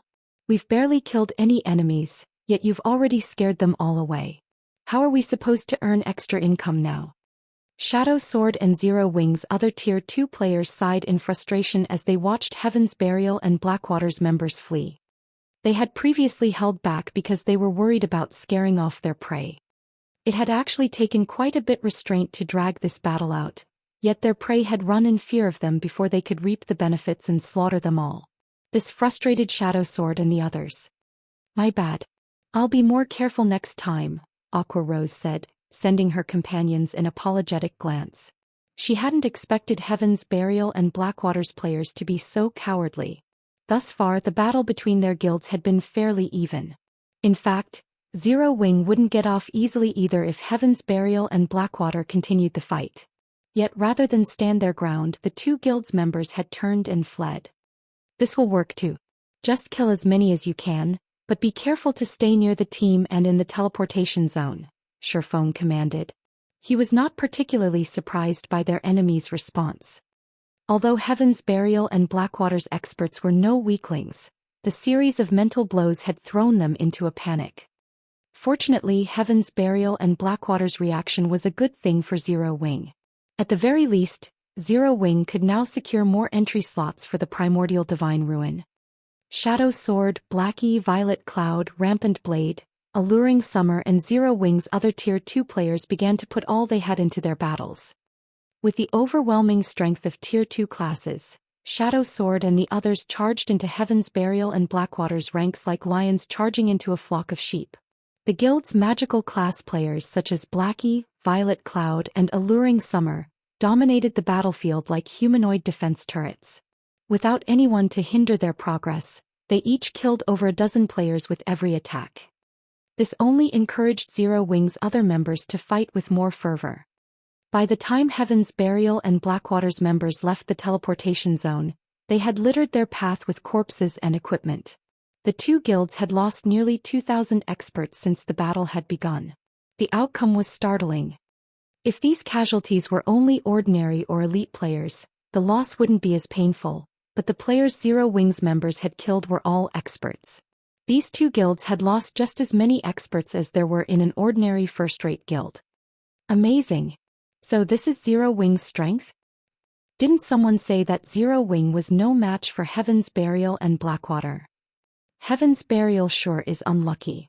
Not only is it in danger of losing Ancient Rock City, but entering the Primordial Divine Ruin will also be a major challenge.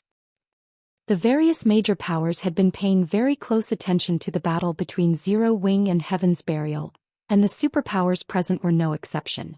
However, none of them had ever imagined that this outcome was possible. Even Purple Jade, who had a high opinion of Zero Wing, had assumed that the guild would fight its enemies to a draw at best. Yet, Zero Wing had actually chased Heaven's Burial and Blackwater out of the teleportation zone while suffering minimal losses. This had completely exceeded her expectations. As for the various guilds and adventurer teams, which had planned to enter the teleportation zone near Zero Wing, shrank back in fear after seeing the guild's prowess in battle. "Commander, are we still going to charge in?" A level 50 shield warrior clad in black armor could not help but ask his commander. "Charge in? Are you suicidal?" "We're retreating. We'll go in from another side."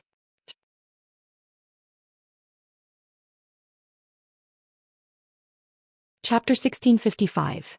10 years too early. Chapter 1655. 10 years too early. After Zero Wing's victory over Heaven's Burial, the various superpowers in the teleportation zone couldn't help but re-evaluate their opinions of Zero Wing. Sure enough, Zero Wing can be quite capable. No wonder they dared to ignore our guild's warning.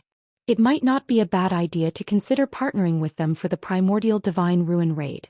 A middle-aged man in black armor muttered as he looked at Zero Wing's members with an interested expression. He carried a great sword with runes that radiated a chilling aura. The primordial divine ruin was akin to a dungeon. If one wished to progress inside the ruin, they needed a certain level of strength, whether it be basic attributes or combat standards. The difficulty also increased as one delved deeper into the ruin. After reaching the primordial divine ruin's 4th underground floor, players faced extraordinarily strict requirements. In fact, it was so difficult to pass from the 4th floor to the 5th floor, where the gate to the primordial city was located, that a single guild team could no longer clear the challenge.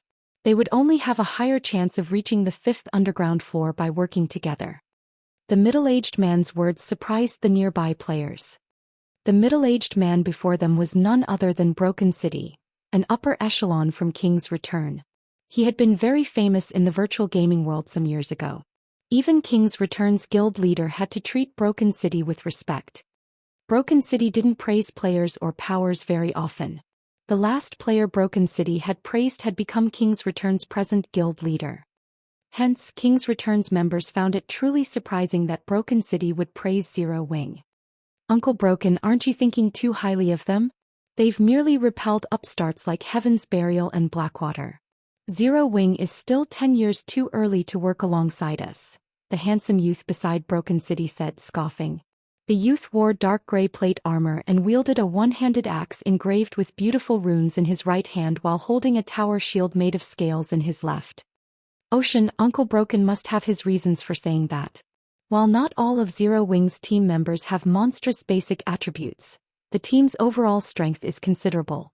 After entering the primordial divine ruin, Zero Wing would make a good choice as a partner," Praying Lotus, who was garbed in a set of white sacred robes, said as she shook her head.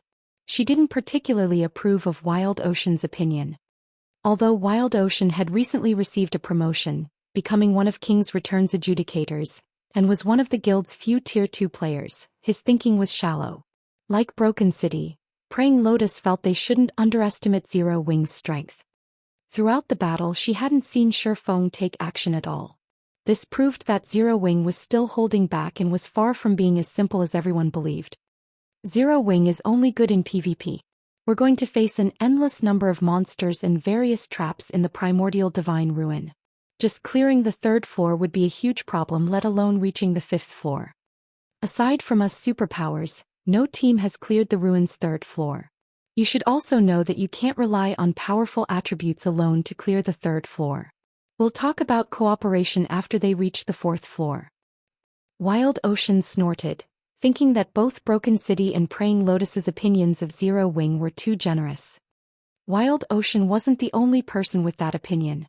King's Return's other experts agreed with Wild Ocean's thoughts. If they partnered with Zero Wing, they would have to share half their slots to enter the 5th floor. What kind of guild was Zero Wing? What kind of guild was King's Return? Did Zero Wing even qualify to share half of their slots? As time passed, the struggle in the teleportation zone intensified. More powers were also joining the fight in the teleportation zone. Now, even the various powers that had hesitated to provoke Zero Wing had decided to give it a try. The struggle for the entry slots lasted for over half an hour. This time, the struggle's intensity was unprecedented. Players' corpses littered the teleportation zone. In the end, the various superpowers still took the majority of the entry slots, while the alliance of first-rate guilds and the alliance of top adventurer teams only claimed a small portion. Among the various powers that had participated in the struggle, Zero Wing's performance was the most extraordinary. Despite Zero Wing starting the fight with less than 2,000 members, they still had over 1,200 members inside the teleportation zone by the time the struggle ended. The guild had claimed nearly 1/10 of the available entry slots, only slightly less than the various superpowers. Among the various superpowers, the Secret Pavilion had the best performance, securing exactly 2,000 slots. Although the Secret Pavilion was more than capable of gaining more than that, it had deliberately held back to avoid standing out. Every one of the other superpowers secured around 1,500 slots, which was slightly more than Zero Wing. This was also the reason why Zero Wing's performance shocked everyone. The various superpowers had started the fight with at least 6,000 members, yet Zero Wing had achieved a near similar result with less than 2,000 members. This battle record was a little terrifying. Crap. I thought that with Heaven's Burial and Blackwater out of the picture, we would get more slots. Why did we end up getting fewer slots than in previous raids? That's right. If I had known something like this would happen, I would have preferred for Heaven's Burial or Blackwater to win. The various first-rate guilds and adventurer teams' upper echelons clicked their tongues in anger and jealousy as they looked at Zero Wing's members. It was common knowledge that teams would have a greater advantage in the ruin if they entered with more players. Now that Zero Wing could send over 1,200 members into the ruin, the guild might actually make it all the way to the 5th floor and enter the rumored primordial city. While everyone else was shocked by Zero Wing's strength, Shifeng was ecstatic. Zero Wing had earned over 5,000 pieces of the current top-tier equipment in the struggle for entry slots. Although the majority was level 45 fine gold equipment, they were still valuable. In comparison, Zero Wing had suffered practically insignificant losses. Zero Wing had suffered 600+ casualties in the battle, with the majority of them being the White Tiger Dojo disciples. The disciples were only geared in standard level 50 elite equipment. They had also recovered some of the lost weapons and equipment. Hence, Zero Wing had made a fortune in this battle. When there were fewer than 15,000 players in the teleportation zone, a blue glow enveloped the area. The players inside the zone disappeared a moment later, leaving an empty plot of land behind. The members of the various major powers that remained inside the tower quickly spread the news of the battle's outcome. With the teleportation array's help, Zero Wing's surviving members instantly arrived at Dark Canyon. There were 3 shining silver moons hanging in the sky. The visibility within the canyon was also very poor. At best they could see 200 yards around them, and they couldn't sense any other creatures, which instilled a deep fear and insecurity. So this is the primordial divine ruins 1st floor? Aqua Rose muttered as she curiously surveyed her surroundings. With her physique as a Tier 2 player, she soon discovered the hidden threats around them. A group of skeleton undead hid at the top of the canyon, carrying heavy crossbows that could launch bolts with the power to rival Tier 2 skills. It was obvious that these skeletons had already locked onto their team and were ready to fire their crossbows at a moment's notice. Aside from the crossbow-wielding skeletons, Aqua Rose noticed a large number of ghosts flickering in and out of existence on the path ahead. The ghosts wandered around the bottom of the canyon, and even the weakest among them was a level 50 chieftain while the strongest were level 55 grand lords. If players accidentally provoked these monsters, the consequences would be unimaginable. As if they had long since familiarized themselves with this floor, the various superpowers teams quickly advanced on a predetermined path. As they advanced, the superpowers teams skillfully pushed away any ghosts they came across while dodging the heavy crossbow bolts. In comparison, the alliance formed by top adventurer teams quickly had their advance halted by powerful ghosts, their members peppered by the crossbow bolts from above the canyon. Damn it! Why is it so difficult? The various adventurer teams' upper echelons frowned at the 1st floor's difficulty. They were at a loss. Seeing this, the superpowers members shook their heads disapprovingly. The primordial divine ruin was an extremely dangerous place. Yet the various adventurer teams had believed that getting into the ruin was the most difficult part. The struggle in the teleportation zone was simply a prelude for what was to come. Before the Adventurer Team Alliance could think of a plan, they noticed Zero Wings members taking large strides towards the gateway to the next floor. Have they lost their minds? The various adventurer teams' upper echelons gaped as they watched Zero Wing fearlessly advance.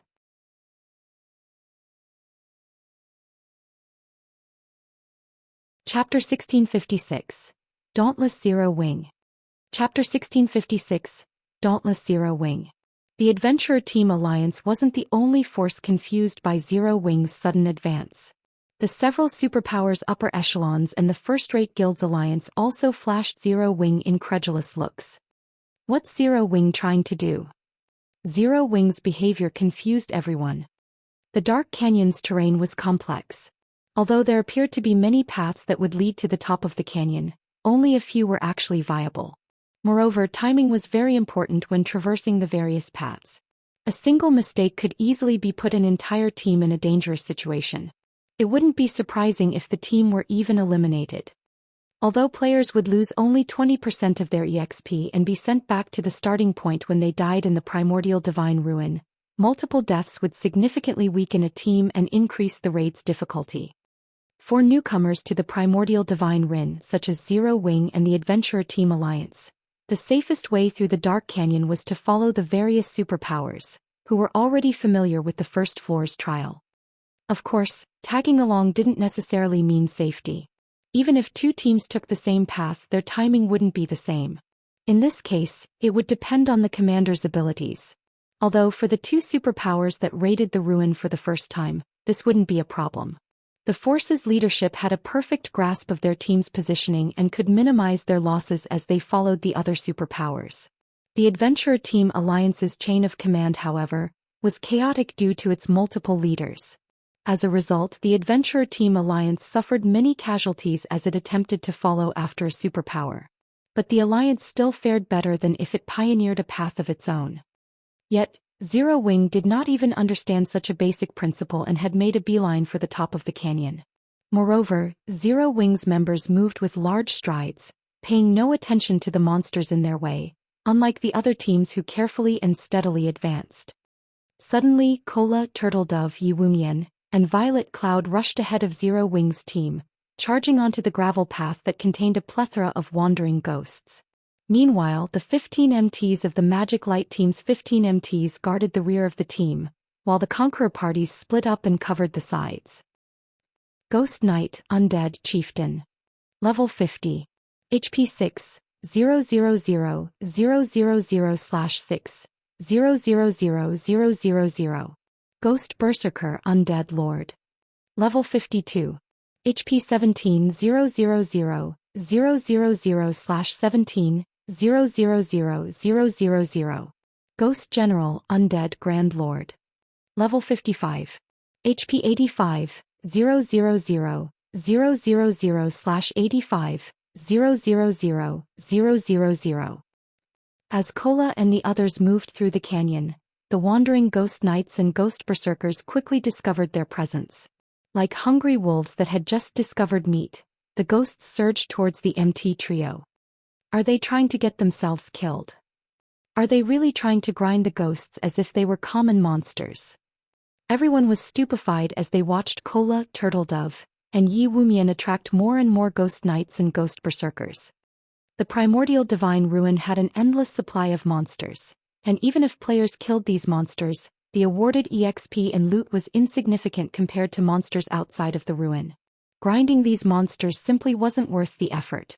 Though to the various powers present, it did not really matter even if a large number of Ghost Knights and Ghost Berserkers ganged up on them, as they were more than capable of defeating these monsters. Instead, the canyon's true danger came from the numerous skeletons stationed at its top. The bolts they fired from their heavy crossbows were as powerful as Tier 2 attacks. Even level 50 Tier 1 MTs would be forced to retreat by several steps and lose around 4,000 HP if they blocked one of these bolts with their shields. If struck directly, they would be dead after 2 or 3 hits.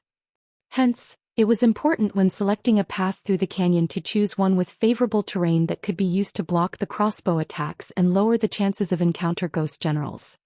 In the blink of an eye, over 500 Ghost Knights and dozens of Ghost Berserkers chased after Cola and the others. Moreover, the skeletons on both sides of the canyon had aimed and fired their crossbows at the MT trio. However, Cola and the others paid no attention to the countless incoming attacks and continued to advance mindlessly, attracting more monsters as they went. The commotion had even lured some of the wandering ghost generals. Good. Everyone charge. Follow Cola's group. Shifeng revealed a smile when he saw the swarm of monsters charge at Cola and the others. At this stage of the game, nobody was more familiar with primordial divine ruins than him. He knew that primordial divine ruins were survival tests. Although it was the first time he had visited the primordial divine ruin in the Orc Empire, every ruin had nearly the same tests. It had been common knowledge in his previous life that the primordial divine ruin's first floor trial would become more dangerous as teams spent more time here. Take the various superpowers for example. Although they had familiarized themselves with the paths to the top of the canyon and hence could limit the number of crossbow attacks that reached their teams, it was impossible to avoid casualties completely. In fact, the various superpowers teams were continuously lost members as they advanced right now. Moreover, as they approached closer to the top of the canyon, their casualty rates became more severe. To make matters worse, players that died and allowed the system to resurrect them would reappear at the starting point. Once they did, they'd have no way of catching up to their main force. As for having the team stop midway to resurrect the fallen, that would only end up causing the team to suffer even more casualties. Because of this, team members that died halfway through the canyon were as good as eliminated unless a team wipe occurred. The best way to challenge the first floor trial was to send a player in as bait and draw the enemy fire while the rest of the team followed behind. Doing so would greatly reduce the number of attacks the team received and was much safer than following one of the more protected routes. The only problem with this method was that the players acting as bait needed to be strong enough. The main force also had to maintain enough distance from the bait. If the main force got too close, they would pull the agitated monsters aggro. If the main force fell too far behind, the bait would have moved past the skeleton's attack range. Fortunately, this wasn't the first time Shifeng had employed this strategy. His grasp of his team's positioning was incredibly accurate. With Violet Cloud in the center, Cola's group pushed forward.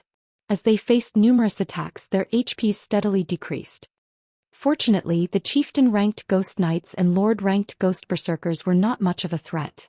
The true threat came from the Ghost Generals and the heavy crossbow attacks from both sides of the canyon in particular.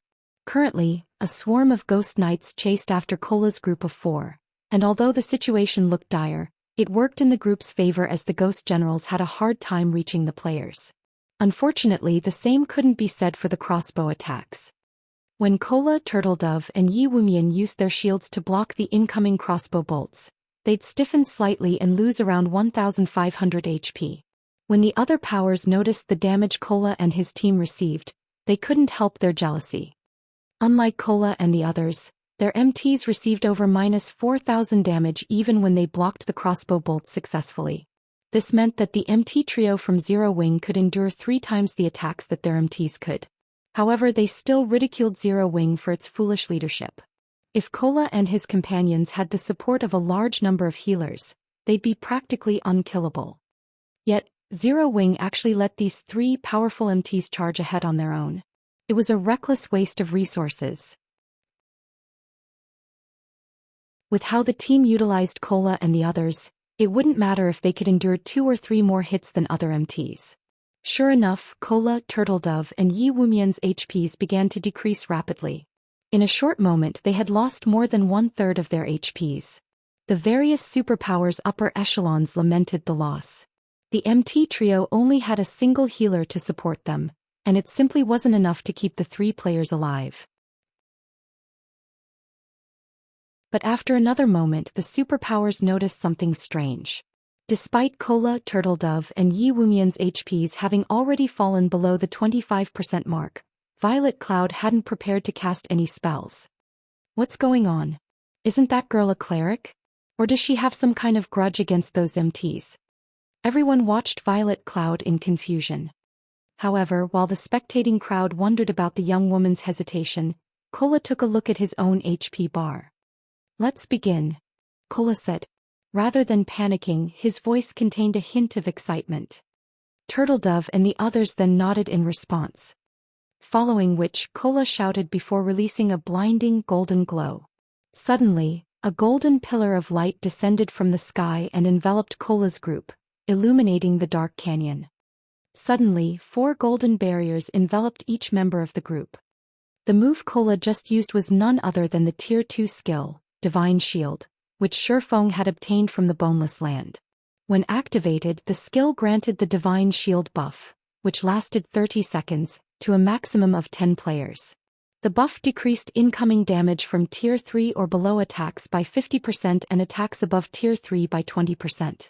The buff also increased attack speed and movement speed by 20% and healing effects received by 100%. Divine Shield was a very powerful skill, though it had a downside: a 1-hour cooldown. Violet Cloud also used the Tier 2 spell Holy Prayer. The spell affected all allies within a 50-yard radius and granted them an hot buff that healed them based on Violet Cloud's mana. Moreover, players affected by Holy Prayer would receive a 20% damage reduction buff. The spell had a 1-minute duration and a 20-minute cooldown. Under the effects of these two skills, Kola's group members each recovered over 8,000 HP every second. The damage they received was reduced to a pitiful amount as well. This turn of events allowed Kola's group to advance with ease while the rest of Zero Wings' team followed behind. In less than a minute, Zero Wings members had reached the top of the canyon.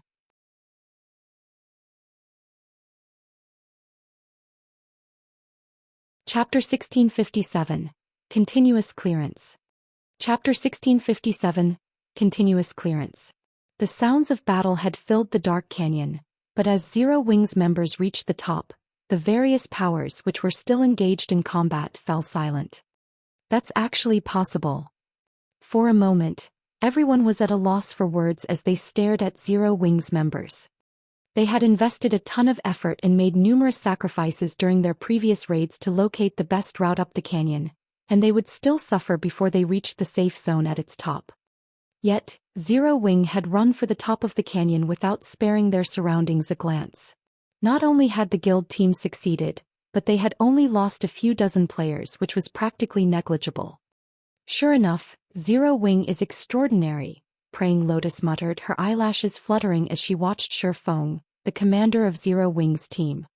No other guild would dare to be so bold. The two skills Kola's group had used were particularly powerful. Although they were not invulnerability skills, the combined effect had nullified the threat from both the ghosts and the heavy crossbows. They only got through thanks to powerful attributes and skills, Wild Ocean said, clicking his tongue. The next floors will be even more difficult and basic attributes will become less important. If they try to pull another stunt like that, they'll get themselves killed. Amichung. Praying Lotus did not rebuke Wild Ocean's words this time. After all, what the Shield Warrior youth had said was true. As players delved deeper into the primordial divine ruin, the trials they faced would become more difficult. They would also encounter more and different traps. Rather than simply relying on raw power, players would have to rely on their technical abilities in the lower floors. The brute force method Zero Wing had used was only viable on the first floor. It wouldn't be possible to clear the following floors with the same method. Correspondingly, though, players would have higher chances of encountering opportunities and treasure the further they explored. There was practically nothing noteworthy in the ruins' first underground floor. One would be extremely lucky if they even came across a bronze treasure chest. Although players could also find combat techniques on the first underground floor, the chances of that were extremely slim. If one wanted better loot, they'd have to reach the primordial divine ruins' third underground floor. Only the third floor and down offered level 50+ top-tier equipment. At the same time, the chances of finding combat techniques and other treasures also increased. Shifeng didn't hurry through the ruin after reaching the top of the canyon. Instead, he had everyone rest in the safe zone. Players' stamina and concentration consumption were far more severe in the primordial divine ruin than outside of it. If they did not rest, they might fail trials that should be passable. Meanwhile, the only places in which players could rest in the primordial divine ruin were the system-established safe zones. Traps and monsters were present everywhere else, and if they relaxed even for a moment in these locations, they'd swiftly lose their lives. After Zero Wings members had rested for some time, the various superpowers teams began to arrive in the safe zone, one after another. However, unlike Zero Wing, the various superpowers only had around 80% of the 1,500+ members they had entered the ruin with. The rest of their players had to wait for the system to resurrect them, forming teams with other players to search for opportunities and treasure on the first floor. After everyone rested, they proceeded towards the second underground floor. The second floor contained a primal forest. Visibility here was even worse than in the first floor's dark canyon. Even Tier 2 players could only see up to 80 yards away. As players traversed the forest, they were bombarded by all kinds of spell attacks from out of nowhere from time to time. These spells packed a punch, and even Tier 2 MTs only survived after 3 or 4 direct hits. Tier 1 MTs were lucky to survive even 2 hits. If players wished to reach the next safe zone alive, they would have to rely on their individual reaction speed and decision-making. They'd have to dodge or block an attack instantly when targeted. Only by doing so would the healers have a chance of healing them. All the heals in the world wouldn't save them if a spell struck them directly. The ruin's second floor was also much larger than the first, a testament to the primordial divine ruin's unique nature. As teams progressed, they'd encounter larger maps, forcing players to travel greater distances and face more danger. Shifeng didn't have any special strategy to get through the second floor's trial. He could only send in the Magic Light team and Conqueror parties to tank as many hits as possible, limiting the number of casualties the team suffered. Overall, Zero Wing didn't fare nearly as well as the various superpowers. Upon reaching the third underground floor, the increased difficulty was particularly evident. The necessary method to clear the third floor wasn't like the first two. The various attacks and traps players had to face had also changed. Now, players had to collect a sufficient number of teleportation stones to proceed to the fourth floor. Each teleportation stone could only transport 100 players, and only the third floor's Grand Lord ranked monsters would drop them. One could just imagine how difficult it would be to kill a Grand Lord ranked boss in such a dangerous environment. It's no wonder why only the various superpowers have only gotten through the third floor thus far, leaving the first-rate guild's alliance behind. As Shifeng stood at the third floor starting point and observed the barren wasteland before him, he could not help but frown. Thunderclouds covered the sky above the plain as far as he could see. Lightning frequently descended, decorating the ground with scorch marks. Not only did the lightning strikes contain a lot of power, but they were also extremely fast, significantly faster than normal spell attacks. When facing a normal spell attack, expert players could dodge or block as long as the spell was cast from a certain distance, but the lightning strikes from above were incredibly fast. This trial's difficulty increase was tremendous. Furthermore, players had to kill level 55 Grand Lords. However, the various superpowers teams which had just arrived reacted as if they didn't see the lightning bombarding the plane. They quickly split into 2 groups, leaving one behind in the safe zone while the other boldly strode into the barren wasteland in search of Grand Lord-ranked thunder beasts and thunder elementals. Lightning continued to descend from the sky, but the superpowers members swiftly maneuvered around the strikes. Aside from a few unlucky players who had been targeted by multiple lightning strikes, most were able to dodge the natural attacks. Even if they failed to dodge in time, their team's healers would quickly restore their lost HP. In contrast, the first-rate guilds and adventurer teams were unsure of how to continue. If they only had to dodge the lightning strikes, most of their members would be successful, but with the addition of monsters, chaos would ensue. They'd either fall to the lightning or the monsters would slaughter them. So what if they got a lot of players this far? They still won't clear the third floor. Wild Ocean could not help but flash Zero Wing's team, which still occupied the starting point, a ridiculing smirk. Players' basic attributes were no longer the key to clearing the trial once they reached the third underground floor. Here, individual combat standards held greater importance. If a team couldn't defeat the Grand Lord-ranked bosses while being showered by lightning strikes, it would venture no further in the primordial divine ruin. Guild leader, the lightning strikes attack rate and numbers are too high. I'm afraid that no more than 50 of our members will be able to fight while dodging the strikes. Should we grind the bosses for teleportation stones with just a 50-man team? Although it will slow us down, we shouldn't have a problem collecting the necessary teleportation stones, Aqua Rose suggested. If any other guild, excluding the superpowers, encountered such a situation, they'd likely be stuck here. Even Zero Wing only had a few experts who could fight in this lightning zone. Not even the Conqueror's armor's battle arrays would be very effective. Meanwhile, trying to raid Grand Lords with so few experts was impossible. This was also why the various first-rate guilds which had reached the ruins' third underground floor previously had never cleared it. However, Zero Wing was different. Its team had over 10 Tier 2 players and shouldn't have a problem forming a 50-man raid team that could dodge the lightning while fighting the bosses.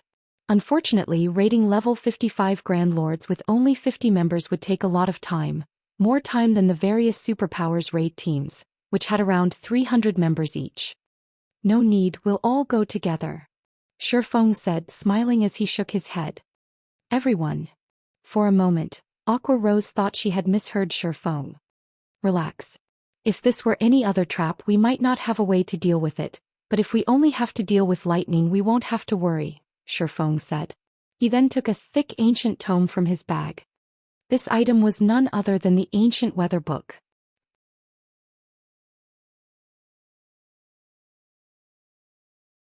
Chapter 1658. Might of the Ancient Book. Chapter 1658. Might of the Ancient Book. Across the vast wasteland, the various superpowers hunted bosses with organized precision. Meanwhile, the first-rate guilds and top adventurer teams could only watch from within the safe zone. Although these teams had a few experts who could dodge the lightning strikes, players who could dodge while fighting a Grand Lord were as rare as a phoenix's feather. A level 55 Grand Lord was already an extremely difficult foe, and teams lost players even during a normal raid. Hence, trying to raid one while severely handicapped would simply be suicidal. To compensate for their lack of numbers, the various first-rate guilds and top adventurer teams had tried to pool their experts to raid the bosses. However, despite multiple attempts, they had failed. Although the alliance of the various first-rate guilds and adventurer teams had formed allowed them to build a raid team with sufficient manpower, the environment favored the Grand Lord-ranked Thunder Elementals and Thunder Beasts. The third floor's environment enhanced all lightning-type skills and spells by 30%. Cloth armor classes which had low HP and defense would likely die instantly if they failed to dodge the Thunder Elementals or Thunder Beast skills. 0 mistakes were allowed in battle. However, players would be hard-pressed to avoid mistakes while constantly bombarded with lightning. In the end, the Alliance team wiped after losing so many members midway through the battle. As the first-rate guilds and top adventurer teams rested, Shifeng led his entire team into the lightning zone. It was as if he had missed their tragic downfall after fighting in the wasteland. They're going all together? Have Zero Wing's members lost their minds? What are they trying to do? Even if a single death only costs 20% EXP, do they have to be so reckless? When the members of the various first-rate guilds and adventurer teams saw Zero Wing head into the plains, they thought that Zero Wing's members had gone mad. In this lightning wasteland, a player's basic attributes didn't matter as much as on the previous floors. Here, combat standards were far more important. Even if a team charged into the lightning wasteland with 1,000 members, each member would suffer the same number of lightning strikes. In fact, the players would have a higher chance of being struck. This was because players would have less space to maneuver in a larger group. Moreover, if players were not careful when they dodged, they'd likely avoid their own lightning strike only to get hit by their neighbors. The various powers weren't the only ones confused by Shifeng's ludicrous decision. Even Zero Wing's members were confused. They had seen how the experts from the various first-rate guilds and top adventurer teams had ended up after fighting in the wasteland. They also knew that those expert standards were much stronger than theirs. If they rushed into the plains, they'd doubtlessly suffer a similar fate. As Zero Wing's members approached the safe zone's boundary and were about to enter the lightning zone, they couldn't help their growing nerves. Why are they here? Wild Ocean, who currently fought within the zone, was surprised to notice Zero Wing's team enter the lightning wasteland. Are they that tired of living? Zero Wing's team had over 1,000 members, and if it tried to enter the zone with so many players, the number of lightning strikes that would descend on the team would be staggering. Not even superpowers like King's Return would pull such a stunt. Could Zero Wing be experimenting and trying to see how many of its members can survive a battle in the lightning zone? Praying Lotus, who was casting a healing spell, was just as stunned to see Zero Wings advance. As the various Superpowers members wondered, one player from Zero Wing after another stepped into the zone. Watching 1,000+ players set foot into the lightning wasteland was extraordinarily eye-catching. Almost everyone kept a curious eye on Zero Wing's team, wondering how it planned to deal with the countless lightning strikes that would fall upon them. 3 seconds passed. 5 seconds passed. 10 seconds. However, not a single strike of lightning fell on Zero Wing's team. Every member on the team was alive and kicking, and they had an easy time defeating the multiple chieftain-ranked thunder elementals and thunder beasts that had charged at them. Where is the lightning? Why do those chieftain-ranked thunder elementals and thunder beasts seem weaker than the ones we're fighting? The watching players were stunned as they sent Zero Wing's team sidelong glances. They could not understand what was going on. Where were the lightning strikes that were supposed to descend? Could the lightning strikes have stopped because they have more people?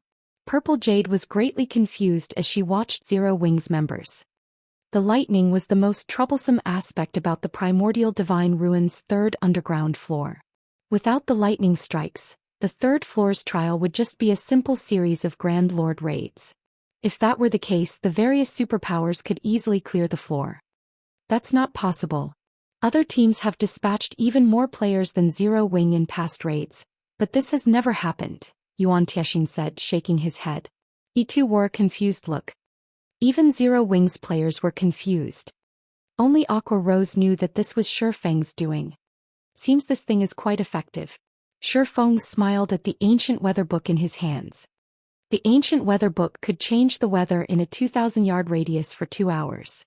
Removing the thunderclouds in a specific area was a small task for the item. Without the lightning strikes, the third floor's trial posed no threat to his team members.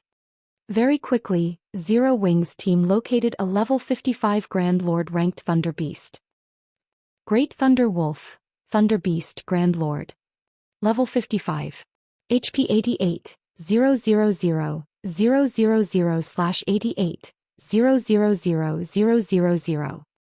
Now the boss, which had given the various superpowers painful headaches, was an ordinary Grand Lord to Zero Wing.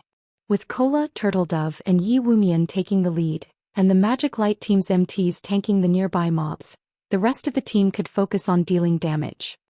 Moreover, without the Lightning Environment's boost, the Great Thunder Wolf's attacks were little more than tickles to Cola and his fellow MTs. The Grand Lord's normal attacks only dealt around -8,000 damage, while its skill attacks only dealt around -20,000. Even without Turtledove and Yi Wumian's assistance, Cola could easily tank the Great Thunder Wolf.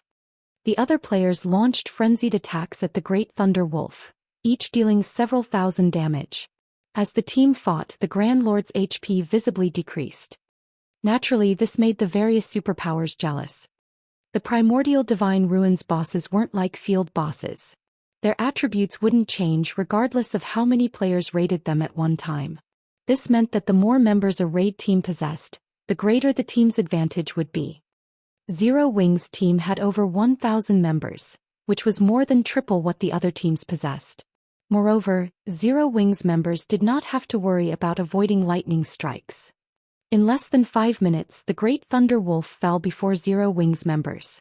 Everyone on the team also gained a significant amount of EXP.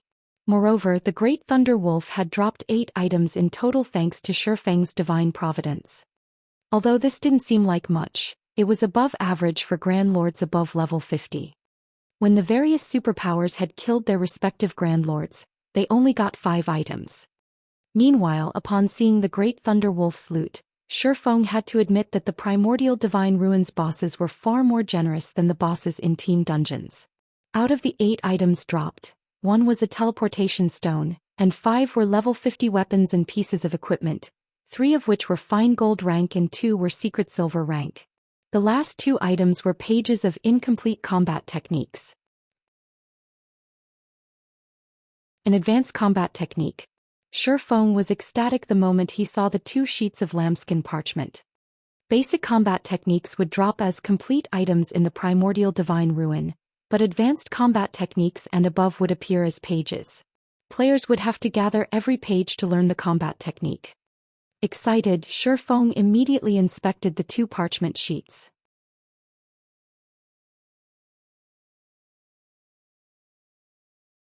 Chapter 1659, Top-Tier Advanced Combat Technique.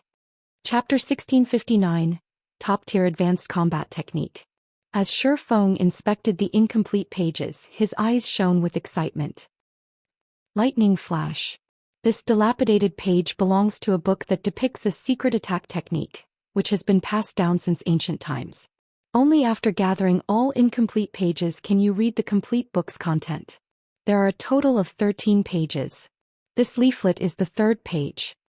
Lightning Flash. This dilapidated page belongs to a book that depicts a secret attack technique, which has been passed down since ancient times. Only after gathering all incomplete pages can you read the complete book's content. There are a total of 13 pages. This leaflet is the 6th page. Most of the combat techniques that dropped in the Primordial Divine Ruin were basic combat techniques, and most of them dropped as the complete versions. Although some basic combat techniques dropped as incomplete pages, those were the extreme minority. Normally, only advanced rank or higher combat techniques would drop as individual pages. However, there were differences between advanced combat techniques and those of other ranks. Not only could players in God's domain improve their foundations by learning combat techniques, but they could also learn ways to exhibit their strength more efficiently, thereby raising their overall combat power. Some combat techniques even granted players the power to challenge foes of higher levels. A basic combat technique might not help half-step Refinement Realm experts fight Refinement Realm experts, but an ordinary advanced combat technique could. This was also why the various super guilds and super first-rate guilds were so desperate to compete for slots to enter the Primordial Divine Ruin. Meanwhile, an advanced combat technique's strength could be determined by the number of pages it possessed. An ordinary advanced combat technique would only include 6 to 8 pages.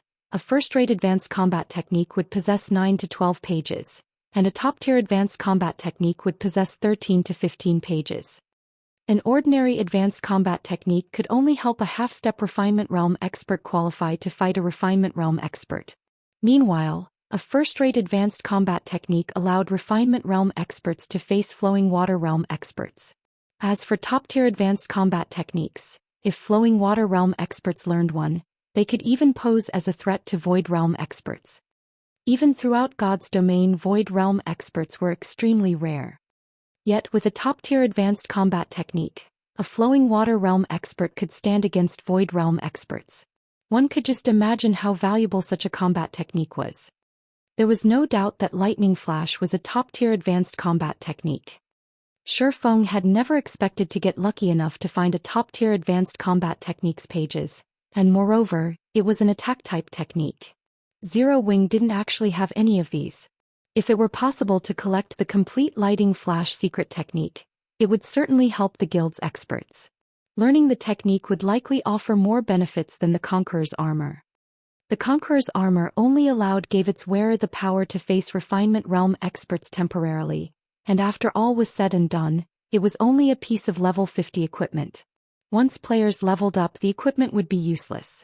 It could not truly become part of a player's strength. An advanced combat technique was different. Once players learned it, they could put it to good use regardless of their level. It would also offer significant help when players challenged their promotion quests. Moreover, a complete advanced combat technique was different from secret technique tablets. Although the combat techniques one could learn from a secret technique were more powerful than advanced combat techniques, very few players could learn them.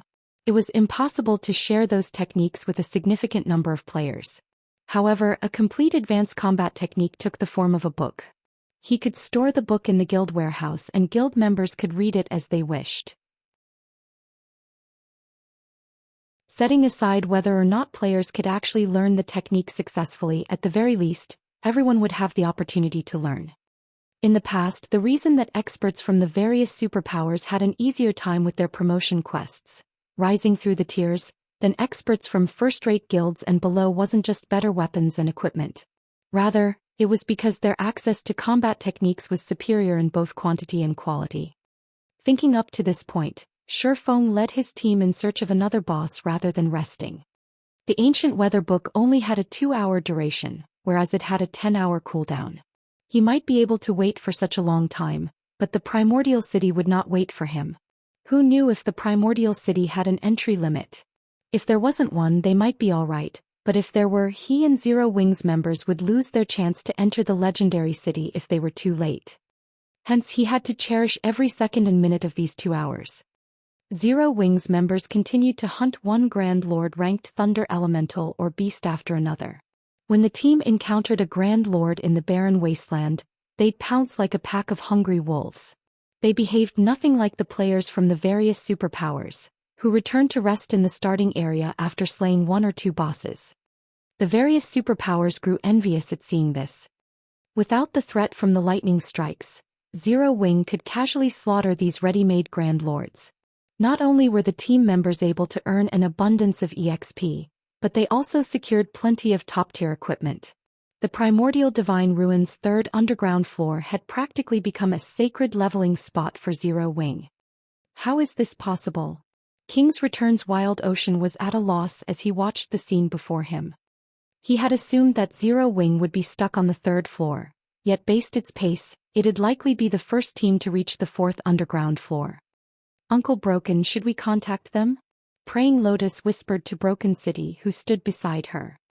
Thus far the various superpowers had only reached the 4th floor. Not one of their teams had made it to the 5th yet.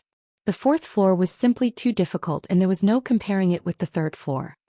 With the current strength of King's Return's team, it could not clear the 4th floor alone. If King's Return wished to reach the 5th floor, it would have to ally with another team. However, doing so would leave the team fewer entry slots to the 5th floor. No. It is too soon. We'll send them an invite once they experience the 4th floor's wall, Broken City said, smiling as he shook his head. The 3rd floor's trial was child's play compared to the 4th floor. Not only did players have to face all sorts of attacks, but the Guardian boss was also a bona fide level 58 Grand Lord ranked archaic species. Even now, not a single superpower had dealt any damage to the Guardian boss. Although King's Return had prepared thoroughly this time, they had no more than a 30% chance of defeating the Grand Lord. Needless to say, Zero Wing's chances were even lower. While the various powers grinded bosses on the primordial divine ruins' 3rd underground floor, news of Zero Wing's team completing the 3rd floor's trial quickly spread among the participating teams. The various large guilds and top adventurer teams from the kingdoms and empire neighboring the Orc Empire in particular had to re-evaluate their opinions of the guild. The various superpowers had thus far monopolized the primordial divine ruins' 4th floor. The fact that Zero Wing had reached that floor proved that it could nearly rival those superpowers in terms of top-tier experts. At the very least, Zero Wing was definitely superior to first-rate guilds and top adventurer teams in this regard. However, a deathly silence had fallen over the meeting room within Heaven's Burial's ancient Rock City residence due to this latest information. Nobody could have imagined that in one short day Heaven's Burial would lose the massive advantage it had cultivated. And it was all due to Zero Wing. First, Zero Wing had shattered ancient Rock City's defensive magic arrays. Then the guild had plundered their entry slots for the primordial divine ruin. Now, Zero Wing was about to set foot on the ruin's 4th underground floor. Zero Wing. Singular Burial's expression twisted as he read the latest report. Heaven's Burial's reputation was in tatters. If they did not figure out a way to deal with this problem now, the guild would likely have a rocky path ahead even if they held on to ancient Rock City.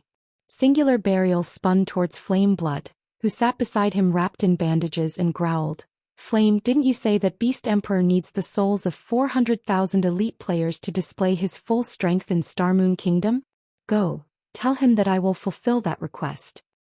Guild leader, are you planning on giving up on Starmoon Kingdom entirely? Flame Blood could not help his surprise. Beast Emperor's request was no laughing matter. It was both the last and worst option Heaven's Burial had. That's right. Since we can't have Starmoon Kingdom, what's the point in leaving it alive? Singular Burial nodded, a hint of madness flashing in his eyes. Although he did not want to admit it, he had to acknowledge the fact that Heaven's Burial had lost the struggle for Starmoon Kingdom. Regardless of whether or not they defended ancient Rock City, the necessary funds to repair it was still a problem. They also had to pay plenty in bounty claims each day. If they continued the battle with Zero Wing, it would only be a matter of time before the guild was finished, even if Heaven's Burial had the support of major corporations. If he wanted Heaven's Burial to survive, he had to give up on Star Moon Kingdom. I understand. I'll contact Beast Emperor right away. Seeing how serious Singular Burial was, Flame Blood inwardly lamented the fact that the man had become like this. He never thought that a guild like Zero Wing could actually corner Singular Burial, a genius, to this extent. Of the many years he had followed Singular Burial, this was the first time something like this had ever happened.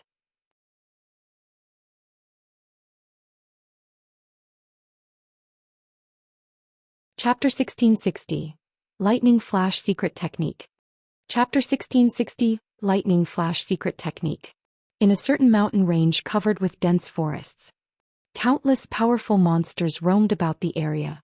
Every monster here was above level 100 and quite a few were mythic rank. However, none of these monsters dared to approach the forest in the mountain range's inner regions. Suddenly, a figure appeared at the forest's entrance. It was none other than Flame Blood. When Flame Blood appeared, several massive humanoid creatures appeared around him, each radiating the terrifying aura only Tier 4 mythic monsters had. Amazing. After not seeing him for some time, he's already developed to this point. Flame Blood was stunned when he noticed the 6 mythic-ranked evil demons around him. Mythic-ranked evil demons. Evil demons were far more difficult to nurture than evil beasts. Previously, Beast Emperor had only been able to nurture a Grand Lord-ranked evil demon. Although Grand Lord-ranked evil demons were very powerful, they were not invincible. If numerous experts worked together, they'd still be able to kill one. However, it was a different story for mythic-ranked evil demons. At this stage of the game, mythic monsters were insurmountable, even to the various superpowers. Otherwise, the level 50 super large-scale team dungeon in God's domain would not stand empty. Moreover, evil demons commanded superior intellect and could exhibit greater combat power than evil beasts. Most importantly, they could be summoned at any time, unlike evil beasts, which could only move from location to location of their own power. Now that Beast Emperor commanded mythic-ranked evil demons, he had the equivalent of mythic-ranked bodyguards at all times. Having mythic-ranked evil demons would undoubtedly increase the safety and survivability of controllers like Beast Emperor by a significant margin. He would no longer have to hide when attacking and could control his armies more efficiently. After seeing these mythic-ranked evil demons, Flame Blood's desire to obtain his own grew. Being a member of the Evil God's Temple, every race on the continent of God's domain hunted him constantly. Surviving in the game had become exceedingly difficult. Moreover, if players or NPCs captured him and sent him to the War God's Temple, his character would be sentenced to death in the truest sense, and he'd be forced to start all over again. Hence, he needed to be careful when he moved about and rarely appear before other players. If he had his own mythic-ranked evil demons, though, he wouldn't have to worry about capture unless he encountered a Tier 5 NPC. Fortunately, Tier 5 NPCs were apex powerhouses in God's domain, and they weren't so easy to encounter. Normally, the strongest NPCs players would meet were Tier 4. After the evil demons had a chance to observe Flame Blood for a moment, they retreated back into the forest. Flame Blood then strode into the forest himself. There was a massive crater within the heart of the forest. The crater radiated an evil energy so dense that even an evil god apostle like him gasped as it washed over him. If an ordinary player bathed in this dense evil energy, it would likely corrupt them instantly. This crater was none other than the home of Star Moon Kingdom's Evil God's Temple. As long as players were within range of the temple, its energy would cut off their communication with the outside world. They would not be able to send or receive messages. Flame Blood, a middle-aged man covered in pitch-black ruins, sat in the severely dilapidated temple. When he noticed Flame Blood enter the temple, he sent the cleric a glance and asked, "Why are you here? Weren't you controlling your evil demon army to protect ancient Rock City?" Although the man before Flame Blood hadn't expressed any emotion, speaking only in a calm tone, Flame Blood's heart palpitated in fear. This wasn't just because Beast Emperor was one of the Evil God's Temple's evil god envoys, but also because of the horrific evil energy that lingered around him. The man was far more frightening than the last time Flameblood had seen Beast Emperor. The evil energy Beast Emperor radiated was no weaker than the evil energy the temple itself radiated. This man's evil energy would likely kill ordinary players before they could approach him. Moreover, as Flameblood looked at Beast Emperor, he could not help but feel as if he stared at a ferocious beast that had just woken from a long slumber. "My guild leader sent me," Flameblood said after stealing his mind. "Didn't you say that you needed 400,000 souls from elite players? My guild leader says he can give them to you." "He's finally made up his mind?" Beast Emperor asked, chuckling. "Then return and tell him this. The day he has the players ready will be the day Zero Wing perishes." Although he was quite powerful and could easily hunt down players for their souls, the immortal souls he needed had to come from willing players. Unfortunately, he was still short 400,000 elite players even after exhausting his means. Otherwise, he would have handed Star Moon Kingdom to the evil god's temple a while ago. Flameblood nodded in response. He had no doubt regarding Beast Emperor's claim. Others might not know the power Beast Emperor wielded after the evil god's temple had activated, but as a member, Flameblood knew it very well.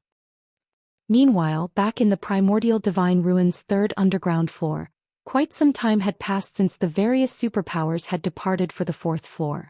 Only the first-rate guilds and top adventurer teams which couldn't defeat the bosses and Zero Wings team, which still hunted Grand Lord-ranked thunder beasts and elementals, remained on the third floor.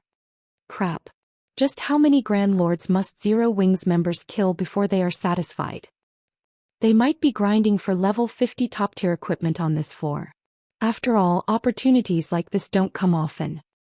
With how many Grand Lords they've already killed, they should have more than enough teleportation stones. I wonder if they'd be willing to share some with us? Don't even think about it. First, the Primordial City will definitely have an entry limit. It's only natural to let as few players as possible reach the 4th and 5th floors.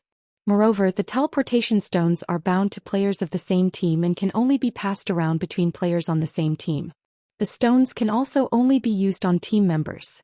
If the team's member count suddenly increases, the teleportation stones they've collected thus far will become useless. That makes it even less likely that they'd be willing to help us. The various first-rate guilds and top adventurer teams couldn't help but envy Zero Wings battling members as they searched for treasures on the 3rd floor. When they saw the teleportation stones scattered across the ground, their eyes became bloodshot. Despite all of their effort, they hadn't obtained a single teleportation stone, yet Zero Wings' team didn't even bother to pick up the stones that had dropped. Meanwhile, Shifeng activated Divine Providence as they killed another level 55 Grand Lord-ranked Thunder Beast.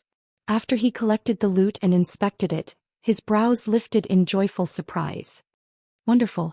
With this, I finally have everything I need." Shifeng could not help his excitement as he gazed at the last page of Lightning Flash. They had raided bosses for nearly 2 hours now. They had even begun to lure 2 or 3 Grand Lords, raiding them at once midway through their journey. Fortunately, they had collected all 13 unique pages for the Lightning Flash secret technique before the ancient weather book's weather control ran out.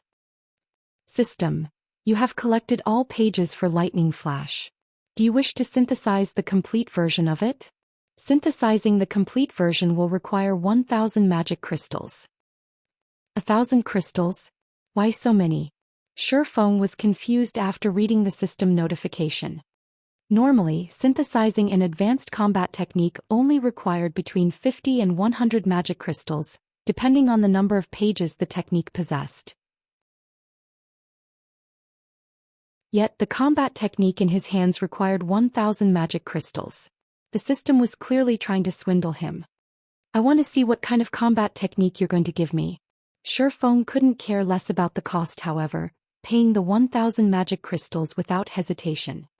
After all the trouble he had gone through to collect the pages, he wasn't going to leave them to rot just because the system wanted to rob him. Fortunately, there wasn't much of a difference between 100 magic crystals and 1,000 to Shifeng. Suddenly, with Shifeng at its center, a pitch-black magic array appeared beneath his feet. A powerful stream of mana surged upward from the array, and ignoring the ancient weather book's effects, thunderclouds gathered above, blocking out the sun above Shifeng. Massive lightning bolts then descended from the clouds, striking the 13 incomplete pages that hovered above Shifeng's head. After hundreds of thundering booms echoed throughout the third floor, a thick ancient tome hovered before Shifeng. Faint arcs of blue electricity danced around the tome.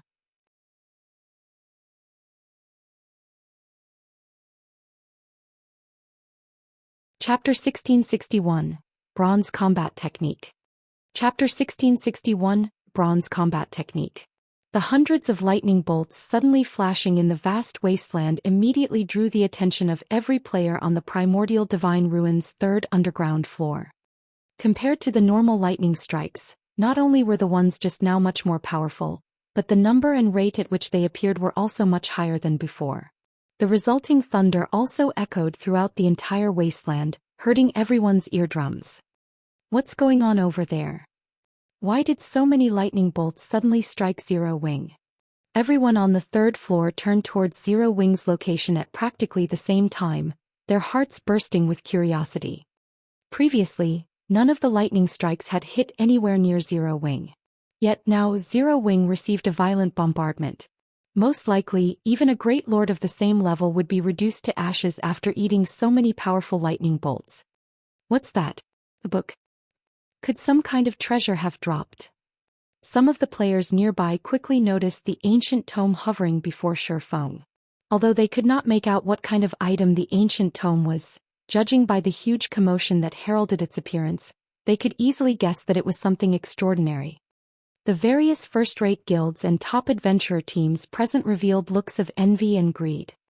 As far as they knew, no fine gold or dark gold item would create such a huge commotion when it appeared. Hence the tome should be epic rank at the very least. An epic item. At this stage of the game, although powerful guilds like first-rate guilds would already have around a dozen or so epic items in their possession, to the masses, epic items were still exceedingly rare. However, everyone also understood that stealing the tome from Zero Wing was impossible. Setting aside how powerful Zero Wing's team was, even reaching Zero Wing's location would be a massive challenge for them. What a powerful aura. Shifeng was indescribably shocked as he looked at the ancient tome in the air before him. He had seen the synthesis of many advanced combat technique tomes before. However, none of them had ever caused such a huge commotion. Moreover, even after the lightning flash tome completed its synthesis, it still radiated a faint aura that attracted mana to it, a situation that Shifeng had never encountered before. For a moment he found it somewhat incredible that the book before him was a combat technique tome. Guild leader, what is that item? Is it an epic tool? Aqua Rose could not help but ask curiously. The other members of the team also held great curiosity about the lightning flash secret technique. Immediately they pricked their ears up in hopes of catching wind of the tome's identity.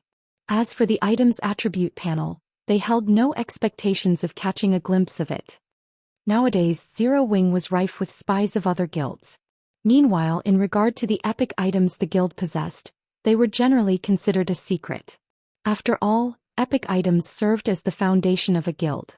If used at a critical moment they could achieve miraculous effects.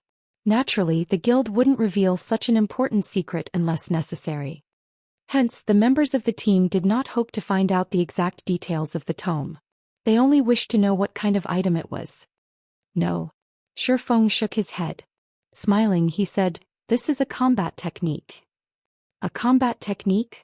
Aqua Rose could not help but narrow her eyes at Shifeng skeptically. She suspected that Shifeng was simply messing around with her. What kind of combat technique could cause such a huge commotion? Even a secret technique tablet would not create such a commotion when it dropped. Shifeng's words stunned everyone. Although they refused to believe Shifeng, they all knew what kind of personality he had. He would never lie about something like this. Moreover, if he did not wish for them to know what the tome was, he could simply say that it was a guild secret. In that case they naturally would not pursue the matter. Yet everyone also found it unbelievable that a combat technique could cause such a huge commotion. Of course. Moreover, it isn't just any ordinary combat technique, Shifeng said, a hint of excitement in his voice. This is a bronze combat technique with a complete legacy. Advanced combat techniques was something that countless expert players wished to learn. Even the various superpowers only possessed a few. In the past, advanced combat techniques had also been the strongest combat techniques Shifeng knew of. However, after finding out about secret technique tablets, in addition to the relevant information Phoenix Rain had provided him, he discovered the existence of combat techniques that were even stronger than advanced combat techniques, bronze combat techniques. Normally, secret technique tablets were the only source of bronze combat techniques. Meanwhile, the power one could exhibit using such a technique was beyond imagination. Even Void Realm experts would have difficulty coping against a bronze combat technique. Shifeng had never expected to obtain a bronze combat technique on the third floor of the primordial divine ruin. Compared to a bronze tablet, a tome that recorded a complete bronze legacy technique was undoubtedly much better. Although a bronze tablet contained numerous bronze combat techniques, only 10 players could enter a bronze tablet each month, which meant that the guild could use it to nurture a mere handful of players. However, a combat technique tome did not possess such a restriction. As long as he willed it, he could let however many players learn from it as he wished. A bronze combat technique. Most of the Zero Wing members present revealed looks of confusion when they heard Shifeng's words. They did not understand what a bronze combat technique was at all. As for Aqua Rose and the others who had previously entered the legacy space for the secret spellcasting technique, they could not help but gape in shock. They knew what exactly a bronze combat technique represented, something much more powerful than an advanced combat technique. Only players like them who had entered the bronze temple of a secret technique space would know about bronze combat techniques. However, back then they received only one learning opportunity for each floor they ascended in the bronze temple. Moreover, each floor became increasingly difficult to clear as they reached higher floors, which severely limited the number of learning opportunities they had. Now, however, they had a complete bronze combat technique tome. This meant that they could learn the combat technique recorded on it at any time and without limit. Now that we have achieved our goal here, it's about time we headed down to the 4th floor, Shifeng said, chuckling. He then used the teleportation stones to send everyone to the 4th underground floor of the primordial divine ruin. Zero Wing's team of 1,000+ players vanished from the lightning wasteland. Primordial divine ruin's 4th underground floor. The setting here was a quiet valley abounding with lush vegetation. A towering set of doors could be seen situated at the heart of the valley. Even if one stood at the summit of the mountains that formed the valley, one could still see this towering set of doors very clearly. Not only were the doors 100 meters in height, but they also sported plenty of divine runes carved on them. The doors radiated a powerful aura that would probably deter ordinary players from approaching them. At this moment, however, a flashy light show could be seen taking place before the massive stone doors. At the same time, sounds of explosions kept echoing throughout the entire valley. In the next moment, a two-headed, three-tailed earth dragon, which stood before the stone doors, could be seen letting out a deafening roar. Meanwhile, encircling this earth dragon was a team of 1,000+ experts. Currently, these expert players were attacking the monster in a frenzy, bombarding the 50-meter-tall earth dragon with one attack after another. However, despite the spectacular phenomena accompanying their attacks, the attacks themselves dealt only around -400 damage. From beginning to end, not a single attack inflicted over -1,000 damage to the monster. What a powerful monster! An archaic species? Or is it a ferocious beast? Zero Wings members could not help but stare wide-eyed at the monster guarding the massive stone doors, their hearts filled with shock.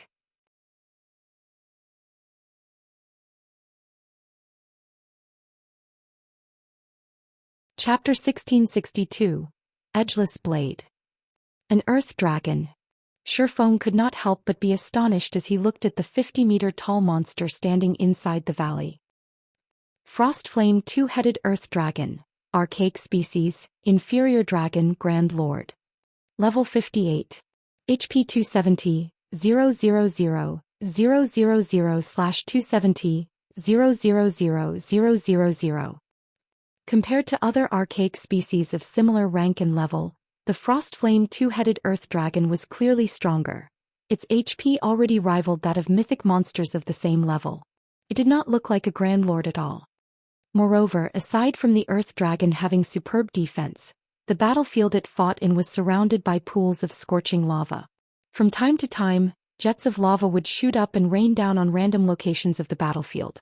Even MTs would be able to endure a direct hit from the lava only 3 or 4 times. Should they successfully block the lava rain, the durability of their weapons and equipment would decrease significantly. In addition to the lava rain, the Earth Dragon itself attacked with its 3 tails and spewed out frost or flame breaths frequently. As a result, the expert players of the superpowers currently raiding the boss turned into streaks of light and disappeared from the battlefield one after another. In less than 10 minutes, the team made up of 1,000+ experts was annihilated. By the time the battle was over, the entire area before the massive stone doors had transformed into a world of flames and frost, the scene both mesmerizing and shocking. At this point, the spectating members of the various superpowers wore somber expressions on their faces as they looked at the Earth Dragon looming over them arrogantly before the stone doors. The Earth Dragon's defense and HP were both ridiculously high. In addition, players raiding the Earth Dragon had to keep an eye out for the lava that would rain down from the sky. However, after Feng and the others arrived inside the valley, the various superpowers all shifted their sights towards them. When these superpowers saw Feng's group moving past them, heading straight towards the Frostflame 2-headed Earth Dragon, none of them displayed any hostility. They simply watched quietly as Zero Wing's team approached the boss. Although there was only one boss on the entire 4th floor, they were not in a hurry to fight it at all. The reason for this was their confidence in the Earth Dragon's strength. The task of killing the Earth Dragon was no longer something a single superpower or large guild could achieve. Multiple superpowers would need to cooperate to deal with the boss. They couldn't possibly intend to take on the boss on their first visit, right? Wild Ocean could not help but laugh in ridicule when he saw Zero Wing's team showing signs of wanting to raid the Earth Dragon. The team that tried raiding the Earth Dragon just now consisted of the strongest experts of 2 superpowers. In the end, however, they were still no match for the boss. The Earth Dragon itself was already a massive challenge to players. The lava rain launched at random intervals from the surrounding lava pools only served to further increase the demands on players' combat standards. Meanwhile, the standard of Zero Wing's members was significantly inferior to that of the members of the various superpowers. Of course, it would be a different story if Zero Wing could replicate its feat on the 3rd floor and prevent the lava attacks from occurring entirely. However, how could such a thing happen time after time? It's better for us if they try. Once they realize where the difficulties of the raid lie, we'll have an easier time negotiating conditions for cooperation with them later on, Broken City said, chuckling nonchalantly. Though, I do wonder how much of the boss's HP Zero Wing will be able to shave off. Zero Wing was behaving similarly to how the Sacred Temple and Crimson Emperor had before. Although both guilds had known that the boss was not easy to deal with, as this was their first time raiding the primordial divine ruin, they had felt that they should have no problem taking down the boss if they worked together. In the end, however, their combined forces got annihilated before they could even get the boss's HP below the 80% threshold. Now the upper echelons of both guilds were wearing exceedingly ugly expressions on their faces. Even the combined forces of the Sacred Temple and Crimson Emperor managed to lower the boss's HP only to 81%. I'm guessing Zero Wing will have trouble taking away even 5% of the boss's HP. Just the first 2 lava showers will most likely wipe out over 80% of Zero Wing's members. With the remaining members, they would be fortunate if their overall DPS exceeds the boss's battle recovery, Praying Lotus said, shaking her head in disapproval as she looked at Zero Wing's team. Although Zero Wing's previous performances had indeed exceeded expectations, the guild's deficient foundation would be its downfall on this floor. Meanwhile, the other guilds present were sitting back, eagerly awaiting the start of the upcoming show. After all, as more teams fought the Earth Dragon, spectators like themselves would be able to uncover more of the Earth Dragon's secrets, which would hopefully, eventually allow them to defeat the boss. Uncle Yuan, how far do you think Zero Wing will be able to go? Purple Jade asked curiously as she looked at Feng, who stood in the middle of Zero Wing's team. Other guilds might not have a clear idea of Zero Wing's strength, but the secret pavilion was well informed on matters regarding God's domain. They were quite aware that when Phoenix Rain's Phoenix Pavilion and Zero Wing obtained the first clear of the Sunset Forest, Zero Wing had played an indispensable role in the raid. I'm not sure. Maybe they'll shave off around 20% of the boss's HP. Hopefully they can get the boss to enter its second phase. That way we can get a better understanding of the boss, Yuan Tiexin replied, shaking his head. Meanwhile, just as Yuan Tiexin and Purple Jade were conversing with each other, Zero Wing's members were also looking at and discussing the Earth Dragon. Guild leader, let's go. Kola urged excitedly as he looked at the distant Earth Dragon. Truthfully, dealing with the bosses on the third floor had not posed a challenge to him whatsoever. He had not been able to fully exhibit the Titan Guard's capabilities when going up against those bosses. Now that the Frost Flame two-headed Earth Dragon was before him, he was very eager to use it as a sparring partner to improve himself. Guild leader, why not let me be the lead MT this time? Turtledove eagerly recommended herself. At this moment, Kola and the other MTs weren't the only ones itching for action. Fire Dance, Shadow Sword and the other DPS of the team were also bursting with fighting spirit. As long as Shifeng gave the command, they would immediately charge at the Earth Dragon without hesitation. Hold on a moment. Shadow, take this weapon and use it for this raid, Shifeng said after pondering for some time. He then took out the Tier 3 mana weapon Edgeless Blade from his bag and handed it over to Shadow Sword. Initially, Shadow Sword wanted to say that the Crimson Moon Greatsword he wielded was already plenty good and that there was no need to switch weapons. However, after he accepted the Edgeless Blade, he fell into a daze. Although he had yet to equip the weapon, the instant he took it into his hands, he could feel immense power surging into his body. At the same time, his mind also gained greater clarity. Shadow Sword immediately inspected the attributes of the Edgeless Blade. What is this weapon? Shadow Sword muttered blankly as he looked at the Edgeless Blade's attribute panel. Crimson Moon was one of Titan City's 31 holy weapons. At this point he had already upgraded the weapon to Dark Gold rank, and its attributes were significantly superior to even ordinary Dark Gold weapons. In the future he could even raise it to Epic rank. However, compared to the Edgeless Blade he was currently holding, Crimson Moon was no different from an iron rod. He found it truly hard to imagine that such a powerful weapon could exist at this stage of the game. Moreover, even if he eventually upgraded Crimson Moon to Epic rank, he did not think that it would be a match for the Edgeless Blade. The reason for this evaluation was the sensation he got when he held the Edgeless Blade. It felt as if he had just activated a berserk skill. Just equipping the weapon had increased his strength by 40%. Moreover, the Edgeless Blade's attack power was directly correlated to his strength attribute. Overall, the Edgeless Blade's attack power was 50% higher than Crimson Moon's. In response to Shadow Sword's reaction, Shifeng dispensed with explanations. He commanded through the team chat, "Alright, everyone get ready. Kola, Turtledove and Yi Wumian will be responsible for tanking the boss. Everyone else, pay attention to your positioning. Make sure not to stand near the Earth Dragon's heads and tails. If nobody has any problem, let's begin." As soon as Shifeng was done speaking, Zero Wing's members charged into the Frostflame two-headed Earth Dragon's sphere of influence like a frenzied mob.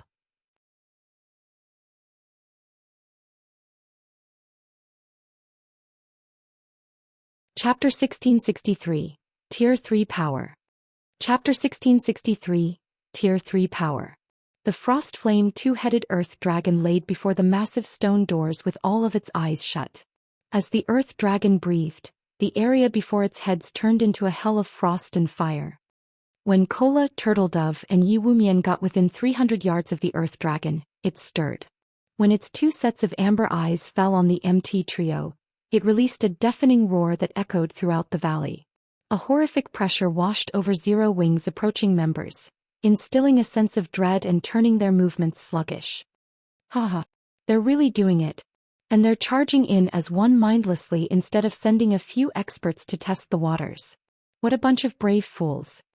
Wild Ocean laughed when he saw the ugly expressions that Zero Wing's members wore. He knew just how powerful the Earth Dragon was. After all, he had already fought the boss more than once. One could only understand the Earth Dragon's strength if they had experienced it personally. From what he had learned, he knew that ordinary Grand Lord-ranked archaic species couldn't compare to this Earth Dragon.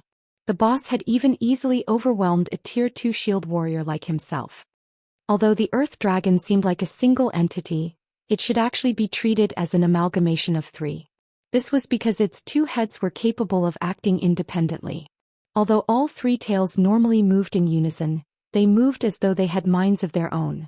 They could sense and attack targets that the two heads couldn't see. The Earth Dragon also possessed tremendous strength. Even when it was suppressed by a magic array, a single attack forced a Tier 2 metric tons to retreat several steps and take over -20,000 damage.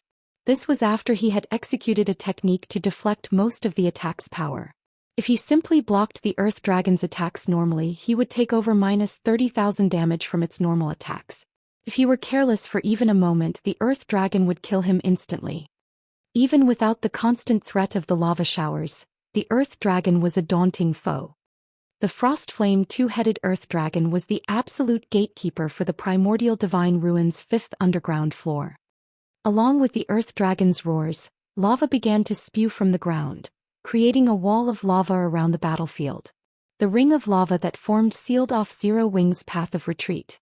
Now it wasn't possible for players inside to escape or enter the battlefield. Players wouldn't have any opportunities to attack in rotation. Only the victor would survive this lava-surrounded battlefield. As the lava barrier formed, the Earth Dragon's two mouths widened. The ice and fire-type mana in the environment began to surge towards the beast's maws. Zero Wing really is unlucky. The Earth Dragon is actually using Frost Flame Breath right off the bat. The battle is likely already over. Praying Lotus sighed, watching the scene from afar. Frost Flame Breath was one of the Earth Dragon's team wipe moves. Not only did the skill possess a massive AoE, but it had an extremely short channeling time. As a cone attack skill, players normally wouldn't have trouble dodging it if they were within 50 yards of the boss. However, Zero Wing's members were still over 100 yards away from the boss. In this case, they would have to cross greater distances to move out of the skill's AoE, which was impossible with so little time. Praying Lotus wasn't alone in her thinking. Everyone could already imagine the boss wiping out Zero Wing's team before they could land a single attack. Seal. Just as the Earth Dragon was about to complete its Frost Flame Breath, Shifeng raised his right hand, which wore the Seven Luminaries ring, and cast Forbidden Domain on the Guardian boss. Suddenly, the mana in a 600-yard radius around the Earth Dragon froze.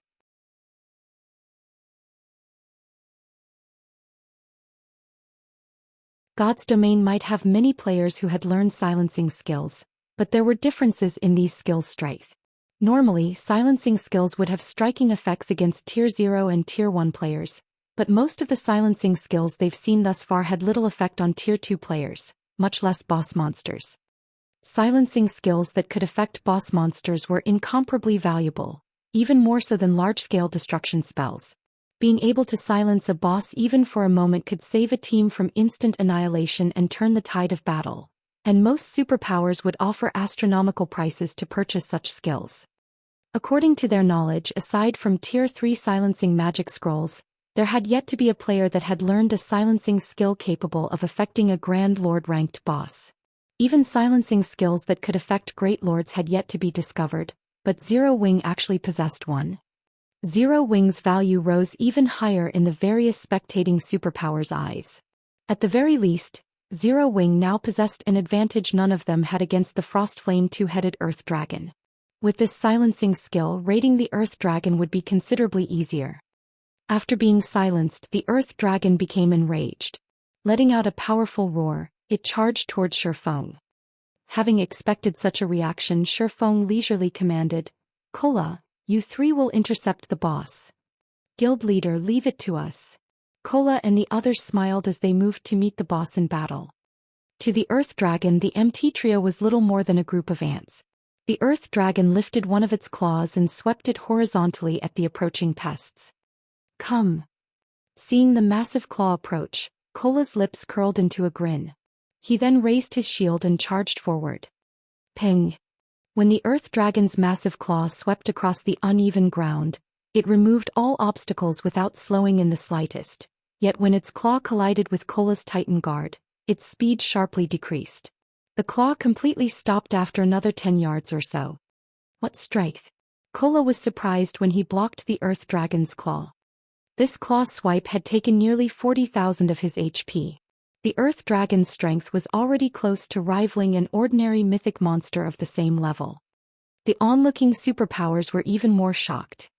If the Earth Dragon were unsuppressed, a single attack would be enough to instant kill a Tier 1 metric ton, while Tier 2 MTs would lose over 50,000 HP.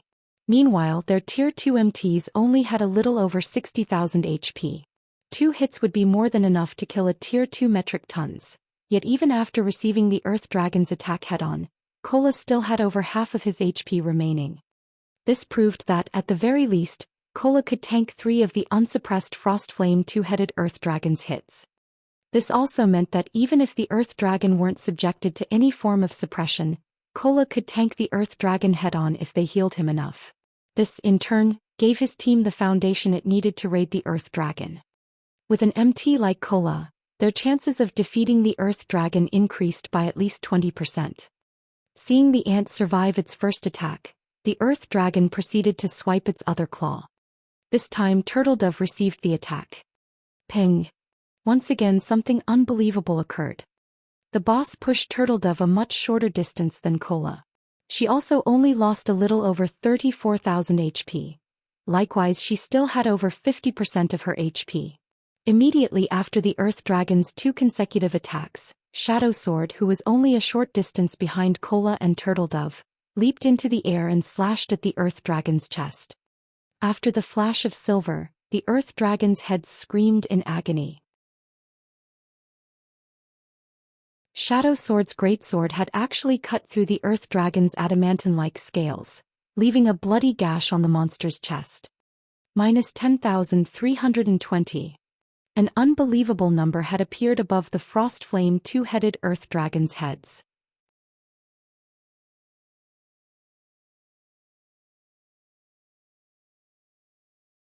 Chapter 1664. Frightening Team. Over 10,000 damage. How is that possible? I'm not seeing things right. How is his damage so high? Is he wearing a full set of epic equipment? The crowd couldn't tear their eyes off of Shadow Sword, shock and curiosity overwhelming their minds. In fact, many of them wanted to rush over and demand to know what Zero Wing had done to allow a player to deal over minus 10,000 damage to the Frostflame two-headed Earth Dragon. The majority of their members' attacks had only dealt damage in the hundreds. Only their Tier 2 players had dealt more than that thanks to their superior attributes. Even so, their normal attacks only dealt around minus 3,000 damage each. Yet Shadow Sword had dealt over minus 10,000 with a normal attack. Even if Shadow Sword were a Tier 2 Berserker, there should be no way his damage should surpass their Tier 2 members by such a large margin. The only reason they could think of was that the Berserker must have a full set of epic equipment, but even then such a thing was unrealistic. How valuable was epic equipment? Players would need over 10 pieces to be fully geared in epic ranked equipment. Most of God's Domain's large guilds didn't even have that many pieces. Even super guilds could only afford to equip their strongest members with 4 or 5 pieces for maximum efficiency. They refused to believe that Zero Wing had the capability or generosity to gear a single player in 10 or more pieces of epic equipment. Guild leader, what kind of weapon did you give Shadow? His attack power is amazing. Aqua Rose and Zero Wing's other Tier 2 players could not help but ask Shifeng after seeing Shadow Sword's shocking damage. They knew very clearly what kind of equipment Shadow Sword wore, and they knew that none of them could deal over minus 10,000 damage to this Guardian boss, especially not with a normal attack. The only explanation for Shadow Sword's unexpected performance had to be the weapon Shifeng had given him before the raid. However, they found it hard to imagine that changing weapons would offer such a massive boost. Even if the Great Sword were an epic weapon, the Berserker shouldn't be capable of so much damage. After all, the various superpowers had armed their Tier 2 DPS experts with epic weapons as well. I never said that I had given Shadow the weapon. I'm only letting him use it. As for what kind of weapon it is, that is a guild secret. Shifeng said, revealing a meaningful smile. If any of you enter the flowing water realm in the future, I can help you obtain this kind of power too. Truthfully, the Edgeless Blade's performance had even surprised Shifeng. He had never thought that a Tier 3 mana weapon would be so powerful. However, as mana weapons had yet to make their public appearance in God's domain, he did not want too many people to learn about them. If not for the Earth Dragon's incredibly high defense, he wouldn't have let Shadow Sword use the edgeless blade. Seriously, guild leader? Flying Shadow and the others' eyes sparkled when they heard Shifeng's offer. They all wanted to wield the power Shadow Sword had just displayed. Of course. When have I ever lied to you? Shifeng said, shrugging. Although Tier 3 mana weapons were extremely rare, even rarer than epic weapons, there were 12 Tier 3 mana weapons sitting in the Lost Town's tower. If he could secure the Lost Town, those weapons would be his for the taking. Hearing Shifeng's assurance, everyone's enthusiasm to improve their combat standards soared. If they raised their combat power to the flowing water realm and obtained a weapon like the edgeless blade, they would instantly become apex experts in God's domain. They wouldn't even have a problem killing a peak expert of the same level. Just thinking of the possibility excited them. The team began to vent its newfound passion in its fight against the Earth Dragon as damages in the hundreds began to appear above the boss's head. Only the Magic Light team and Zero Wings Tier 2 players dealt over -3,000 damage, with some even reaching -5,000 damage. When Shifeng and Fire Dance joined the fray, the spectators were shocked once more. Due to the benefits from the Shadow Bloodline, each of Fire Dance's normal attacks dealt over -9,000 damage. Although she didn't deal as much as Shadow Sword, she was an assassin. Her specialty was speed rather than raw power. Naturally, Shifeng was more impressive than both Shadow Sword and Fire Dance. His attack power was on a whole other level. His normal attacks alone dealt over -12,000 damage, while his skills easily dealt between -30,000 to -50,000 damage. He was practically a humanoid great lord. As they attacked, Shifeng sent 9 magical class players to approach the Earth Dragon and used the 9-star Polar Domain magic array to suppress the boss. Although the Earth Dragon had extraordinary strength at the end of the day, it was only a Grand Lord. Its resistance wasn't on par with mythic monsters. Hence, the intermediate magic array still suppressed the Earth Dragon's attributes by 15%. Following which Shifeng spent 5,000 magic crystals to activate world projection, suppressing the boss even further. This caused the Earth Dragon's basic attributes to fall to 70% of their original values. Its maximum HP decreased to 189 million as well. Shifeng had no intention of using Disintegration Field as the skill didn't differentiate friend from foe. Aside from himself, everyone within range would be subjected to the Disintegration Field suppression. Right now his team had to attack while focusing on their positioning and the lower showers. If he used Disintegration Field, the Earth Dragon wouldn't be the one to suffer. Zero Wings members would. Fortunately, the 30% decrease to the Earth Dragon's basic attributes relieved some of the pressure on Kola and the other 2 MTs. Even when they didn't use special techniques to block the boss's normal attacks, they received less than -20,000 from each hit. This damage wasn't nearly enough to threaten their lives. To increase the team's overall DPS, Shifeng had ordered some of the weaker experts to activate their berserk skills instead of holding back. Suddenly the Earth Dragon's HP began to fall, the speed of which shocked the watching superpowers. However, as the battle drug on, the surrounding barrier began to spew jets of lava into the sky. The lava then rained down on everyone on the battlefield. Not even Shifeng had a good solution for countering this massive AoE. He could only rely on Violet Cloud's holy prayer, reducing the damage his teammates took while simultaneously healing them. As for Kola, he used Divine Shield to protect the MTs fighting on the front line. When the lava shower ended, even with Violet Cloud's assistance, Zero Wings' team had lost over 100 members. Zero Wings' casualty rate was significantly higher than the various superpowers teams. Fortunately, the lava showers did not happen too often, giving Zero Wings members plenty of time to damage the boss. When the second lava shower eventually fell on the team, Zero Wings suffered evidently fewer losses. Most of the players that had died during the first lava shower had lower combat standards, while the survivors were stronger. The Earth Dragon's HP quickly fell to 95%. 95%. 90%. 80%. When the Earth Dragon entered its second phase, it ceased its claw attacks. Instead it began to execute AoE breath attacks, though they weren't as powerful as its Frost Flame breath. Even so, each attack dealt considerable amounts of damage. When Kola tried to take a hit with his shield, he had instantly lost over 30,000 HP. The change in attack pattern also forced Zero Wings members to run constantly, evading the boss's AoE attacks. This development instantly reduced the team's overall DPS. However, Shifeng still had the situation in hand.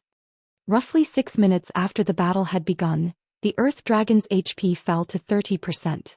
At this point, Zero Wings' team only had 300 members left alive. Everyone else had either died to the breath attacks or the lava showers. The boss is entering its third phase. Whoever has a berserk skill, use it now.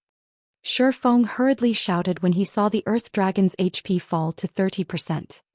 Hearing Shifeng's command, Kola and the other MTs activated Power of Darkness, no longer holding back and skyrocketing their attributes. Meanwhile, the Frost Flame two-headed Earth Dragon released a deafening roar, and the surrounding ice and fire-type mana concentrated around it. The Earth Dragon swiped one of its claws at Kola, Turtledove and Yi Wumian. Despite the boost to the MT Trio's basic attributes, the attack shoved them back by over a dozen yards. They had nearly lost their footing from the devastating impact. Each of them had lost over 50,000 HP on the spot. Had they failed to activate their berserk skills in time, they would have died instantly. Quick! The boss's defense has weakened. Attack it with everything you've got. When Shifeng realized that the Earth Dragon had entered its berserk and saw that his attacks now dealt over -16,000 damage, he ordered his team to go all out. With the decrease to the boss's defense, Shifeng stopped holding back himself as he activated Heavenly Dragon's power. All of a sudden the Earth Dragon's HP began to fall much faster. Meanwhile, the less HP the Earth Dragon had remaining, the stronger its retaliation became. From time to time, it randomly targeted a player with its tails and breaths. Although Kola and the others continued to use taunt skills to hold the boss's aggro, all their efforts were futile. 25%, 15%, 5%. When the Earth Dragon only had 3% HP remaining, fewer than 100 Zero Wing members stood on the battlefield. The situation looked dire for Zero Wing. Meanwhile, the Earth Dragon used its breath and claw attacks more often, forcing the MT Trio to activate their life-saving skills and focus on defense. They no longer dared to spare energy to deal damage. Die! Shifeng activated Divine Providence as he charged up to the Earth Dragon. He then activated the Tier 2 Flame Burst and brandished his swords at the Grand Lord. Dazzling sword lights illuminated the battlefield. Every time these lights flashed, a scorch mark would appear on the Earth Dragon's body. Out of the 16 slashes Shifeng had executed, the weakest had dealt over -200,000 damage. In the blink of an eye, he had eliminated the final strand of the boss's HP. The Frost Flame two-headed Earth Dragon then unwillingly collapsed to the burned earth.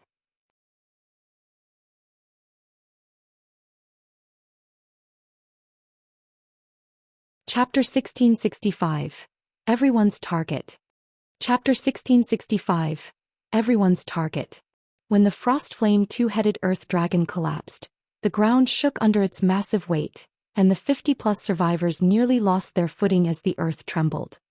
Everyone, Zero Wings members and those from the various superpowers behind the lava barrier, fell silent as they turned towards Shifeng, who stood before the Earth Dragon's corpse.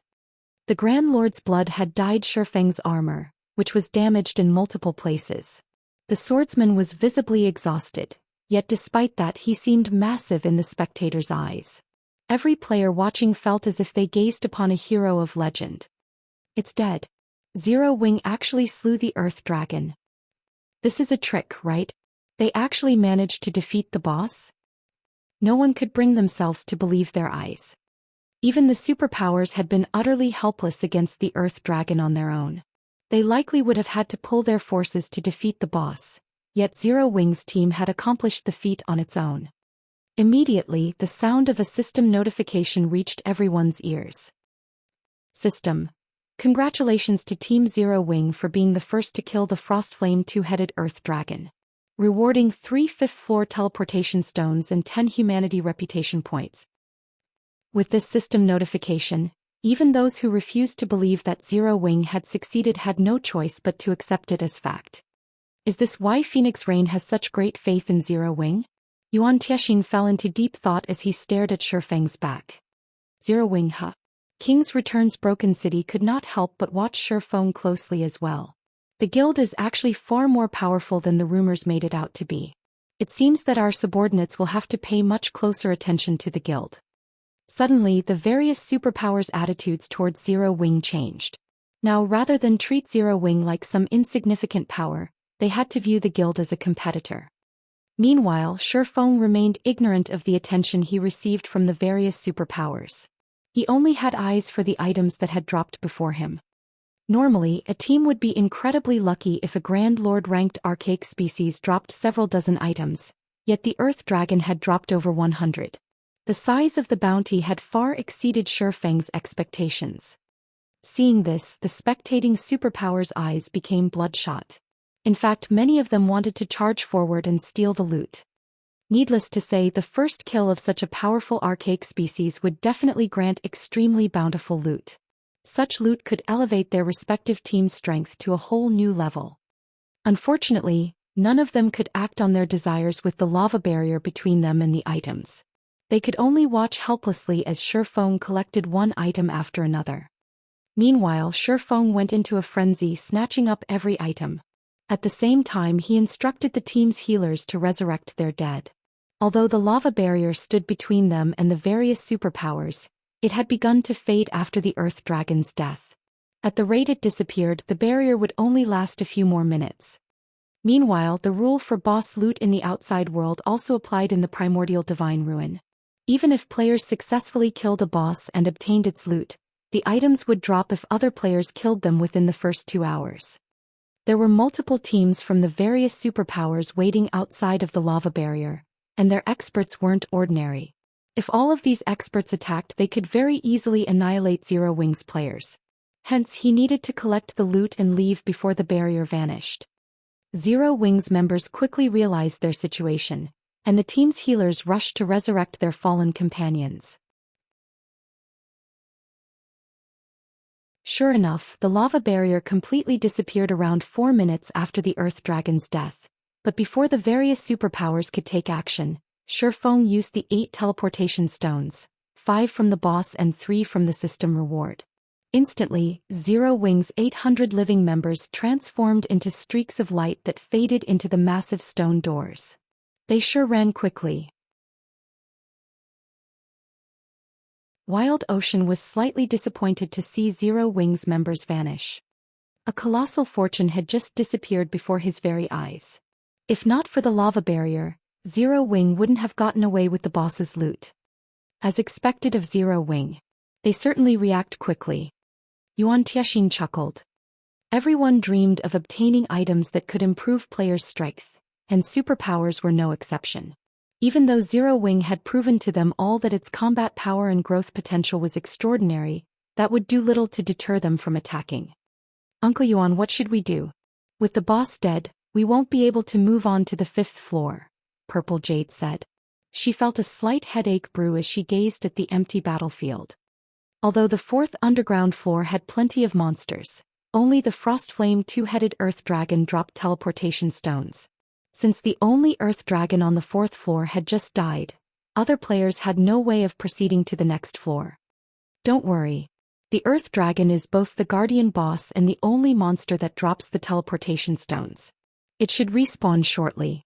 However, even if we kill it, we won't get as much loot as Zero Wing, Yuan Tiexian said, a hint of envy flashing in his eyes as he stared at the massive set of stone doors, which Zero Wing's members had disappeared into. News that Zero Wing had secured the first kill of the 4th floor's guardian boss quickly spread past the primordial divine ruin, causing a commotion among the powers interested in the Orc Empire. Nobody had expected that the first guild to set foot on the primordial divine ruin's 5th underground floor would neither be a super first-rate guild or a super guild, but an up-and-coming guild like Zero Wing. For a time, A significant number of guilds and adventurer teams became interested in cooperating with the guild. Although they weren't strong enough to reach the 5th floor and subsequently Primordial City on their own, they could hire Zero Wing to carry some of their members. They might be able to learn all sorts of combat techniques from the guild as well. As for purchasing these services from the various superpowers, they had no hope of such a thing. They had nothing the various superpowers wanted, but Zero Wing was a different story. Zero Wing was a guild with very shallow foundations. It lacked both manpower and resources. Moreover, as a developing guild, Zero Wing definitely needed a large amount of funds and resources, which their guilds and adventurer teams could provide. With this, they would have the basis for cooperation. Meanwhile, on the Primordial Divine Ruins' 5th underground floor. After leaving the 4th floor, Shifeng's group was transported to a quiet lakeside surrounded by forest. So, this is the 5th floor? Everyone turned as they observed their surroundings. Unlike on the previous floors, they didn't feel danger from the area around them. On the contrary, they felt comfortable and at peace. Everyone rest up. We'll search for the path to Primordial City later, Shifeng instructed as he noticed his recently resurrected team members' exhaustion. Every 5th floor in the Primordial Divine Ruin was a milestone. The 1st floor would test players while the 5th would allow them to rest. The 5th floor's mana density was so high that players could swiftly recover their stamina and concentration even as they moved about. The recovery effects on this floor were no weaker than those in NPC cities' hotels. In the past, some guilds had even established temporary towns on the Primordial Divine Ruins' rest floors.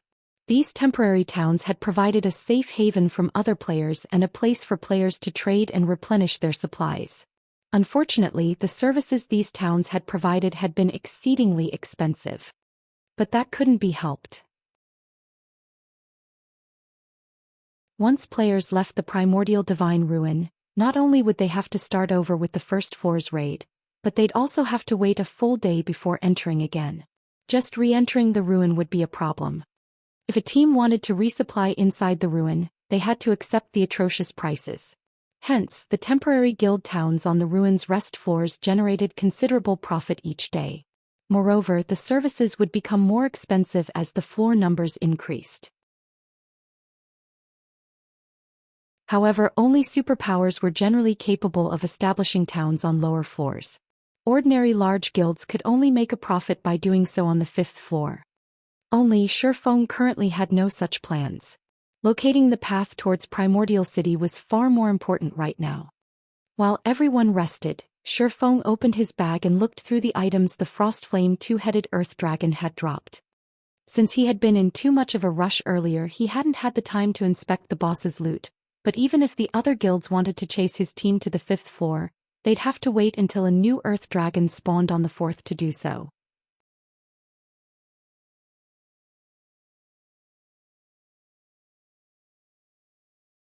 Chapter 1666, Insane Loot. Chapter 1666, Insane Loot. The Frostflame two-headed Earth Dragon had dropped over 100 items. Although the majority consisted of materials and magic crystals, 8 weapons and pieces of equipment had dropped. The reward for first kill is quite surprising. Shifeng could not help but grow a little excited after appraising the weapons and equipment. Out of the 8 weapons and equipment, there were 5 pieces of level 50 dark gold equipment and 2 level 50 dark gold weapons, one of which was a dagger and the other was a one-handed axe. The weapons were top tier even among dark gold weapons, good enough to tempt super guilds' peak experts. Although the various large guilds' experts had already reached level 50, most of them were stuck with level 45 weapons. Take the various superpowers that had entered the Primordial Divine Ruin alongside Zero Wing, for example. Those superpowers refinement realm experts would be fortunate to wield a level 50 fine gold weapon. Unfortunately, most were stuck with level 45 dark gold weapons, which had both lower basic attributes and attack power than level 50 fine gold weapons. Surprisingly, the 5 pieces of dark gold equipment that had dropped were pieces of the Berserker class's Mad Gale set and the Elementalist class's Frostflame set. 2 of the 5 pieces were the Mad Gale set's gloves and boots, and the remaining 3 pieces were the Frostflame's hat, gloves and boots. Level 50 dark gold set equipment was only inferior to epic equipment. Players could use the equipment until they were level 59 before it would go out of date. Moreover, class-specific set equipment was generally specialized for its class. Take the 6-piece Mad Gale set for example. Its 2-piece set effect increased the wearer's movement speed and attack speed by 15%, which made up for the Berserker class's lack of speed. The Frost Flame set was also a 6-piece set, and its 2-piece set effect increased Elementalist's cast range by 10%. Although the improvement seemed small, a player could easily overwhelm ranged opponents if they took advantage of it properly. If he could complete both sets, he could even fetch 10,000 for them. However, the 7 items were nothing compared to the value of the last piece of equipment. Frostflame Ring Epic Rank. Level 50, Level 100. Equipment requirement: Strength 500, Agility 400, Intelligence 1000. Strength plus 55, Agility plus 42, Endurance plus 45, Intelligence plus 74, Level 50. Ignore levels plus 12. Ice resistance plus 15. Fire resistance plus 15. Additional passive skill dash. Frost Flame Barrier. Creates a frost flame barrier around user. As long as the user is standing, the power of all ice and fire type spells increases by 20% and channeling time reduces by 10%. Additional active skill 1 dash. Frost Flame's Descent. Manipulate ice and fire type mana to deal 700% fire damage to targets in a 40-yard cone. Targets hit will have their movement speed reduced by 70% for 6 seconds. Cooldown 3 minutes. Additional active skill 2 dash. Frost Flame Shield. Creates a protective shield that covers an area with a 15-yard radius. The Frost Flame Shield is immune to all ice and fire type damage. The Frost Flame Shield lasts 20 seconds and can absorb damage equivalent to 300% of user's maximum mana. Cooldown 10 minutes. Rings and necklaces were extremely rare equipment in God's domain. They were worth at least double that of equipment of the same quality as well. An epic ring was far more valuable than a piece of epic equipment. If an elementalist equipped the Frost Flame Ring, their combat power would increase by at least 20%. Moreover, the Frost Flame Ring offered skills that covered both AoE offense and defense. It was a treasure worth tens of thousands of gold. Guild leader, what did the boss drop? Blackie could not help but ask curiously as he watched Shifeng inspect the Earth Dragon's loot. At Blackie's question, the rest of the team members perked up, curious about the loot as well. Take a look for yourselves, Shifeng said. He then shared the 8 weapons and pieces of equipment's attribute panels in the team chat, allowing everyone to see the items. I've also listed the GCPs needed to purchase them. If you're interested in any of them, come to me. Although epic items were precious in God's domain, they were no longer unattainable. Hence, it didn't particularly matter if he revealed the Frost Flame Ring. At most, the various major powers would envy Zero Wing when they found out about it. They would not go as far as to wage war over the item. Moreover, by sharing the attribute panels with the team, he could improve the team's morale. These level 50 dark gold weapons and equipment pieces are amazing. The boss's loot is insane. It actually dropped level 50 dark gold set equipment. This ring is godlike. Its attributes alone can rival the attributes on my level 50 fine gold gloves. Screw the basic attributes. Look at the ring's additional skills. Those effects are amazing. If I had this ring, my DPS would increase by at least 30%. Everyone drooled over the 8 items. Any one of these items would easily rank among a super guild's most precious treasures. Not even super guild's upper echelons wielded such items. Yet Shifeng had made them available for purchase in the Zero Wing. The only problem was the items' price tags. Each one of the 2 level 50 dark gold weapons cost 500,000 GCP, which was the equivalent of 1,000 gold outside of the guild. Although it was incredibly cheap if purchased with coins, it was a different story if players purchased them with GCPs. GCPs were, after all, far more difficult to acquire. The Frost Flame Ring, however, cost 4 million GCPs, the equivalent of 8,000 gold. At this point, no one in the guild had that many GCPs. However, since Shifeng didn't want the ring to go to waste, he lent it to a Luring Summer who was a tier 2 elementalist.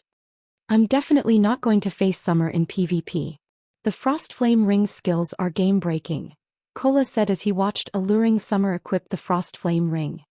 As a Tier 2 Elementalist, alluring Summer was already a mobile defense turret. If she focused on a single target, even a Tier 2 metric tons of the same level would fall quickly under her attacks. With the assistance of the Frost Flame Ring, alluring Summer's firepower would rise to a whole new level. If she activated Frost Flame Shield, she would be able to cast her spells without worrying about incoming attacks for a short time. She could afford to cast powerful spells that had long channeling times even in a one-on-one fight. After dealing with the weapons and equipment, Shifeng didn't share any information on the other items the Earth Dragon had dropped. Weapons and equipment would only boost the strength of an individual player, but it was a different story for the two forging designs the Guardian boss had dropped. One of the forging designs was for the Giant Frost Axe, a level 50 fine gold two-handed axe, while the other was for the Scorching Sun Gloves, a set of level 50 dark gold plate gloves. If he allowed Cream Coco and the others to learn these designs, they could craft plenty of powerful weapons and equipment pieces for the guild. The two designs were exceedingly more valuable than the 7 dark gold items combined. Shifeng had also obtained a leaf of tattered parchment from the Earth Dragon. Although the words and images on the parchment had long since become indiscernible, it still radiated a faint trace of pressure. When Shifeng felt this pressure, he was shocked. After taking a closer look at this parchment, Shifeng was elated. The parchment was actually a hero's chapter. Moreover, unlike the hero's chapter he had obtained during a previous auction, this hero's chapter contained information on a particular hero and would summon said hero when used. It was even more valuable than a hero's chapter that summoned a random hero.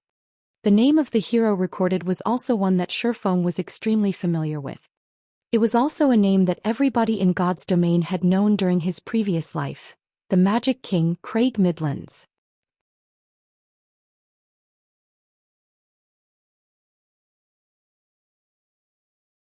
Chapter 1667, Magic King. The fact that the Earth Dragon had dropped a hero's chapter, let alone a hero chapter for Craig Midlands, had truly surprised Shifeng. In God's domain, there were 32 heroes that could only be summoned with specific heroes chapters. They were also the strongest heroes players could summon using the heroes chapters. In the past, these 32 heroes had been known as the 32 Pillars. Based on historical records, every one of these 32 heroes had cleared the complete God's trial and gained the ancient God's recognition. If nurtured properly, any one of these 32 pillars could easily become the guardian of an entire city. This was because these 32 heroes had the potential to reach level 200 Tier 5 at the very minimum. Moreover, because they were heroes, their basic attributes were higher than players of the same level and tier. When players nurtured these heroes to their peaks, only Tier 6 God-ranked players had any chance against them. Among the 32 pillars, the Magic King Craig Midlands ranked 17th. He had been a famous NPC in God's domain who had mastered the 6 major elements. No ordinary Tier 5 NPC could compare to his strength. Craig Midlands had once fended off a siege that included 20 Tier 5 players and successfully protected the city he had been tasked to guard. He had even killed 11 of the Tier 5 experts. The hero's display had been so impressive that it had even stupefied the guild that had nurtured and summoned him. Nobody had expected the Magic King to be that powerful. Normally, even a Tier 5 NPC would fall if 20 Tier 5 players ganged up on him, yet the Magic King had resisted and won. However, Craig's victory over the team of Tier 5 players was not what that shocked the world the most. Rather, players had been astounded by the spells he had used. With his mastery over 6 major elements, not only did his attacks carry great destructive power, but his attack methods were also varied and complex. His attacks had basically no weaknesses. If a Tier 5 player had tried to face him one-on-one, they would have been beaten to a pulp. Moreover, for every element Craig Midlands grasped, he could create one elemental doppelganger. Although each doppelganger only had 80% of Craig's attributes, they were far stronger than players of the same level and tier. In other words, trying to fight Craig Midlands was on par with fighting 7 Tier 5 NPCs. With this, I'll have a capable protector for Zero Wing City. Shifeng clearly remembered that the guild that had acquired the Magic King Craig Midlands in his previous life had only been a first-rate guild. Naturally, the guild had used Craig to protect its main city, and due to the NPC's presence, not even super first-rate and super guilds had dared to strike that city. If he used Craig to protect Zero Wing City, the city's defensibility would rise to an entirely new level. Shortly after Shi Feng and the other Zero Wing members began their rest on the 5th floor, Melancholic Smile contacted him. Guild leader, what did you do in the primordial divine ruin? Many large guilds have come to Candlelight to negotiate cooperation, Melancholic Smile asked inquisitively. As many as 8 first-rate guilds had approached Candlelight, seeking cooperation, not to mention the second- and third-rate guilds. Watching these guilds' upper echelons enter White River City's Candlelight trading firm with their entourages has been spectacular. The scene had also caused a huge commotion throughout the city. For a moment she had even thought that these guilds had intended to attack the trading firm. It's nothing. We just got to the ruins' 5th floor before the other guilds, Shi Feng said, chuckling. What kind of cooperation are they looking for? They're asking to purchase some of our guild's basic combat techniques and opportunities to learn advanced combat techniques. Those slots to enter Primordial City are their main goal. They are willing to pay with magic crystals and top-tier weapons and equipment, Melancholic Smile said. The bounty war between Zero Wing and Heaven's Burial was still in full swing. As a result, Zero Wing burned through funds, weapons and equipment each day. If Zero Wing could sell the services these large guilds requested for top-tier weapons and equipment, it would help the guild out a great deal. Unfortunately, this matter would have a massive impact on the guild, and she couldn't make the decision by herself. Their ideas sound quite solid. Shi Feng began to ruminate on the matter. A moment later he said, "All right, we will agree to their conditions. However, they can only offer payment with magic crystals. Moreover, we will only sell the opportunity to learn basic combat techniques. Each learning opportunity will cost 1,000 magic crystals. This condition isn't limited to these guilds either. It will stand for all players. As for the guild's other requests, refuse them." Due to the appearance of the primordial divine ruin, basic combat techniques had become more commonplace in God's domain. Even so, pitifully few first-rate guilds had secured any techniques from the ruin. The other guilds couldn't even make it inside. However, as players unlocked more of the primordial divine ruin, the number of players allowed inside would increase. Moreover, as players continued to grow stronger, it would only be a matter of time before more guilds secured basic combat techniques. Rather than wait for such a future, it'd be better if Zero Wing took advantage of the current situation and sold learning opportunities, making a fortune. In fact, many large guilds had openly sold learning opportunities for basic combat techniques in the past. He simply executed this business strategy ahead of time. In any case, he had obtained 3 basic combat techniques on his way to the 5th underground floor, with 2 from the Earth Dragon. As for the advanced combat techniques, there was no way he'd sell them. Both in his previous life and in this one, advanced combat techniques were a guild's core secret. While basic combat techniques helped players build a solid foundation, they did very little to improve players' combat standards. Only advanced combat techniques had a considerable effect on players' combat standards. 1,000 crystals per chance. Isn't that price a little too high? Melancholic Smile asked awkwardly. Currently, magic crystals sold for 30 silver each on the market. Thus, 1,000 magic crystals were worth 300 gold. However, while the various guilds might accept a price of 300 gold, that wouldn't necessarily be the case for 1,000 magic crystals.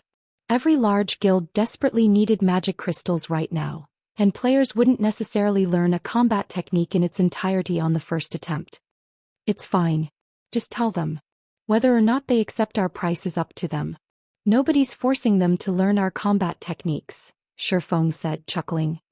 Although basic combat techniques were the weakest of the bunch, they weren't easily found. Players could not obtain one just because they wanted to. Despite the primordial divine ruin activating some time ago, only a small number of basic combat techniques had dropped thus far. Moreover, different basic combat techniques offered different kinds of benefits. Some improved attack methods, some improved footwork, and so on. Just because a player had learned a basic combat technique, that did not mean that other techniques would be useless. On the contrary, the more basic combat techniques a player learned, the the sturdier their foundation would become. With a strong foundation, players would have a much easier time learning advanced combat techniques. In fact, players may even be able to create their own basic or advanced combat technique. I'll relay the message to these guilds and announce it to the public then, Melancholic Smile said. After giving the matter some thought, she saw the logic in Shifeng's decision. Other guilds still treated their basic combat techniques like family heirlooms. Even core members had to pay a significant amount of GCPs to learn the techniques.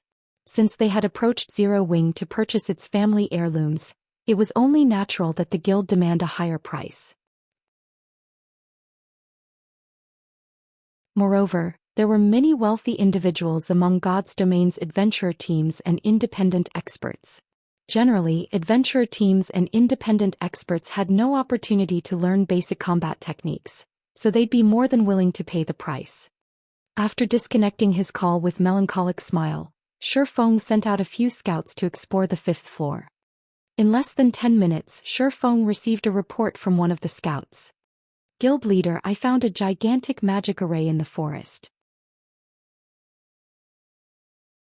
There's also an NPC in the center of the array, a scouting assassin reported. An NPC? Send me your coordinates. Shifeng was instantly ecstatic.